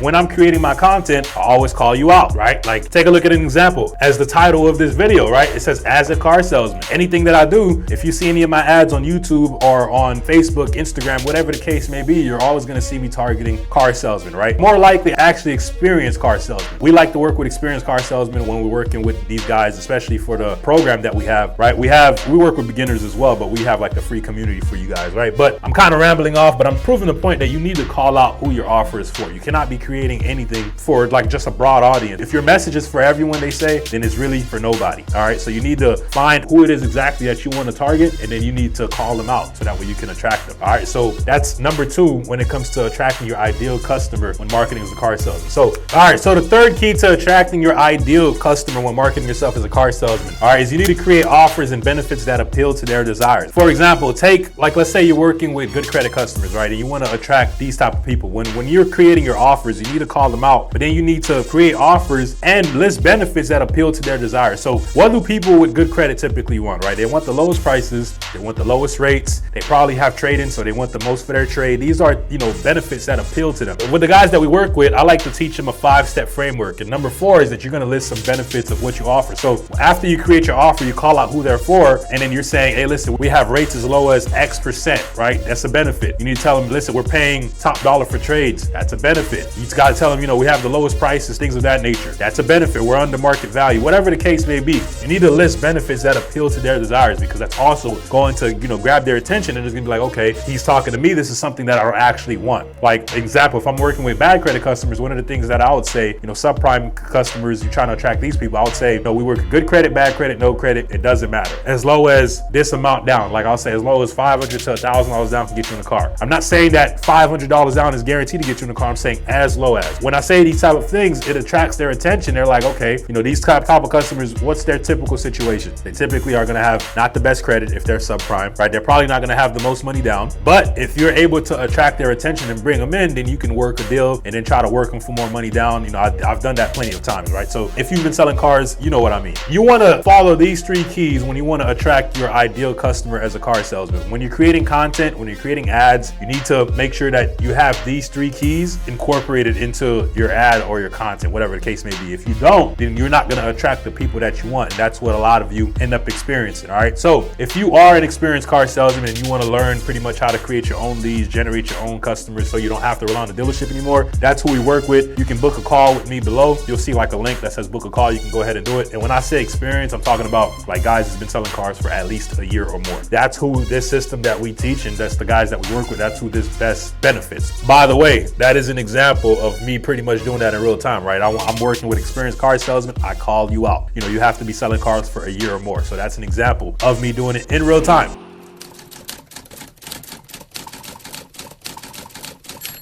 Listen, this is gonna be a banger video for car salesmen or GMs, managers, it doesn't matter, all right? I'm gonna teach you how to generate leads for $1 on social media in car sales, which is absolutely absurd. A lot of people don't even understand the value in generating leads that cheap, all right? And we've literally been doing it for a lot of the students that we're currently helping right now. And I've noticed some common themes as far as getting results like this, all right? And it boils down to the target audience and the offers that you run. We literally got students in the program right now generating leads for like $1, $1.10, $1.07. I got screenshots on my Instagram, you know, with proof of some students that are doing that, which is absolutely absurd. I say a lot of people, right, when they're buying leads from third-party companies or wherever, they're paying like $50 to $100 plus per lead. All right, these guys are literally generating their own customers, their own leads on social media, customers who are going to specifically come to the dealership for them for $1, sometimes maybe $2, but I see a lot of guys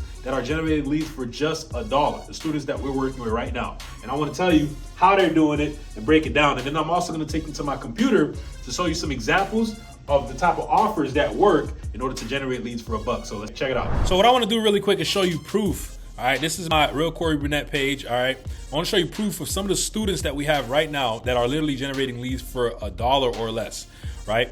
Now, check out this right. This is one of my guys, Jonathan. I did an interview with him on my channel before. Look at this. Man was generating leads for $1.03, which is absolutely insane. $1.03. And I have another one here. Check this out. This one is even crazier, all right? My guy, Seth. This guy was generating leads for 48 cents, right? We was doing one on Instagram, all right? And was also doing another one on Facebook. So on Facebook, he was getting leads for $1.72.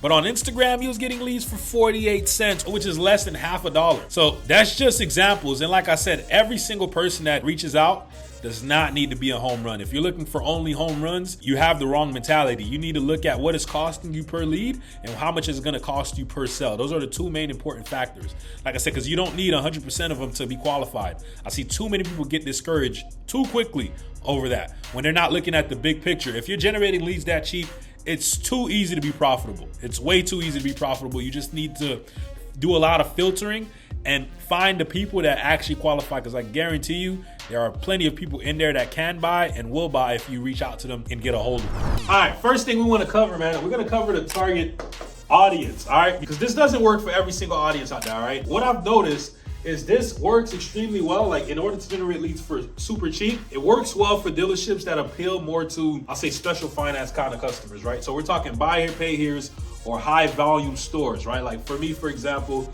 I worked at a Toyota dealership. That's a volume brand. They push out tons of units. They got special finance banks, things of that nature. Or buy here, pay here is where, you know, they don't do credit checks, things of that nature, where they literally just need people coming through the door that have money and they can buy a car, right? It works extremely, extremely well. So if you work at a high volume store, right, whether it's Toyota, Honda, Nissan, Chevy, whatever brand it is, they're high volume or buy here, pay here, we should have been working together a long time ago, because it's extremely insane the type of results you can get from this. And I'm gonna break it down for you to where it makes sense, all right? To where it makes too much sense for you not to be doing something like this. All right, so the target audience, like I said, are more so special finance customers. So when you're advertising on like Instagram or Facebook, if you're gonna make an ad that's appealing to special finance customers, the reason why you get a lot more people, right? Because in order to generate leads for $1, that means you gotta have a lot of quantity coming through. All right, so the more quantity you have, typically the less quality, I guess you can say. And when we talk about quality, the bar for quality is credit, right? So if you want good credit customers, like if let's say you work at a luxury brand store or something like that, and you know you need people with 700 beacons to come through, then you can't make ads, you know, appealing to people with bad credit, obviously, right? But you have to make ads that are more specifically tailored to the type of interest, and you have to make offers that are more tailored to the type of interest that people with good credit would typically have. That would be things like the interest rate, right? Low payments, money on trade, et cetera, right? And we have like offer libraries with a bunch of different offers to choose from. But if you want to generate leads for cheap, that means you're going for more quantity over quality. So you're getting a lot of people through the door. Now, most of these people, obviously, if you're going to get so many, they're not going to have the best credit, which it seems like more people are on Facebook and Instagram, right? Like with bad credit than there are people with good credit shopping for cars. Or they're just much easier to, I guess, get their attention, right? Because although you can get someone with good credit, you can get their attention as well and get them to reach out to you and create a lead from them. They're just a little bit more difficult, I guess. They're more sophisticated, right? More sophisticated buyers. So they're not as easy, you know, to bring in. You can't just tell them, hey, listen, good credit, bad credit, no credit.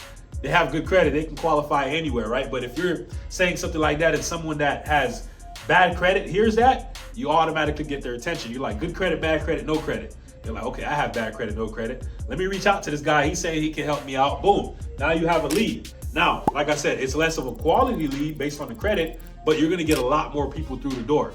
And I wanna give you an example as to if you're generating leads for $1, you don't need everyone to be a home run. This is why it works extremely well. Let me break it down for you. If you're generating leads for $1, let's say you're spending $20 a day in ad spend, right? So you're generating leads for $1, you're spending 20 bucks a day. $20 a day, that means, let's say 30 days in the month, $20 a day, that means you're spending $600 a month. So you're spending $600 a month in ad spend. If you're generating leads for $1, then that means you've literally generated 600 leads. Now, you spent $600 to generate 600 leads. Now, let's do some math, all right? 600 leads. Let's say 95% of them were unqualified. Let's just say 95, and I just said 95%. So that means only 5% of the leads that came in were qualified, right? So that would mean 570 of them went out the window. 570 of them you just couldn't get done. 570 people reached out to you, couldn't buy a car, were unqualified, and only 30 of them can buy. All right, now I want you to understand, if you're generating leads for this cheap, which we literally do on Instagram and Facebook, then you don't need a huge percentage of them to be qualified. Some people I see get discouraged because they see a lot of people that are reaching out don't qualify, but they're not looking at the big picture. You don't look at it as a business. You must see what is costing you per lead, what is costing you per sell. That's the two main important KPIs when tracking your ads and your performance, all right? Because if it's costing you $1 per lead, it doesn't matter if 95% of them were unqualified. If 30 of them can buy, that means you made 30 car sales. It doesn't even need to be 5%. Let's say it was 2.5%. You made 15 car sales. If the average commission per car is $500 per car, that means if you sold 15 cars, that means you made $7,500. All right, and if you sold 30, that means you made $15,000 if your average commission per car is $500 per car. Now, like I always say, as a car salesman, you have your own business within a business. Okay, so if you were a business owner and you were making an investment, would you spend $600 to make back $7,500 or 15 grand? I'm sure you would. Absolutely you would. Because if you said you wouldn't, then you shouldn't be running a business. You shouldn't be in sales, right? Of course you would, right? And that's the whole key. That's literally 95% of them not qualified, or 97.5, whatever. Say 2.5% of them were qualified. That's 15 deals if you're generating leads that cheap. And like I said, the type of offers you want to run are going to be ones that appeal to people that don't have the best credit. Now, obviously, these people need to come qualified to some degree. Like, these people at least need to have jobs, right? And even our buyer pay here's, some buyer payers require you to at least have some type of income that you can prove. Now, a lot of them don't run credit checks, but at least some type of provable income. You need a job, right? So what type of offers that, you know, typically work well? I'll give you two of them, and then I'll show you some examples in my computer of me actually running those offers so you can see it being done in real time. But one is going to be a currently employed or self-employed and get pay stubs or bank statements offer. I went over that offer already on this channel, but the second one is also going to be like a first-time buyer offer. This works well for buyer pay here's. This works well for high volume brands, right? If you work at, like I said, a high volume dealership, this also works well for you, okay? So why these offers, right? I'll give you an example of a script, right? This is like one, if I was running the currently employed or self-employed offer, this is how it would go. It would be like, hey, what's going on, it's Corey. Listen, if you're currently employed or self-employed and get pay stubs or bank statements, DM me right now. We work with good credit, bad credit, no credit, it doesn't matter. Remember, as low as $500 to $1,000 down can get you in a car, and get up to 90 days before you make your first payment. So if you're interested, DM me and I'll take care of the rest. Right, so that's one example of an offer, and I'll basically do the same thing for the first time buyer program. I'm just flipping out the beginning where I say currently employed or self-employed. I'll say, listen, if you're a first time buyer and need a car. Very simple. Now, in that ad, I'm saying, good credit, bad credit, no credit, doesn't matter. Remember, like I said, those offers, those videos, those keywords appeal very well to those people that are searching for cars that know they don't have the best credit. So you're gonna get a lot of them hitting you up. You're gonna get an influx of these people coming through the door. It's not gonna attract people with good credit because, like I said, that's not enough to get somebody that has good credit. You need a stronger offer. You need something like a discount. You need to be running special rates. You need to be telling them you're gonna give them more on their trade. Things of that nature, right? You need those type of offers to appeal more to someone that has better credit. They're just a little bit harder to convince to bring in. But if you're, like I said, at a volume brand or a buy here, pay here, those offers work wonders. So now I'm gonna take you into my computer. I wanna show you some examples of me using those offers in real time, just so you can actually see how they plan out. So I just want to show you this video really quick of me actually running the ad in real time, just so you can see how I piece it all together. It's Corey, your neighborhood car guy. Listen, if you're currently employed or self-employed and get pay stubs or bank statements and need a car, DM me right now. We work with good credit, bad credit, no credit, it doesn't matter. Remember, as low as $500 to $1,000 down can get you in a car and get up to 90 days before you make your first payment. So if you're interested, DM me and I'll take care of the rest. So that's an example of me actually running the ad in real time. So listen, obviously you have to set up the ad with the correct targeting, things of that nature. If you want an in-depth, detailed video showing you that, I actually put together a free training for all you guys, car salesmen. So click the link in the description. The first link in the description is a free training showing you how to generate your own leads, your own traffic. I actually go into detail with this so you can see how to piece it all together. So click the link in the description if you want to watch the free training, put it all together for you all. It's for my favorite 4-letter F word. Like I said, it's for free, so go check it out.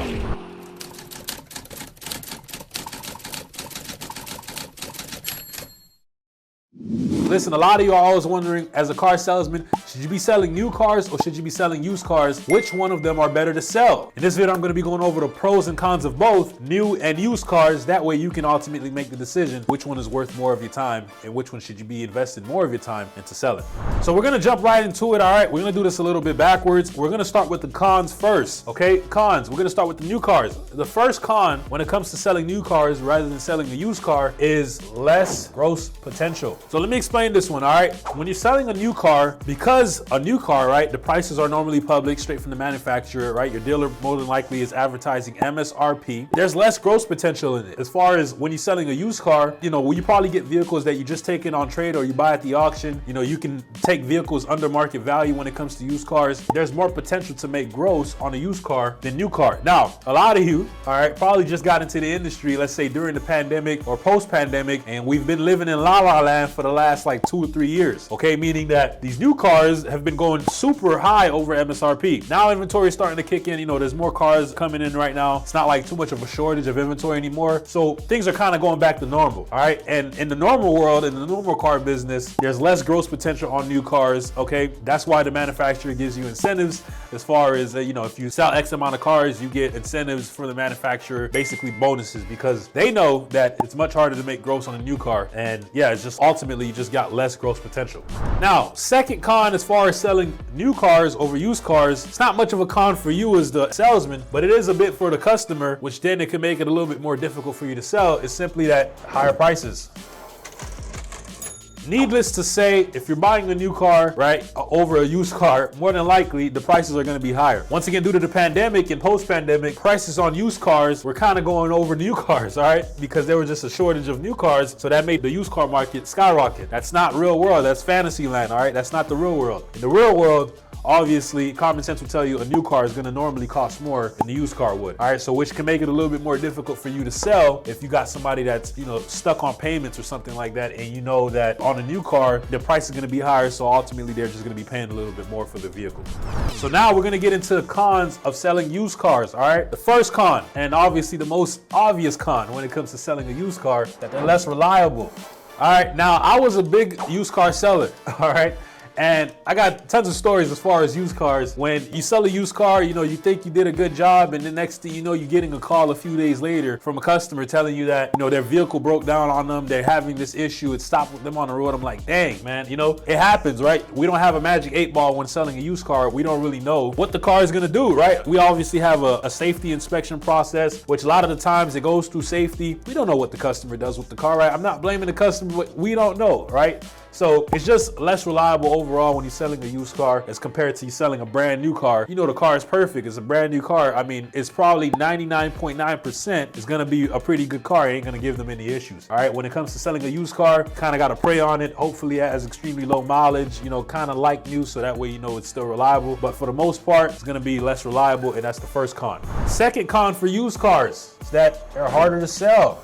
Now, some of you may disagree, but let me explain why I say they're harder to sell. Okay, when you're selling a brand new vehicle, you know the car is perfect. The car doesn't have any scratches. The tires are great. The condition is immaculate because it's literally a brand new car. Okay, when you're selling a used car, you're gonna have things like scratches, right? They're gonna have things that you need to buff out, maybe small dings and dents that you're gonna need to overcome as far as an objection, or maybe you're gonna have to actually get that fixed, which is gonna take away from your gross. The car might need new tires. All of these play a factor into it being a little bit more difficult to sell than a new car. To sell used cars, you're gonna need to be a little bit more skilled than to sell a new car. If you're selling new cars, it's like, okay, what color do you want? What options do you want on the car? You point it to them. You either have the vehicle on the lot or you get it ordered from the manufacturer. You sell them a car. When it comes to selling a used car, you kind of have to work with what you got. You can't just add options out of anywhere from the sky. It's just a little bit more difficult to sell. It takes a bit more skill, in my opinion. Like I said, I was pretty good at selling used cars, so that's just my opinion as far as selling used cars. It's just a bit harder to sell than new cars. So now let's get into the pros, okay? The pros of selling a new car. Let's start with that. The first pro is the opposite of harder to sell, all right? Meaning it's easier to sell. Like I mentioned, when it comes to selling a used car, a new car is just simply much easier to sell. It's like, okay, pick a color, tell me what trim level you want. If we got the vehicle, here's the exact perfect car for you. You know the car is not gonna have any dings or dents. It ain't gonna have any scratches. The tires are gonna be filled. It's gonna have a full tank of gas. It's like, here's what you want, you know, just take it and run with it. And it's extremely easy to sell if you actually got what the customer want. Even financing can be much easier on a new car because normally manufacturers are giving, you know, special rates. As far as used cars, the rates are a little bit higher on used cars. So overall, it's just easier to sell when it comes to new cars over used cars. Not to mention, I forgot the main important thing about a new car over a used car is that it got full factory warranty. Okay, all of this, like I said, plays a factor into it being a much easier sell for you as a car salesman as compared to selling something used on the lot. Second pro for new cars is that they're just simply more reliable. Obviously, a new car is going to be a lot more reliable than a used car. If you sell a new car, you can sleep well at night knowing that a customer is not going to be calling you in the morning saying that their car broke down on them or, you know, their tires are bald or whatever. You know, they're not going to call you with any issues because you sold them a brand new vehicle. You can sleep good at night. The process should be much quicker. Your overall process when it comes to selling new cars is just a lot more predictable. You know that if you sell a car, you can worry about the next customer. You don't got to worry about the customer you just sold the car to because, you know, they ain't going to have any issues. The third pro for selling new cars, and I know a lot of you salesmen are gonna like this one, is the manufacturer bonus.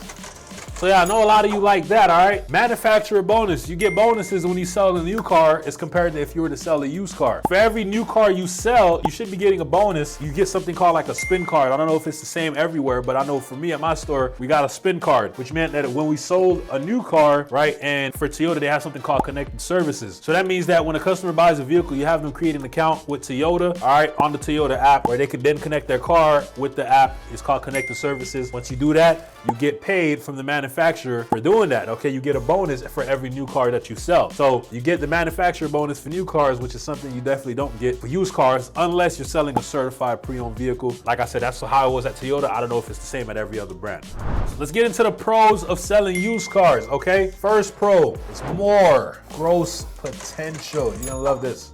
So a lot of you might be asking, Corey, how the heck do you get more gross potential when selling a used car over a new car? I'll tell you why, okay? Once again, when you're selling a new car, prices are normally public, okay? So that means that customers can come in, they already have an expectation of what the car is gonna cost. You'd be lucky if you even get to sell it to them for MSRP in the real world, okay? I'm not talking about the last few years that we just went through. I'm talking about in the real car business. You'd be lucky if you sell it for MSRP. Most customers are getting vehicles below MSRP. When you're selling it below MSRP, you're making a meanie because you ain't making no gross. You're getting a meanie deal, meaning you're probably just getting paid a flat. For used cars on the other end, okay, we get trade-ins. We buy vehicles at the auction, but primarily it's the trade-ins that got the money in them. Why? Because you get an opportunity to take the vehicle under market value. And when you take it under market value, now you can sell it for market value or above market value, and that gives you more potential to make gross on the front end. So the industry consensus is that used cars are where the money is at, right? Over new cars. Most people know that. Like I said, in the last few years, things kind of been flipped on its head to where people are selling new cars for crazy prices over sticker. Used car prices were crazy, so it was kind of a little bit harder to make gross on the used cars because dealers were overpaying for them at the auction and overpaying on trade, so you didn't have much room to make gross. But in the normal days, which we're basically there now, we're back to normal, all right? There's more gross potential in selling used cars over new cars.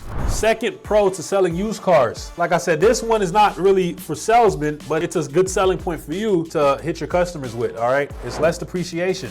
If you've been in the car sales business for a while, you know as soon as someone drives a car off the lot, what happens? The car depreciates, okay? Well, one of the good selling points for selling a used car over a new car is that you can tell your customer that the vehicle already took a big depreciation hit, so it's not going to be depreciating much more as opposed to if you were to sell a new car. You know, as soon as that they buy the vehicle, it's going to take a big depreciation hit as soon as that, you know, they start putting miles on the car. Because the minute it drives off the lot, guess what? It's no longer a new car, it's a used car now.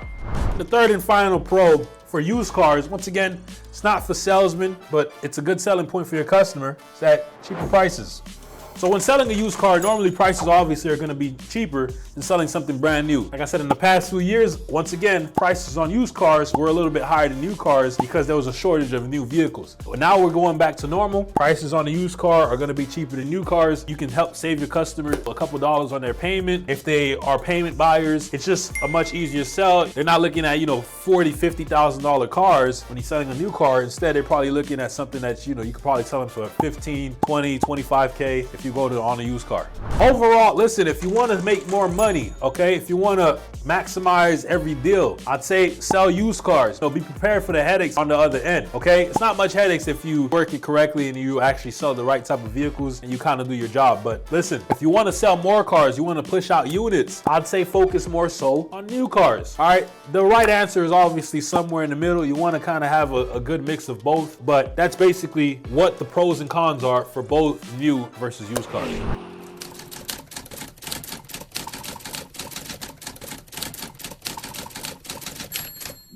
So listen, I want to make this video for those of you out there who work in the car industry and you come across a lot of customers that have bad credit, no credit, challenge credit, whatever you want to call it. All right, basically, it's difficult for you to get them approved. And I want to give you some best practices, the 3 keys that you must follow in order to get these customers approved. We're not talking about customers with good credit. We know these customers can get approved by anybody, right? They have good credit, of course. But we're talking about those specifically who have challenge credit, because a lot of you get these customers and you don't know what to do with it. Maybe you've never been trained. Maybe you've never been taught. And a lot of times, even the people that's working your deals don't even know these as well. So I'm making this video for you to be able to take control of the sales process and for you to be able to basically guide the sale in the right direction for you to get the best possible chance to get these customers approved.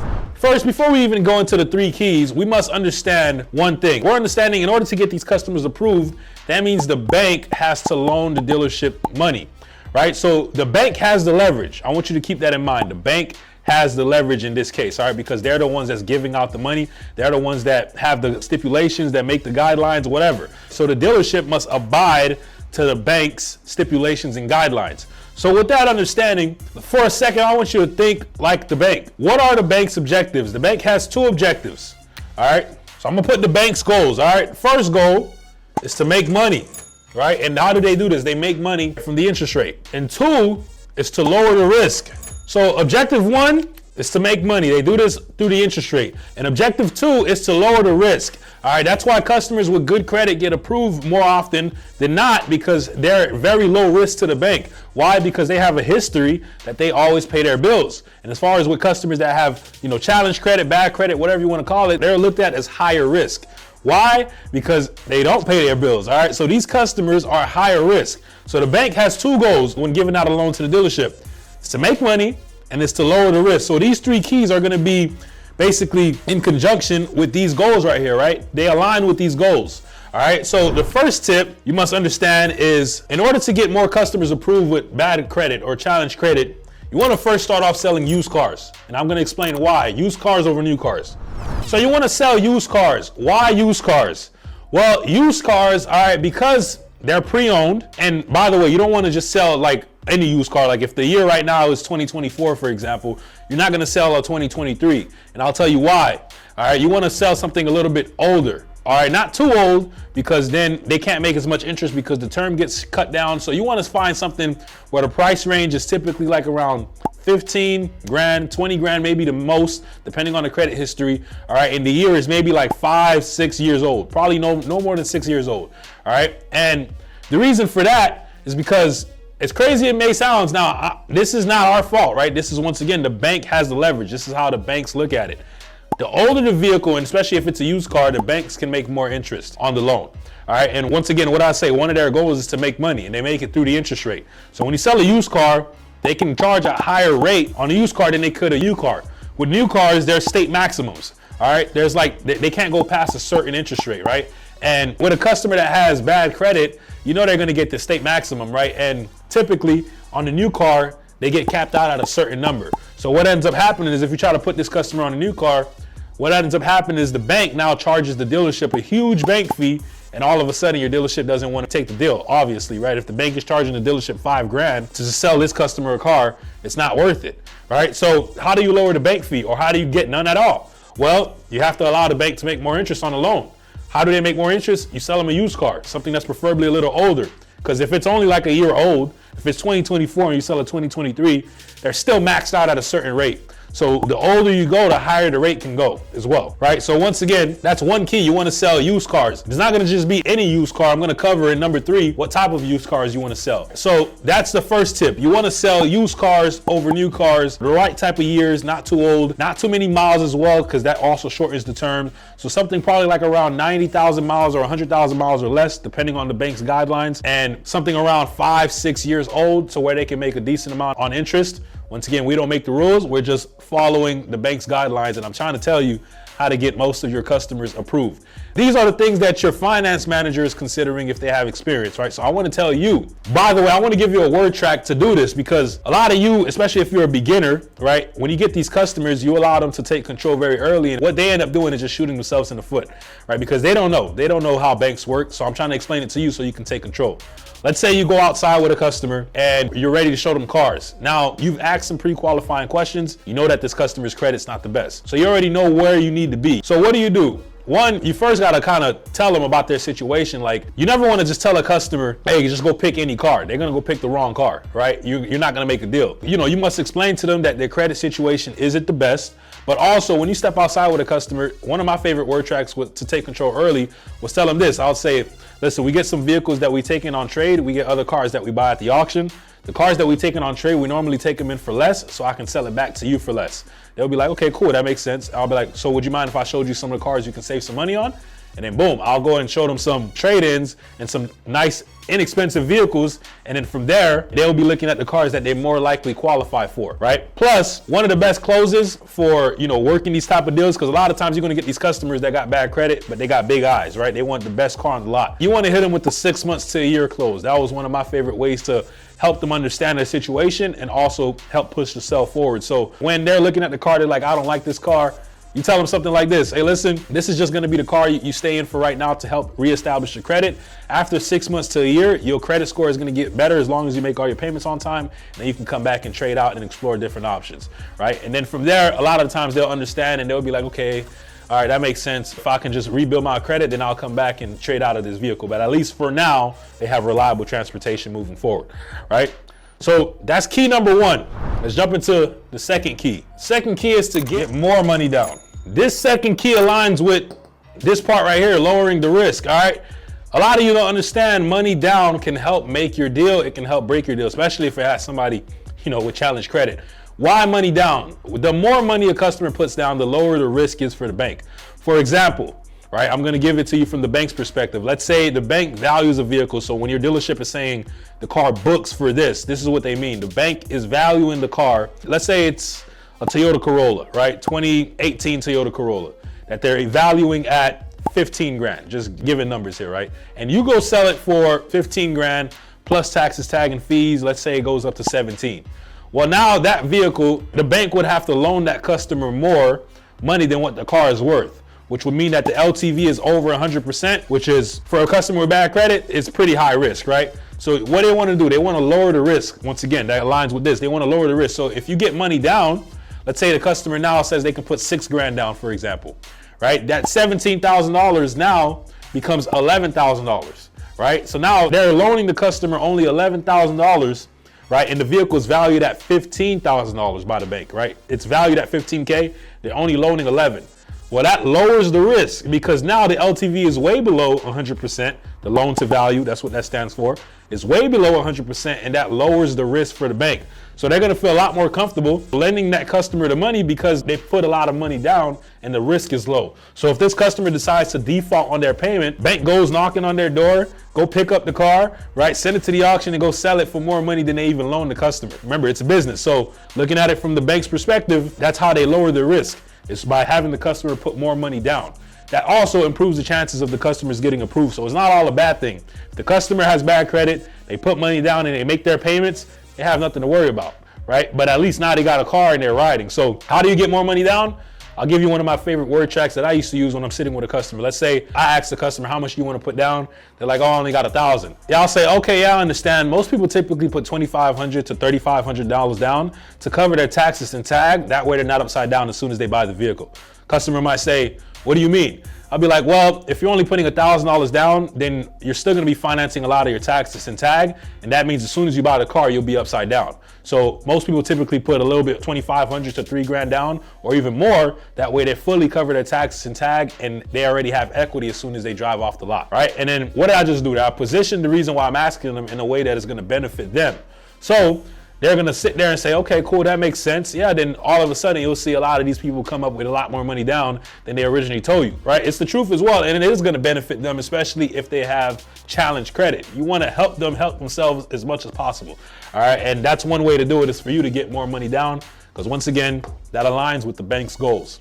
And the third tip is you wanna sell certified used cars. All right, so why do you want to sell a certified pre-owned vehicle instead of just a regular vehicle? Especially if you work at a franchise dealership. Like for me, for example, I worked at Toyota, but let's say you worked at Honda, right? You want to sell certified pre-owned vehicles and not regular vehicles because that aligns with this goal here. It lowers the risk for the bank. And how does it lower it? When you sell a certified pre-owned vehicle, now the bank knows that the vehicle is covered by the manufacturer. So that's why I said you don't want to go too old, because for Toyota, you can't certify a vehicle that's older than 6 years and that has more than 85,000 miles, right? So if you go over that, then the vehicle can't be certified. But if you can certify a vehicle, if you can find this customer a certified pre-owned vehicle, right? One, if it's old enough, let's say it's 5 years old and let's say it has 80,000 miles, I can still certify that vehicle with Toyota. It's old enough for them to make a decent amount of interest, which aligns with this as well. So they can help make more money. Plus it's gonna help lower the risk. Because certified pre-owns, the bank knows that that vehicle is covered straight by the manufacturer. So let's say customers driving the car, 7 months later, something happens with the transmission has issues, right? If this vehicle wasn't certified, it probably wouldn't have any warranty or any guarantee or any way for the customer to, fix that issue that they now have. So what ends up happening is that customer just decides to not make the payments anymore and they default on their loan. And that hurts the bank. If the customer is not paying their money that they owe to the bank, it's gonna hurt the bank. The objective is not to lose money, the objective is to make money. So if the vehicle is certified, they know that now that customer has insurance on that car, straight from the manufacturer. If the transmission goes out, they take it straight to any franchise dealership, take it straight over there and they fix the vehicle for the customer at no cost or a very small deductible. So that protects the customers and that also lowers the risk for the bank, which aligns with their goals. Right, so that's another tip you want to follow if you want to get more of these customers approved. That's the 3 crucial tips, right? All of these tips here, you have to think about it. It aligns with the bank's goals. So anytime you're thinking of how you can get these customers approved, you got to understand who has the leverage. The bank has the leverage because they're the ones giving the money. So you must align everything that you're doing with the goals of the bank if you want them to approve it, because they ultimately have the last say if the customer is getting the car or not. Keep that in mind. That's how you get more customers approved as a car salesman, especially if they have bad credit, challenge credit, no credit, whatever you want to call it.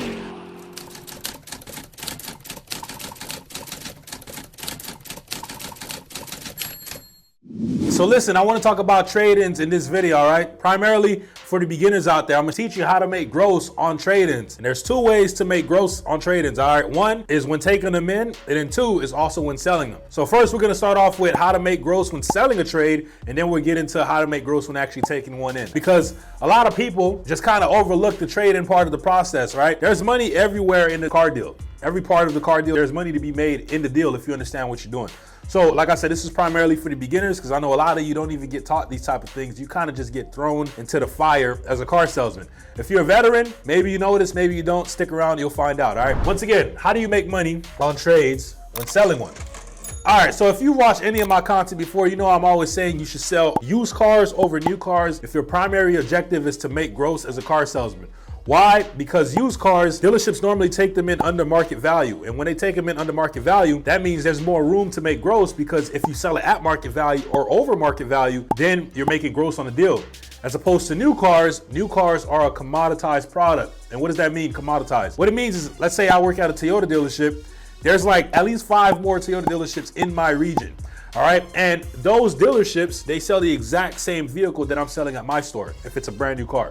If we all have a brand new Toyota Corolla, we all have the same product. So what do customers do? They call up this store, they call up that store, this store, that store, and they put all of us against each other and put us in a bidding war and see who's gonna give them the lower price. So once that happens, guess what? You on the other end as a car salesman, you don't make any money. So I always say sell used cars over new cars because there's just more room for negotiation. There's always something that differentiates your car from the other cars. It might look similar, maybe similar miles, but you never know the condition, you never know the history. No one knows, right? So used cars have much more leverage for negotiation for you to make gross on them.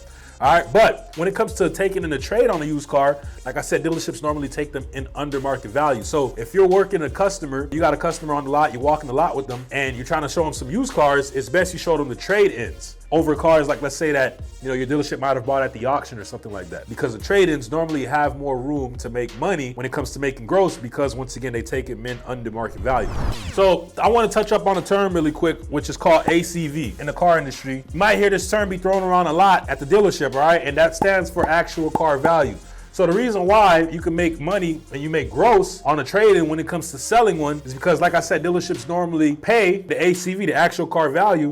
They normally pay less than whatever the vehicle's worth. So let's say you're taking in a vehicle on trade and it has a book value, so the bank is valuing the car at, let's say, 20 grand. Well, a dealership might pay 17, right? So if they're paying 17, then that means they took the car 3 grand under book, which means they own it, right?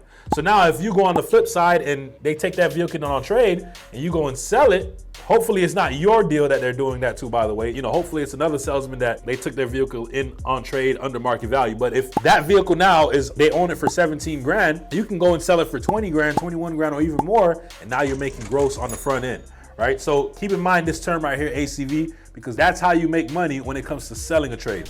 Now we're gonna go into how do you make gross when taking in a trade. A lot of you car salesmen don't know you can actually make money when taking in a trade. All right, so let's get into taking one in, all right? How do you make gross on a trade-in when taking one in? Keep in mind the term ACV. So let's say you're working a deal, you're working a customer has a 2020 Toyota Camry, brings it into the dealership says, hey, listen, we're gonna pay this customer 15 grand for the vehicle, right? The actual car value, how much money the dealership is actually paying for the vehicle. Let's say the ACV is 15 grand. If you were to show the customer more than 15 grand on a paper, you'd actually lose gross, all right? Because a lot of you may know this, you may know about over allowing on a trade, which actually takes gross away, right? So let's say they're trading in a vehicle and the ACV is 15 grand and they're buying a vehicle. The vehicle that they're buying, let's say, you know, you own it for 20 grand and the customer decides to pay 25 grand, just giving round numbers here, right? So you got the customer close at 25, right? And you own the vehicle for 20. So now you're sitting at 5 grand gross in the front. But now if you over allow on this ACV, so you tell the customer, hey, listen, so the dealership is paying 15 grand, but you tell the customer you're gonna give them 17, so you over allow 2 grand, that 5 grand front now becomes 3. So you take 2 grand away because you're over allowing.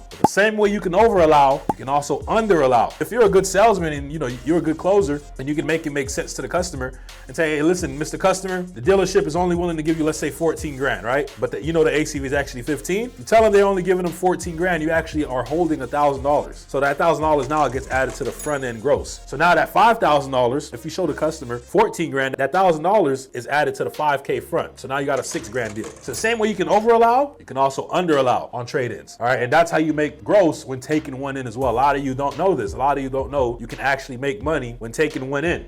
And one of the easiest ways to help a customer understand, I guess you can say, undervaluing the vehicle, you always hit them with the tax savings clause. That's one of the best ways to kind of overcome that, right? Like if a customer trades in a vehicle, they're getting tax savings. If they go and just sell it on the street, they don't get any tax savings, right? So whatever your state taxes is, you do, let's say for me, mine is Florida, let's say it was just 7%, right? I'll do 15K times 7%, it'll give me a certain number and I'll add that to the 14 grand that I told them. And I'll say, this is what we're really paying for your vehicle. That's a way to get some extra money on top of the trade to basically help increase the value of what your dealership is willing to pay for the vehicle.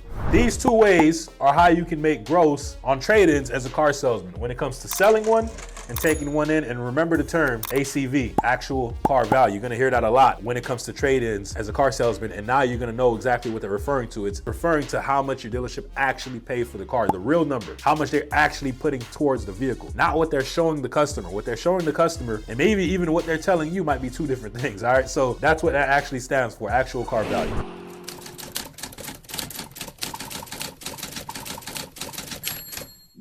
So I just wanted to make this quick video because I see this topic floating around, here and there, right? Whether it's in the community that I have, whether it's in the comment section, or whether it's just people seeing me on the day-to-day asking this question, or just having this idea that selling cars today is harder than it's ever been, right? Especially compared to the past, right? And I just want to share my thoughts, pretty much give you my answer and why, and what I think has changed in the industry, right? So is selling cars actually harder today? Well, let's evaluate that question, right? As a car salesman, you're pretty much evaluated on two spectrums essentially, right? One, for the most important spectrum, I think, is how many units are you currently pushing, right? When people see car salespeople, right, or when managers are evaluating a car salesman, they're looking at, for the most part, how many units have you pushed for the month, right? But that can kind of be skewed because there's certain guys that sell less cars than other guys, right? But they also hold more gross than them, so they make more money, right? So the second spectrum is, okay, how much gross are you, putting in the books, right? Like how much are you grossing per unit? What's your average commission per deal that you sell a car, right? So when you look at these two spectrums, I think the first one is pretty much the most important. So when people ask, hey, how did you do this month? They're normally asking you how many units you sold. They're not really asking you how much money you made, right? So typically I think selling cars, or, the unit spectrum, is the most important spectrum to evaluating car salespeople, right? That's the most common one that people are interested in. When your managers are looking at the board, a lot of the times they're not looking at, hey, this guy, he sold 5 less cars than this guy, but he, grossed 500 more per deal than this guy, right? So they're not really looking at that. They're looking more so at, like I said, the amount of units that you're pushing on a monthly basis, right? So with that understanding, is it harder to sell more cars today as opposed to, back in the day? My personal answer, and from my perspective, I think it's much easier today than it's ever been. Why? Because of the advent of the internet and social media, right? I think it's much easier to reach people, right? Because we all understand that car sales is not just a skills game, but it's also a numbers game, right? So the more people that you're seeing on a daily basis, the more people that know who you are and what you do, right? The more cars that you're going to sell, right? Because you're going to get more opportunities. So just think about it as compared from today as opposed to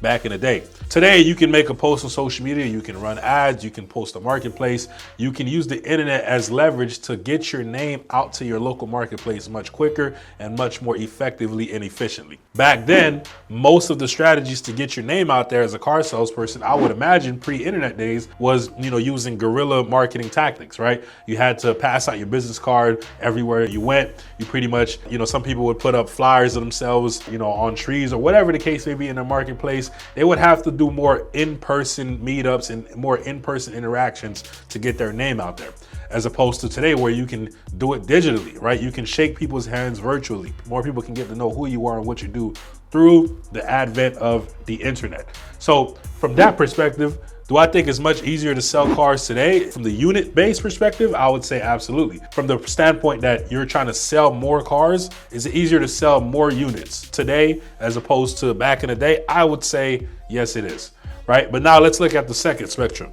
Talking about what's changed. I think what's changed is the customer's experience, right? Like the buyer's journey. Back then, most people would just go to dealerships. They'll probably hear a dealership make an ad on their radio, or you pop up on their television, or whatever the case may be. You might see a billboard in your local area, or you might see a newspaper, right? You probably still get those old people to this day, that they're coming in with the newspaper ads that they've seen. Well, those people today were like the 30, 40-year-olds that were, buying cars for their family back in the day, right? So that, I think, has changed, where now customers used to just come to the dealership, right? And they'll see an ad or they'll see some type of, marketing tactic, whatever the case may be. They'll walk into the dealership and then, they'd pretty much start looking for the vehicles then and there. And the salesman had more leverage to land them on some type of vehicle where, they can make more gross potential is pretty much the point that I'm making. I think what's changed is because of the customer's journey being that it's more transparent is the word that I'm looking for, right? It's a lot more transparent today as it was from yesterday.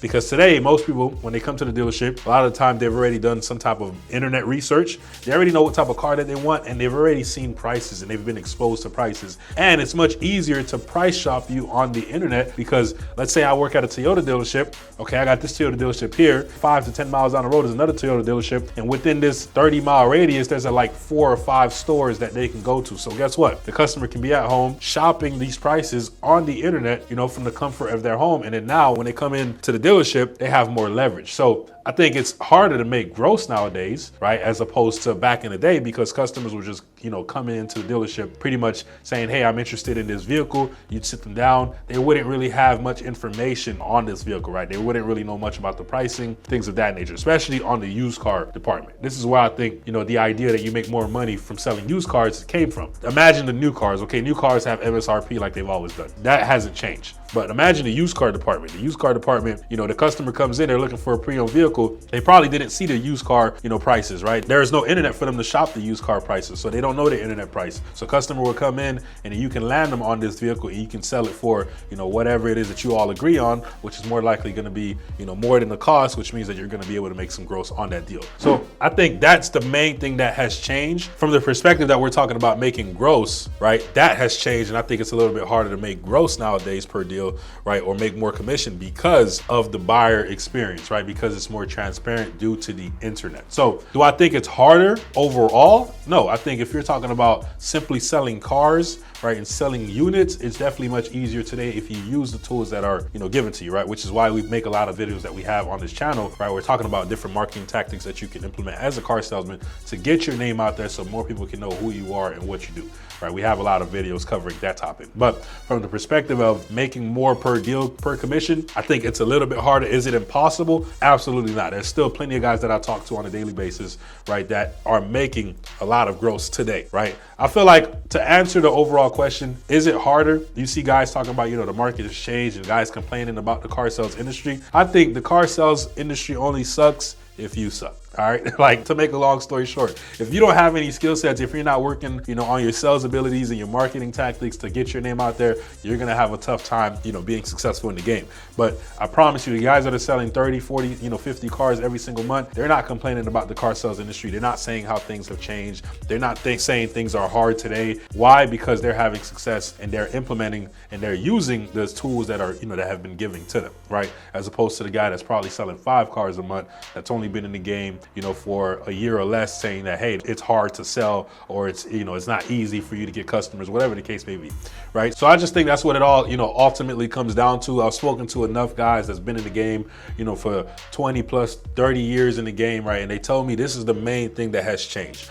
right? They say back then, it was definitely a little bit harder for you, to get a customer in front of you, but when you got the customer in front of you, you can make, more gross on that deal as opposed to today where, you can get guys like, take me for example, my first year in the industry, I made $150,000, right? And I did that at the age of 20. Why? Because I use social media. So new guys can come in and they can automatically start becoming that 20 to 30 car guy as opposed to back then, right? Back then, most of the tactics that people use were, like I said, outside the store, guerrilla marketing, or you just literally stood outside waiting for ups to come in. This is where the idea of, the up bus or the idea of waiting for ups, has come from, right? It's because guys back then, they would use these tactics and they would do fairly decent. They can sell, 10 to 20 cars a month waiting on ups. But now you get that trickling over to today where people are still using these exact same tactics as a car salesman. And where are they getting it from? Well, they're probably getting it from their managers that used to sell cars, right? Back 20, 30 years ago when the up bus was actually, very active, right? But nowadays things have changed. Like I said, most people nowadays, they start the process online. They're not just coming into the dealership blindly looking, for assistance, looking for a salesman to help. By the time they come in, a lot of times they already know the car that they want, they know the price range, and they probably already know who who they're coming to see because they've already spoken to somebody prior to, to coming into the dealership, right? So this is the main thing that I think has changed. And this is where most people can conflate that for saying, hey, it's harder today. But I don't think that it's really just harder today. I think they're just not using the tools that they could be using to actually generate success in this game.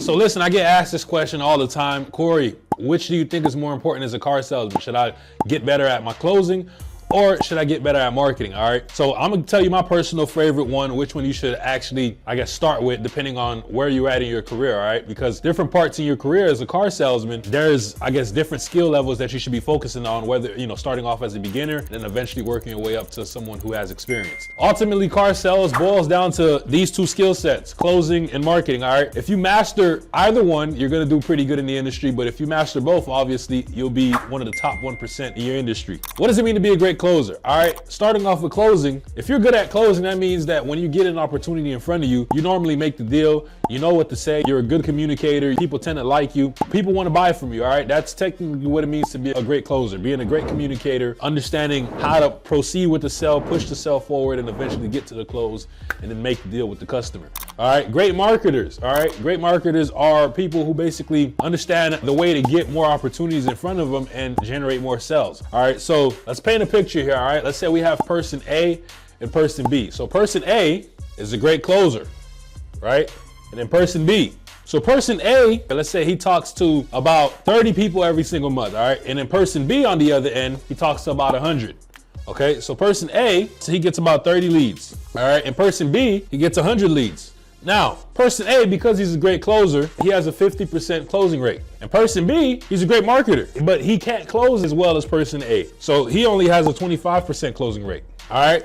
This is a scenario we're gonna use here because great closers typically are not the best at marketing, right? So meaning these are the people that normally you see that they're waiting on ups at the dealership. They're taking phone pops and internet leads and they're not really creating their own opportunities, right? But person B, the marketer, he's not really the best at, closing deals, but he understands how to get as much people in front of him as possible. Now, when you're first starting off in your career as a car salesman, I like to say focus on being a great marketer over being a great closer. And I'll tell you a little story about me and why I believe this is true, because this is exactly what it was, right? I got into the car industry at only 19 years old. And when I was 19 years old, obviously, I didn't have any previous experience. I didn't know nothing about selling cars. So I couldn't have been a great closer. I was not a great closer by any means, right? I eventually grew into be one and actually improved on my skill set. But starting off, I wasn't good at closing. So my closing rate was probably 25%, maybe less, who knows? But one thing I did have was I understood marketing.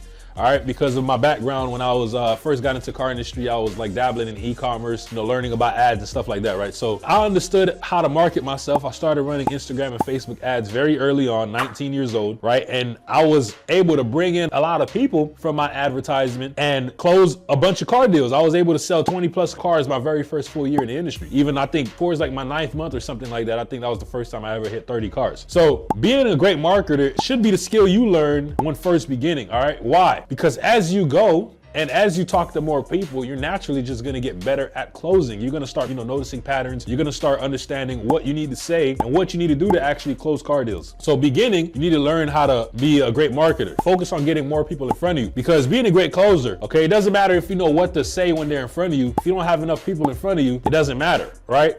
So as you go, I believe you should then start working on your closing skills to then become the perfect car salesman, right? Because now you have your marketing intact and then now you're working on improving your closing skills, and that's how you truly become the top 1%, right? But let's go back to this example here, right? So person A, 50% closing rate. He only talks to 30 people a month, right? He's a 15 car hand, all right?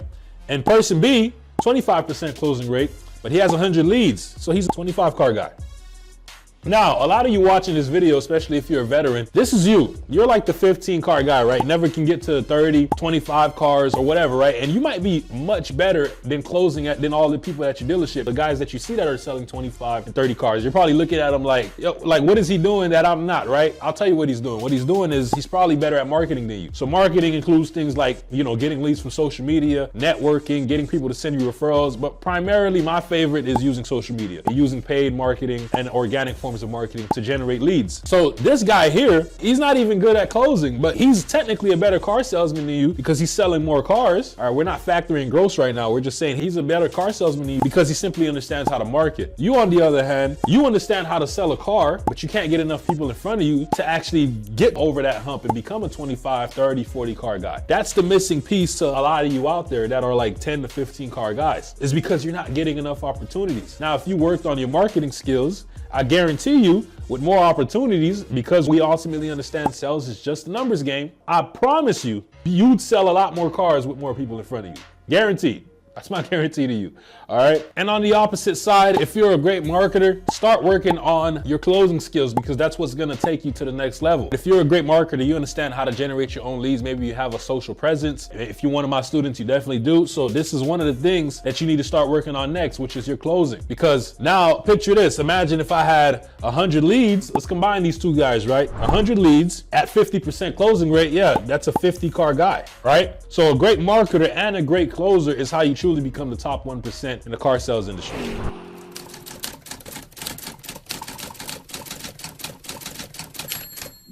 So listen, I want to go over how you as a car salesman can sell a car every single day of the month. All right, every day that you go to work, you're selling a car, all right? And I want to cover how you can do so. As a car salesman, I've sold over 30 cars plenty of times. My best month ever selling cars, I did 42 cars. And also I made over 30 grand as a car salesman. I got the pay stubs. I've showed it to you numerous times. But as a car salesman, selling a car every single day is no small feat, all right? It is a challenge. And in order for you to accomplish this challenge, you must have a plan. And that's the issue with most car salesmen today. Most of you guys, you go to work, all right, and you just go with no plan and you're expecting to make a car deal. When you get up in the morning, you don't even have appointments lined up. You go to work and you're just hoping, right? There's too much hope in the equation for you to be successful. If you go to work and you don't have a plan on how you're gonna be able to sell a car, then 9 times out of 10, you're probably not gonna sell a car, right? If you wanna sell a car a day, which is basically 30 plus cars a month, then you must have a plan. There's a reason why the average car salesman only sells 9 cars a month, right? Which is less than a car every 3 days, right? So for you to sell a car every single day, it will be a challenge. It's not gonna be something that, you know, anyone can do, because if anyone can do it, then people would have did it already. No one would settle for just 9 cars on average, right? So I wanna go over how you can accomplish this. And I wanna basically go down, you know, give you the math on how possible this is, right? Because let's say if you wanna sell 30 cars a month, first things first, before you can sell a car, you must have appointments, right? Or you need to have a reliable source of lead generation, right? If your only sources are directly linked to the dealership, so if you're taking ups, if you're taking walk-ins, if you're taking phone pops, and that's your only source of lead generation, it's gonna be very hard for you to consistently put up 30 plus cars a month. Why? Because those sources are not in your control. You don't have any control over how many ups come through the day, how many phone pops, or how many internet leads. If you don't have any control, then you can't predict it. If you can't predict it, it makes it unpredictable, right? If it's unpredictable, it makes it unreliable, which overall, the whole equation is very inconsistent. So there's a reason why a lot of you probably fluctuate in that 10 to 15 car range, maybe taking ups and you know, having these, you know, forms of lead sources, and when you try to scale, you really can't. It's because you cannot control the opportunities that you're getting in. You just take whatever the dealership is giving you, right? But if you want to sell a car every single day, you need to have appointments lined up, all right? Now, the average close rate in the car industry, I believe, is around 30%. Right? So 30% of deals get closed in the car industry. So if you want to sell 30 cars, a car a day in other words, at a 30% closing rate, then that means you need to be booking anywhere from 3 to 4 appointments per day. 3 to 4 appointments per day, you close one of them every single day. That's around a 33% closing rate, or somewhere around 25 to 33%, depending on, you know, whether you got 3 or 4 people showing up that day, and that can get you to 30 cars. Right? Now, a lot of you might be saying, whoa, 3 or 4 appointments, like, that's difficult. How do you do so? Well, once again, that's why I say you need a plan. There are plenty of ways you can generate that many appointments. One, you can do the old strategies that, you know, you've probably learned when you first got into the industry, or maybe your managers are telling you about, like going outside, passing your business card, things of that nature, right? Or maybe you can dial 100 people every single day, or 200 people every single day. You can make the dials and you'd be able to book about 3 or 4 appointments every single day. But over here on this channel, we're all about giving you higher leverage tasks, things that you can do that can get more done in less time. All right. And in today's day and age, with things like social media and the internet, there's plenty of better ways for you to be able to generate this many appointments so that way you can sell a car every single day. As a car salesman, there were plenty of days that I had 5 to 6 or even more appointments on a daily basis. And I was able to get them using social media, using Facebook and using Instagram, to run my marketing. I would make a lot of posts, I would get a lot of organic reach, and then I'll also combine that with ads, right? Which we got plenty of videos on this channel basically covering that, teaching you how to set ads up or even what type of content you need to be posting. But that strategy there was able to generate me tons of leads. And obviously this is not something that you can just do the first day and all of a sudden you're generating leads. This is something that you need to build up, right? The purpose of social media and the way I used it for me to build my brand. I was using it to build my personal brand. So when people came to the dealership, they already knew me. They already knew me by first name and already knew me by face. So building a brand is not something that you can do overnight. It's something that's gonna take a little bit of time, not a lot of time, right? Because to be honest with you, social media is much quicker, especially if you're using ads. Like these platforms are way quicker as far as getting you results than, these other strategies like going outside, shaking hands, or going, making a bunch of dials every single day, right? Like these strategies, not only do they work quicker, but they're much higher leveraged, all right? So you can get a lot more done in less time. And I'll give you an example. In order for you to generate 3 to 4 appointments every single day, let's say if you were picking up the phone and dialing 100 to 200 people a day, that means you would have to make those phone calls repetitively, okay? You would have to consistently keep making 100 to 200 calls every single day in order for you to generate 3 to 4 appointments. The beauty with social media is, yes, it's something that you need to build up, and the beauty with building a brand, right? It's something that you need to establish. But once it's established, there's a compound effect with it, right? Because take me, for example, I made an ad. I had this one ad be blasted across thousands of people in my local area, and people were starting to now come to see me directly from this one video. I didn't need to continuously make a new video every single day in order to generate leads. Obviously, I was posting my content, but I'm talking about what actually was getting me the leads was through the advertising that I made. And I only needed to make one ad at a time, right? I'll probably make one ad every 3 months, all right? And these ads were responsible for generating me hundreds, if not thousands of leads in the span of a couple months, right? So social media in itself is definitely a much higher leverage task. And if you want to be able to generate 3 to 4 appointments per day at a 30% closing rate, in order for you to sell a car a day, I definitely believe this is by far the best strategy that you can use. Now, if you have a higher closing rate than 30%, let's say you're at 50%, then you don't even need to be generating this many appointments. You only need to be doing it anywhere from 2 to 3 a day, right? So the better you are as a closer, the more skilled you are in that aspect, then ultimately the more cars you can sell, and also the less appointments you have to book if your closing rate is super high. If you want to truly sell a car every single day, then you must understand that as a car salesman, you have your own business within a bigger business. So you need to start building your business. In other words, you need to start building your personal brand. That way you can generate your own opportunities, all right? Because there's only so much that you're gonna get from the dealership. And if you wanna scale, and if you wanna sell 30 cars a month, in other words, a car every single day, you need to have a system and a strategy to generate you more opportunities, more consistently and more predictably. And by far the best way that I've found and what's worked for me is social media. And it can certainly help you sell a car every single day.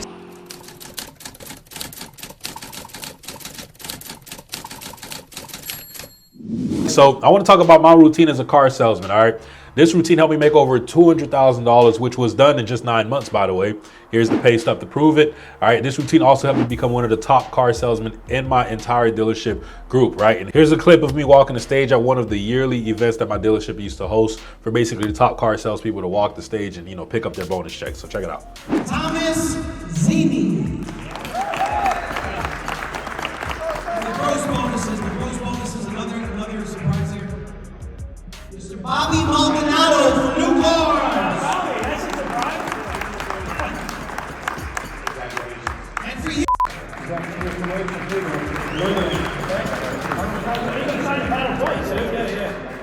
Okay. Now we're here. So a lot of you watching this maybe just got started in the car industry and you don't have a routine, right? You don't have any structure, so you can follow or at least model your day to look something similar to what we're about to go over. And please note that every single day is not going to be the exact same. You're not going to do the exact same activities every single day, right? There are going to be some uncontrollable variables that are going to come into your day. Maybe you have to go to a meeting or whatever the case may be. Maybe your dealership is hosting some type of event. I don't know, right? But at least for the time that you do have in your control, right? This routine should help you out. So personally, I think it's it's important to have some type of routine or, structure when you're going into work, right? AKA having a plan, right? Because if you don't have a plan, if you don't have any type of routine or structure, if you're going to work as a car salesman, then, you're just going to end up being caught up in distractions and things that just don't produce income, right? And I want to talk about this routine that pretty much helped me, like I said, make over $200,000, right? So the routine pretty much begins before you even get into work. And this is optional, but I highly encourage, if you are able, to do this, that you actually do it,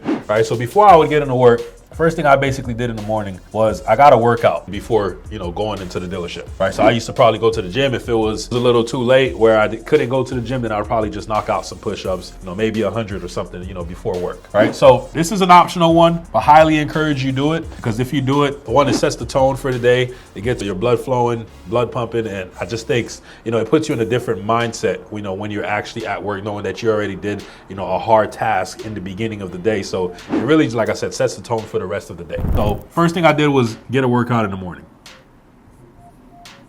Next, is the obvious thing, right? Is basically get something to eat, right? So replenish yourself, get something to eat. And this is, like I said, all pretty much done right before I get into the dealership. And by the time I'm into the dealership, it's usually like around 7:45, like 8 a.m. in the morning, right? So I'll probably wake up somewhere around 5 or 6 or whatever the case may be, get the workout, get something to eat, and then I'll start heading over to work. Now let's talk about what you actually do when you get into work. First thing I always did when I got into work was I would drive, AKA, or walk the lot, right? I used to basically get in my car and I would just drive the lot, and then I would get out of my car if I seen, a hot vehicle, whatever the case may be, maybe something we just taken on trade, take some pictures of that car, post it on my Instagram story. That was basically the first thing that I did every morning, drive/walk the lot.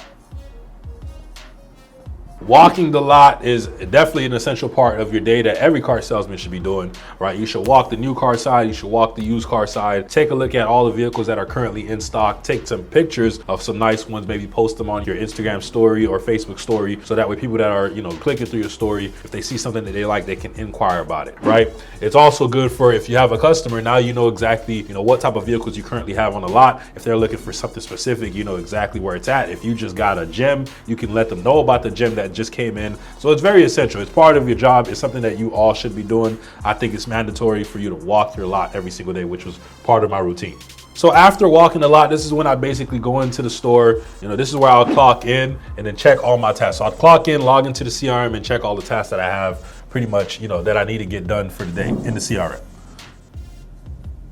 So I log into the CRM, take a look at all the tasks that I need to get done for the day, right? Whether it's new leads that might come in, whether it's follow-ups, or whatever the case may be. And this is when I basically just see what the day, is scheduled to look like, right? After checking tasks, the next thing that I would do is basically confirm appointments, right? Confirm any appointments that I've, pretty much set in prior days, making sure that the customers are still going to be showing up. So I'd probably give them a text or shoot them a call. And all this is done super early, right? So right now, if we've pretty much walked the lot, we've clocked in and checked tasks, we're probably like 20 minutes into the day, I would say, maybe 15, 20 minutes. So we're talking around 8:15, maybe 8:20, somewhere around there. Or maybe even a little early if I came in like around 7:45. So like I said, yeah, I'd probably just call or text the customer just saying, hey, just got into the office, just wanted to confirm our 10 a.m. appointment for today, right? Something along those lines. If I couldn't get them over the call, I'll just shoot them a text and then wait for them to respond, right? After confirming appointments, this is when I'd pretty much get into, content creation.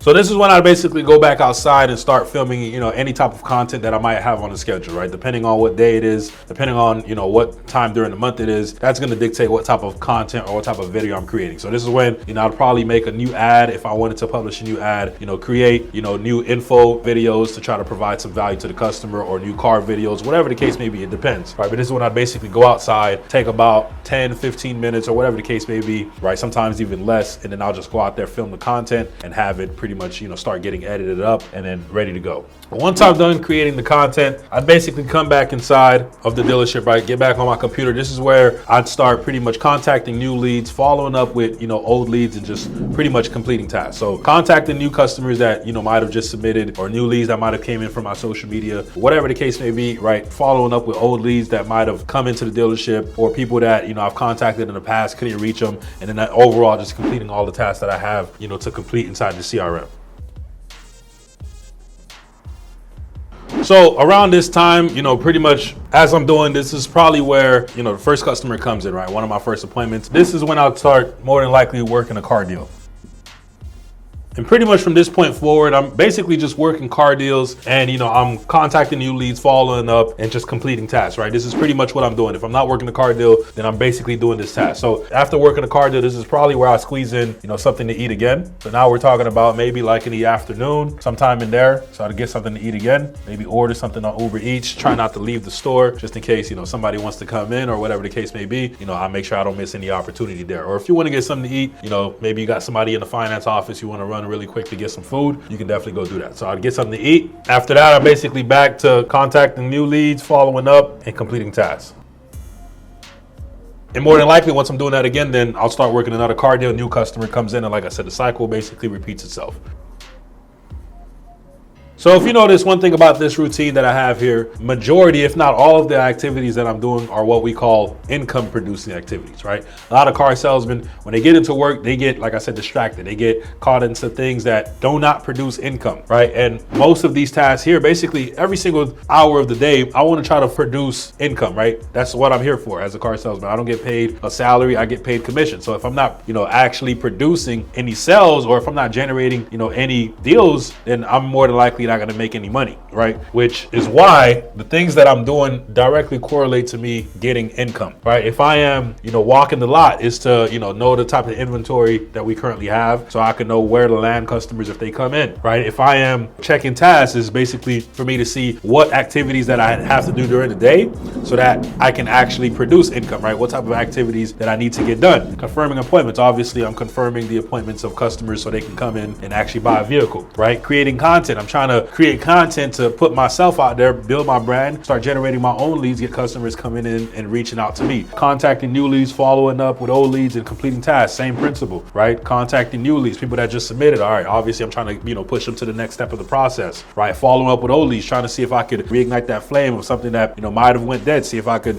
you know, bring it back to life, right? Working the car deals, obviously that's the best thing you can be doing. That's what we're getting paid for, right? Working car deals, closing deals. And then, like I said, the cycle pretty much repeats itself. So if you're a beginner in the game, if you're somebody, you know, that doesn't have much of a routine, much of a structure, I would say try to model your day to something like this, right? Try to focus on doing activities that produce income. Now, one thing about it is every single day is not going to look the same, right? There's certain times during the day where, you know, I might get called into a meeting, whatever the case may be, right? Obviously, these are the uncontrollables. My job is to focus on the time that I do have that I can control and make sure that I'm actually producing income. Am I saying that you shouldn't talk to, you know, any of your friends at work? No, I'm not saying that at all. But at least 90 to 95% of your day while you're at work, you need to be focusing on doing income producing activities and actually working.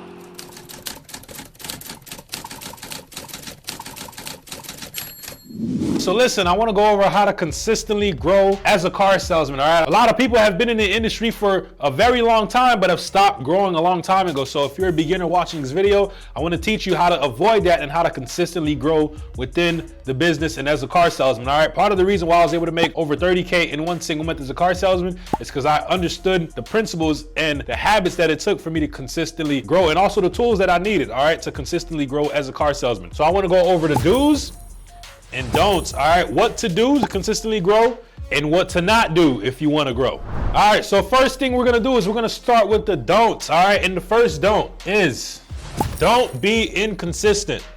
Listen, this is a game of consistency, all right? And the main thing that kills most guys from growing is that they're inconsistent. They'll do a little bit here and they'll stop. Then they'll do a little bit again. Listen, you'll never grow if you're inconsistent with something, all right? If you want to continuously keep growing, you must be consistent at whatever it is that you do. If you have a plant and you want to grow the plant, then you must consistently water the plant in order for that seed to sprout and grow. All right, it's the same thing as a car salesman. All right, you got to understand, especially if you're starting from zero, you have nothing. All right, and if you want to grow, then you have to consistently make inputs. Those inputs create outputs, and those outputs are basically sales. All right, if you want to consistently grow as a car salesman, you must be consistent. That's the whole word, consistent. Right? You want to consistently grow, then you cannot be inconsistent if you want to grow as a car salesman. All right, we're going to get into the second don't. All right, the second don't is you don't want to rely on the dealership, and I'll explain what I mean by that. Don't rely on the dealership, all right? This is by far the biggest mistake most car salesmen make if they want to grow. All right, and what do I mean by relying on the dealership? Like, don't be relying on ups, phone pops, or internet leads, or BDC to give you leads, whatever the case may be. You certainly don't want to rely on us. If this is your entire lead flow, which is just strictly coming from the dealership, so all your sources lead back to the dealership, then you'll never grow. And I'll explain why. The reason why you'll eventually plateau, unless you're a house mouse and they just give you everything, but 99% of you guys watching this are not. You won't grow because the dealership is dictating what you're getting, okay? Especially if let's say you're waiting for ups and there's like 10 other salesmen that you have to share those ups with. There's only a certain amount of ups that come in per day, and you certainly can't take them all right? You have to share them with other people. Same thing with phone pops, same thing with internet leads. They're not your own sources, okay? So you cannot grow something that you have no control over, something you cannot influence. You can't go and tell your dealership manager or whatever, hey, go spend more money on advertising so we can get more customers in so I can make more sales, right? You can't do that because it's not yours and you're relying on them. The more you rely on them, the harder it is for you to grow because you're eventually going to get to a point where you get stuck and you can't get past a certain plateau. All right. So if you want to grow, then you certainly cannot rely on the dealership. And this is by far the biggest reason why most car salesmen get stuck where they're currently at and can't seem to get past, a certain barrier, is because they're relying on the dealership. And that's the path most of you guys take. And it's because you come in as a car salesman looking at this as a job, instead of looking at it like your own business. I always say as a car salesman, you have your own business within a business, okay? So if you look at it as a business, then you wouldn't be waiting for opportunities, which is relying on a dealership. You'd be trying to create your own. And a lot of you look at it as just a job and you think the dealership is supposed to supply you with everything. They already supply you with enough. They supply you with the inventory. The least you can do is at least try to generate your own leads and sales, especially if you want to grow. And the third don't, and this is going to resonate with a lot of you, all right, is you don't want to get stuck in old ways. And I'll explain what I mean. All right, listen, this is probably the second killer for most of you guys growing, is you get stuck in old ways. And I'll give you a very easy example. A lot of you guys get into the industry and you probably might not know much about the industry, right? So you start asking guys like your managers, hey, listen, how can I make more sales? How can I generate more customers? How can I grow, right? Keyword in this whole thing. How can I grow and how can I basically do more, right? And a lot of your managers are older, so they've probably been in the game 10 plus, 15, 20 years, right? So what they're gonna do, they're gonna recommend to you that you do the things that they did when they were on the floor and that worked for them. Not saying that those strategies don't work, all right? But things change, the way we do business changes. You must learn to become adaptable, all right? If you're stuck in old ways, right? Like for example, they like, hey, listen, just pick up the phone and start dialing. Obviously, picking up the phone works, right? But nowadays we have things like social media where you can actually advertise yourself to hundreds of people at one time instead of picking up the phone and talking to someone one by one. Not only is that time consuming, but it's not as efficient as working on social media. So if you're gonna be one of those guys that just get stuck in old ways, it's gonna be damn near impossible for you to grow. So don't get stuck in old ways, all right? If you wanna grow, this is a do not. This is a don't. Do not do this, all right? These 3 reasons here are why most car salesmen get stuck and why they cannot consistently grow as a car salesman, all right? So now we've covered the don'ts. We're gonna get into the do's. So what do you actually wanna do if you wanna consistently grow as a car salesman? Let's get into it. First thing you wanna do is you wanna keep momentum going. You wanna always keep momentum going, all right? This is a game of momentum. The minute you start building momentum, the great thing with car sales is that it seems to just always keep going. As long as you keep your foot on the gas, as long as you never stop, all right? And yes, you can take breaks here and there, but it's the buildup that I'm talking about. The buildup is what matters. The minute you start gaining momentum, you must keep it going, all right? This is a game, again, of momentum. So the minute you start gaining traction, you're being consistent. So doing the opposite of being inconsistent, let's say you're posting on social media, you're starting to get traction, you're starting to get followers, you're starting to get likes, more people are knowing what you're doing, you're running ads, you're getting people reaching out to you, things of that nature. You want to keep that going. When you get to that barrier, you got to keep your foot on the gas. This is a game of momentum because once you start rising, this thing seems to keep going and keep going and keep going. This is the beauty with sales. Once you start gaining that traction, it just never stops. And you must keep momentum going, all right, if you want to consistently grow as a car salesman. That's key to this whole thing, which is speed. You must be quick, you must keep going, you must keep momentum flowing, all right? And we're rhyming accidentally, but that's what you gotta do. All right, so the second do, which is by far the reason why, all right, the most important reason why I was able to make over 30K in one single month,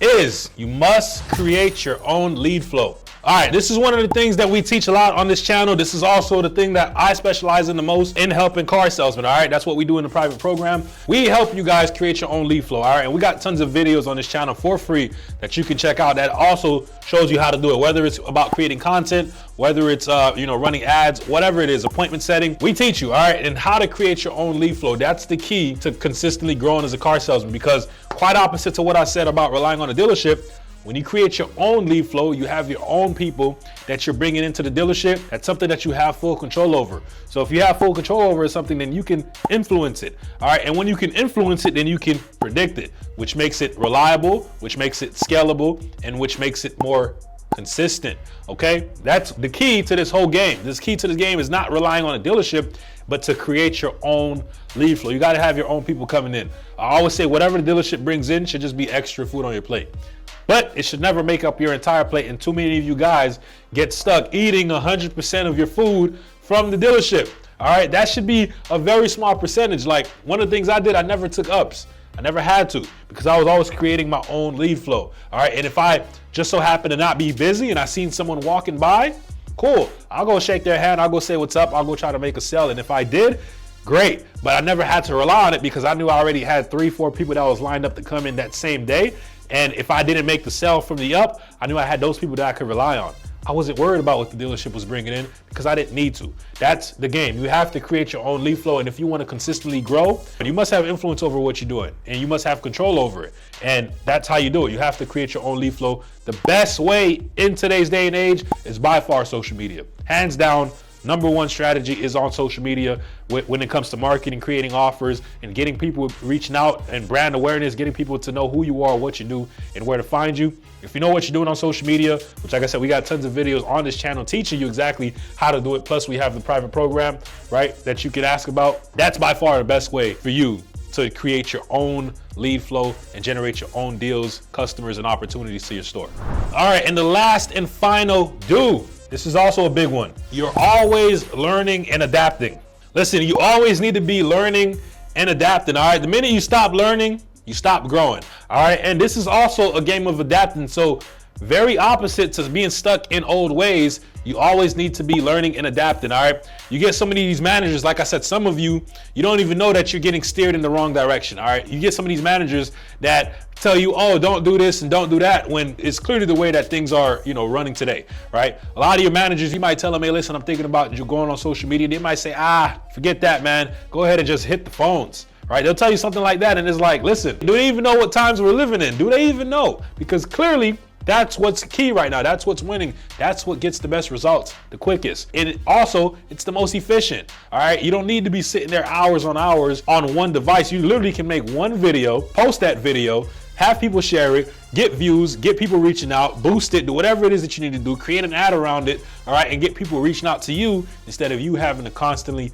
hunt them down. All right. So you always need to be learning and adapting. The people who are going to be successful in business the longest are going to be the most adaptable. All right. So things are always changing. You need to always be adapting, finding new strategies, new ways to generate business, new systems, whatever it is, right? You always need to be learning and adapting. So don't get stuck in old ways. All right. Don't get left behind. Always be ahead of the curve by learning and consistently adapting. So these are the do's and don'ts. All right. If you want to consistently grow as a car salesman.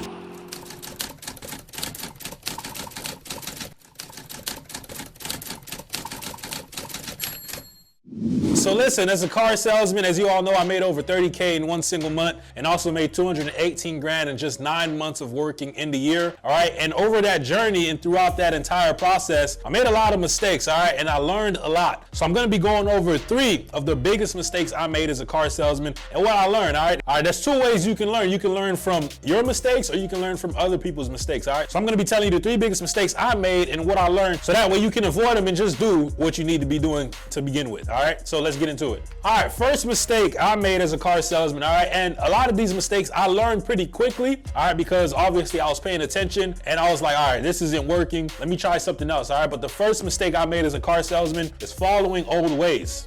You know, one of the biggest mistakes that most people seem to make, and you know, I definitely fell down the same rabbit hole. When I first started in the car business, I was only 19 years old, all right? And I think I've told the story before, but I'll quickly touch up on it. I started at 19, I got into the industry, I looked around and I seen a bunch of guys that have been selling cars for, you know, 10 plus years, making all this money, selling all these cars. And when I asked them, you know, what to do, how can I get like you, how can I get results like that? A lot of them started telling me things that worked for them, right? When they first got started. Or even when I would ask my managers that are, you know, now behind the desk, but you know, obviously most managers, they started on the floor first, all right, but they probably were selling cars 15, 20 plus years ago. And I would ask them like, hey, how can I, you know, get to 20, 30 plus cars every single month? And they will tell me the old strategies, right? They'll be like, go outside, go meet people, right? Go hand out business cards, go post flyers, right? Or pick up the phone and just get an old list of people that bought cars and, you know, try to get them over the phone. These things work. Don't get it twisted. These things do work well, right? But you must understand, in business, things are constantly changing and constantly evolving, all right? And nowadays, we live in an internet-based reality, all right? There's social media nowadays. There's different strategies and different ways to be more effective and be more efficient when it comes to acquiring customers and getting people through the door, all right? I was just having a conversation today with one of my students, all right, that is in the private program that we have, and he was telling me how, you know, he's getting great success with the program. He's getting all these customers coming in, he's selling cars, all right, and his task and his CRM are not starting to pile up because he doesn't have time to do the task in the CRM because he's focused on his social media that's generating him customers, people coming in and buying cars from him. And his managers are like, hey, listen, we see that, you know, your tasks are kind of up there. He's like, listen, I don't have time for the task anymore, right? Because now I'm focusing on social media. And what are the tasks? They want you to, you know, make phone calls to people that might have just came from service, try to see if you can get them to trade out of a vehicle. They want you to sit at the computer and make phone calls all day, right? A lot of managers are stuck in old ways. And once again, this is no bad, I'm not bashing those strategies because they do work. But if there's ways to be more efficient and more effectively and help you maximize your time better at the dealership, then why wouldn't you be doing that? And if you know how to master social media, you getting customers through social media is by far more effective and more efficient. Think about this, instead of being on the phone for 4 or 5 hours every single day, making 100 phone calls a day, if you can make one piece of content and promote it out there and get customers reaching out to you, instead of you having to dial them up and reaching out to them, what's more efficient? What's more effective? You tell me. Obviously the social media angle, right? And that's what the guy is doing, right? And his managers are like, listen, your tasks are getting up there, and he just doesn't have time to balance the two, all right? And that's the point, all right? One of the biggest mistakes you can make is being stuck in old ways. You can still do the old strategies, but things are constantly changing. You must be adaptable. The most adaptable is always gonna be the person who survives the longest, all right? So if things are constantly moving and more customers are going towards social media and it's easy to get business from this angle, then you need to be focused on this angle more so in the old ways, all right? And that was one of the biggest mistakes I made when I got into the industry. I was one of those guys that listened to the managers and the people that was selling cars 20 years ago, 15 years ago, 10 years ago, and they were telling me to do these strategies that were just a little outdated, all right? They still worked, but they're just a little outdated, and there was by far better ways to acquire customers, leads, make sales than the ways that they were telling me, all right? So first mistake is following old ways. So now we're gonna get into the second biggest mistake I made as a car salesman and what I learned, all right? And that's going to be staying ignorant. Okay, for those of you who don't know what ignorant means, it simply means to not know, all right? It simply means you don't know something. When you don't know something, you're ignorant to it, all right?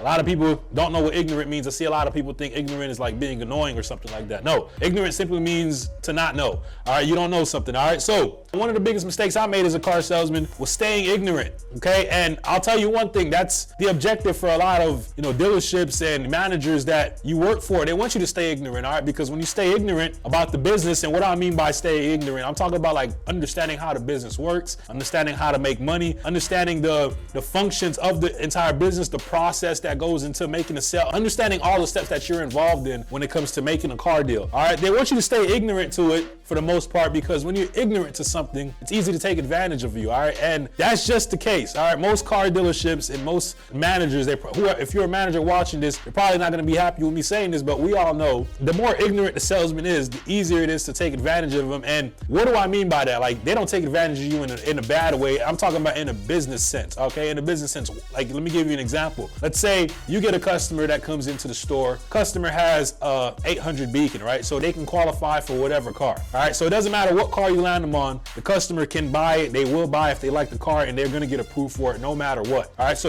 let's say you're a salesman, and you're ignorant. You don't know much, right? Let's say you just started in the business. You don't really know how this game works. You don't know the details when it comes to making a car deal. You don't know much. All right, you get this customer. Customer has an 800 credit score. You up them on the lot. You bring them inside to your manager, and you tell your manager, hey, listen, find me a car for this customer. He's looking for XYZ. You give him kind of like, you know, the parameters of what the customer wants, a general idea, and the manager goes and he looks for a car. So now the manager sees two cars. They see a car that's a trade-in, right? A trade-in that you can make for the same price, by the way. Let's say the customer wants an SUV. You have two SUVs. Both of them can be sold for $25,000, let's just say, right? One vehicle is a trade-in and the other one is a car that they bought at the auction. So the dealership, they bought at the auction and it's been sitting on the lot for 90 plus days, right? So it's an old age unit, all right? The trade-in, if you sell it for $25,000, you can make a 5K front end, let's just say, right? Let's say they own it for 20. And the car that they bought at the auction, it's been sitting for 90 days. If you sell it for $25,000, they own it for $26,000, you make a negative deal on it. Well, guess what? If you're an ignorant car salesman and you don't know how this game works, you don't know anything, guess what car the manager's gonna tell you to go sell, right? They're gonna probably tell you to go sell a car that's been sitting for 90 days because they need to get that car up out of there. That car needs to go, right? They're probably getting flack from the GM for sitting so long on the lot. So they're gonna tell you, Mr. Ignorant Car Salesman or Mrs. Ignorant Car Salesman, to go sell that car that's been sitting for 90 plus days. And you just think you're making a car sale, but at the same time, you could have made 5K in the front if you knew better, but instead, because you're ignorant, you go ahead and make a negative deal. You make a mini commission on a car sale, and you don't even know what just happened, right? You don't even know anything because you're ignorant to it all, okay? So one of the biggest mistakes I made starting off was staying ignorant, and they encourage you to stay ignorant. You probably have heard this saying in the car industry, the less you know, the more money you make. You probably heard them say that. To a degree, sometimes if you have a manager with your best interests at heart, they're always going to lead you in the right direction. And sometimes a lot of car salesmen, they may think they know something, and in reality, they don't know yet. They think they know a lot, and they really don't. Right? So sometimes you can know too much for your own good, but at the same time, it's always best you understand everything that you're doing. All right. So that way you can know how to properly maneuver and work car deals the right way. All right. If you know what you're doing, it's going to be much harder for them to take advantage of you. For like an example, like I just gave, and staying ignorant definitely doesn't help you in the long run. You must know how you're making money. You must know how to make money. You must know the business overall. You must learn these things. So staying ignorant is not going to benefit you in any way. All right. So don't stay ignorant. That's one of the mistakes I made starting off, but I quickly learned. I started asking tons of questions. I paid attention. I learned a lot about the business. I learned how to, how money is made. I learned how gross is made. I learned all these factors and the intricacies of making a car deal, the nuances of this whole thing. I learned it all, and I was no longer ignorant. And it was really impossible for me to get taken advantage of because of that. All right, so let's jump into the third and biggest mistake that I see a lot of car salesmen make when they get into the industry. All right, and the third mistake is treating a business like a job. All right, the third mistake, and probably the biggest mistake of all these, is treating a business like a job. All right, I always say, as a car salesman, you have your own business within a business. Why? Because if you don't sell, you don't get paid. All right, most of us are paid 100% commission. That's what I was paid. All right, so it works the same as a business. If you don't make sales, you don't get paid. So you must understand you have your own business within a bigger business. All right, and most car salesmen, they just treat it like it's just a regular job. They clock in hours. They just show up when they're supposed to. They're not doing anything outside of the job, the basic requirements, and just treat it like it's just another regular job. They're working their hours, they make a sale, or they get customers when the dealership provides them customers, things like that. They don't look at it like a business. All right, as a car salesman, you have your own business within a business, so you must understand that makes you, by extension, a business owner. You're your own business owner. All right, and most guys I see that get in the car space, a lot of them, they sit around, they wait for opportunities to come to them. All right, and what do I mean by that? They're either waiting for ups, phone pops, internet leads, things of that nature, BDC to hand them something, whatever, right? They're waiting for opportunities to come to them instead of creating their own. Okay, you must understand that you have your own business within a business, and no successful business owner sits and waits for opportunities. They create opportunities, right? They create their own. So one of the biggest mistakes I made was coming in and just thinking it was just another regular job. That is by far not the case with this thing. All right, it's not just a regular job, it's a business. All right, so you must start understanding how to market. You must understand more so about sales. One of the biggest things is learning how to market, right? Learning how to market is gonna teach you how to generate your own opportunities. All right, the best way to do that, as you know, by the content that we make is through social media. Social media is by far the best way to market yourself, creating content, creating ads, organic, paid marketing, whatever it is that you wanna do, all right? Marketing yourself is gonna allow you to generate your own business, all right? That's gonna allow you to generate your own opportunities, all right? So you must understand that this is not just another job, this is a business within a bigger business, all right? That's definitely the third and biggest mistake. Most people, they just come and think it's just a job. They sit around, wait for ups and just think things are just gonna come to them, right? And most of those guys, they never last, or if they do last in the industry, they stay average forever, right? They never get to that level to where they're selling, 20, 30, 40 plus cars every single month, because those people that are selling that many cars, they understand that they have their own business and they don't sit and wait for opportunities. They create opportunities, all right? So if you wanna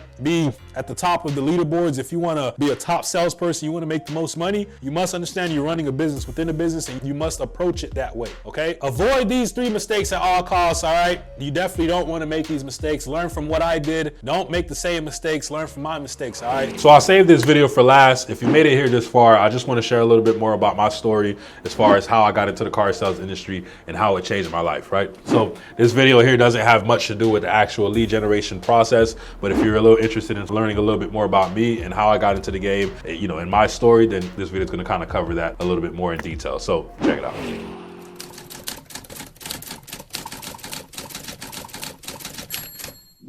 So I wanted to make this video to talk about, my experience as a car salesman, joining the car sales industry and how it overall changed my life, right? And this video might be good for you if you're thinking about getting into car sales. Maybe you're fresh out of high school, or you're contemplating whether, you should be in college or whatever the case may be, or maybe you just got started in the car sales industry and you're trying to see if it's something that could be beneficial for you, right? So I want to kind of talk about my story a little bit, my experience, how I got into car sales, and overall how it helped transform my life, for the better, I would like to say.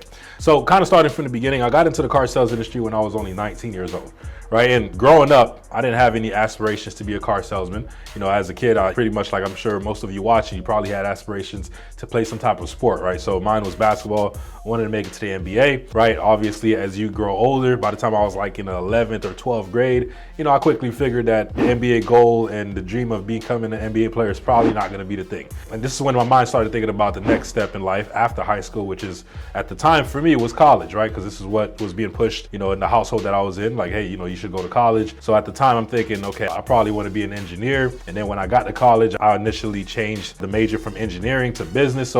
So right before I got to college, once I graduated high school, that summer, right after high school is actually when I got, my first initial job, right? And I didn't have any sales experience before I got to the car sales industry. My first job that I ever had was actually as a beach attendant. So that entire summer, I pretty much worked as a beach attendant, for a company where, we'd go on the beach. They pretty much set us up at this hotel that we would meet up every single day, and then we'd go and set the beach up for the residents that are booking a stay at that hotel, like a kind of a luxury hotel. So I did that pretty much for the entire summer. And throughout that summer, this is when, my interest in business started picking up, right? So I started trying to learn skills, especially towards the end of summer and close to when school was pretty much starting. And I think actually, if I remember correctly, close to when, I actually went to college for like that first semester, I started learning a lot about business. So this is where I got introduced to things such as e-commerce, right? So, creating an online store, that was pretty hot, a few years back. And then also things like social media marketing, right? SMMA. This is where I got introduced to these concepts. And this is where I got introduced to like the online world, right? Like the online marketing world. And I didn't know at the time, but the skills that I was learning along that process, right? And this is the very beginning, this is me at 18, almost 19 years old, right? So I had known absolutely nothing about business, never did anything about business. Nobody in my family ever had a business. So I did absolutely nothing. I'm learning from scratch. I'm learning all these concepts and, all of this new information, right? And I didn't know it at the time, but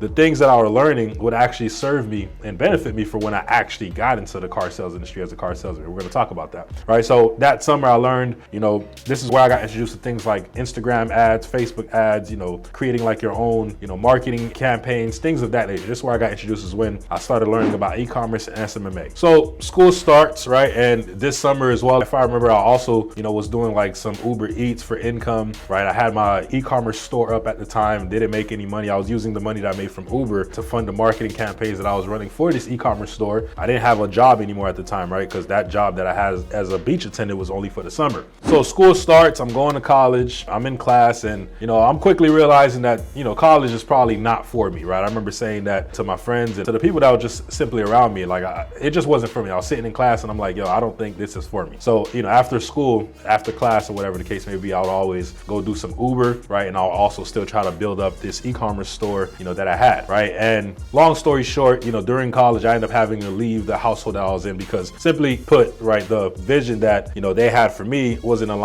with what I thought I wanted to do at the time, right? And a lot of you might be saying, that's pretty prideful of a 19-year-old, which, yeah, I think, looking back it was, but I'm actually very happy I made that decision. So around this time, I had a car, 2013 Honda Civic, that my dad had got me at the time. So, I left the house. I had like some money stacked up, like about $800, if I remember correctly, from selling some stuff that were around the house and also from Uber, right? And I had this grand plan that I was gonna pretty much use that money to build up this e-commerce store that I had, right, at the time. So that obviously didn't work. And at this time, I'm pretty much living in different Airbnbs. I'm going around finding, different Airbnbs. I'm staying, at this certain spot for like a week or this certain spot for like a few days. Eventually, I ended up finding a spot where I ended up staying for like about 6 months, right? Because they gave me a good deal. I think I was spending like $600 a month, right? But in this stage, this is where, the car sales industry comes in. I know I kind of went on a long rant, but this is pretty much where I started searching up things that I can do that, didn't require a college degree. I actually made this search before I even left the house, right? I remember seeing different type of jobs that I could do that didn't require a college degree that you can make, good income. So when I searched this up on Google, everything that pretty much popped up were saying sales. So my first initial sales job wasn't even car sales. I remember going to this company that they pretty much were doing door to door. I believe, if I remember, they were selling like cable. That wasn't really my thing. I literally only spent one day there and I was like, nah, this is not for me, right? Like, they just dropped us off in this neighborhood and pretty much had us knocking random doors. And I'm thinking, like, this is not really my style. So I remember seeing the second thing on the list that I remember seeing was car sales. And I was like, okay, I like cars. And, they say, sales is where you can make the income that you want to make without having a college degree. So I gave it a shot. I went to a bunch of different, dealerships in my area, searched up a bunch, that were in my area, went for interviews. And then I ended up first initially getting a job at a Chevy dealership, right? And when I got started at the Chevy dealership, I remember it was a Monday I went, they told me I could start on a Wednesday. So I just took them because out of all the places that I went, they told me I could start the quickest. So it literally took me 2 days to, start working. Got to this Chevy store. Pretty much I only spent like about, I think, 20 days at that store. Not even a full month. That's a long story again,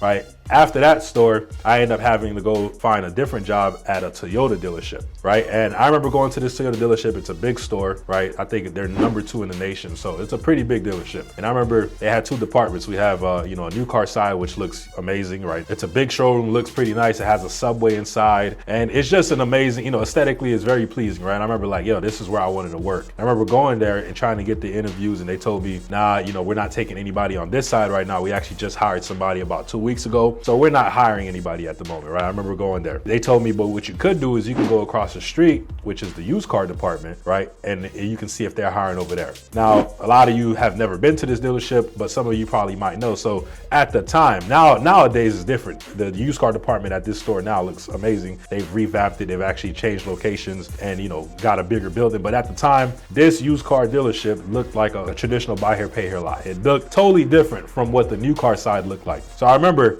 when they told me to go over there, I'm like, man, this is not where I want to be. I want to be on the other side where they're selling the new cars as opposed to where they're selling the used cars. But little did I know, I had no experience in car sales. So what did I really know? But they were actually doing me a very big favor because that building, if it wasn't for like the size and how much smaller the team was on that side as opposed to the new car building where there's like 50 plus car sales people and a bunch of managers and it's just much more chaos. If it wasn't for like the environment that I was put in at that specific building, I don't think I would learn as much as I learned. And when it comes to the car sales industry and, form the relationships that I was able to form, because of it, right? So after about 2 weeks after the interview, right, I had to go through the whole process, do the drug thing and all of that. They do the background. I think it took about 2 weeks for me to actually get started. So now I get started at this dealership. I'm pretty much still practically brand new to this whole industry, right? I only have about 20 days of experience of selling cars from the Chevy dealership. So I'm pretty much a brand new salesman. I'm 19, no sales experience before, right? Like I said, never really sold anything prior to the car sales sales industry. So I get started in the car sales industry. I'm looking at all these guys that they're making, a lot of money. I'm asking a lot of questions, right? I was a young, hungry guy, right? Because the situation that I was in as well at the time, I was still living from Airbnb to Airbnb. I didn't have a spot that I actually, could call mine at the time,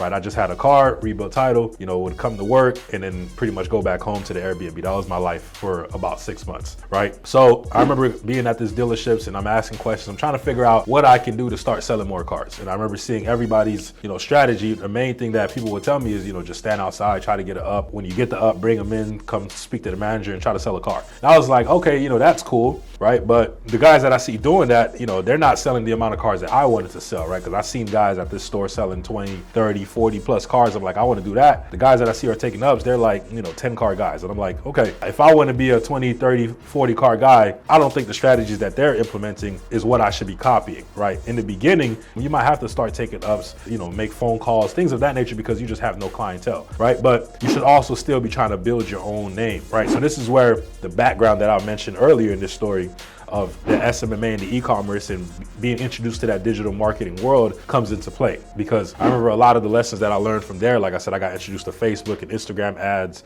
posting content creation, all of these things. I took those lessons that I learned and I started applying it to the car sales industry for me specifically. So if you go on my Corey King Automotive page, you'll see, right? I kind of just started posting vehicles. I started posting pictures with my customers, started making videos of myself, started creating offers. And that over time started to pick up, right? I would make videos about specific cars and people would make comments under it. People would reach out to me. Then I started boosting posts, certain Instagram posts, and I introduced Facebook ads. And this all became a thing, like my own system, right? In the very first full year, I was able to make over $150,000 selling cars, right? So 5 months, I remember this is kind of when I got like my first decent paycheck. I think that month I made about like $9,000, right? And after taxes, after the draw, I got like a check for like about $5,500 if I remember correctly. And that's the most money I've ever made at the time. I'm still 19 when this happened. And I got this check and I used that money to finally leave the Airbnb to go and get my own, place in my own apartment. So, it's a long story. Obviously, I kept selling cars moving forward, kept getting better, right? And eventually I made over $218,000 in only 9 months. At 22 years old, I got the pay stubs for that as well to prove that. And, the car sales industry overall has just been very good to me. Fast forward to where I'm at now, now I'm pretty much making content, helping other car salespeople that are interested in,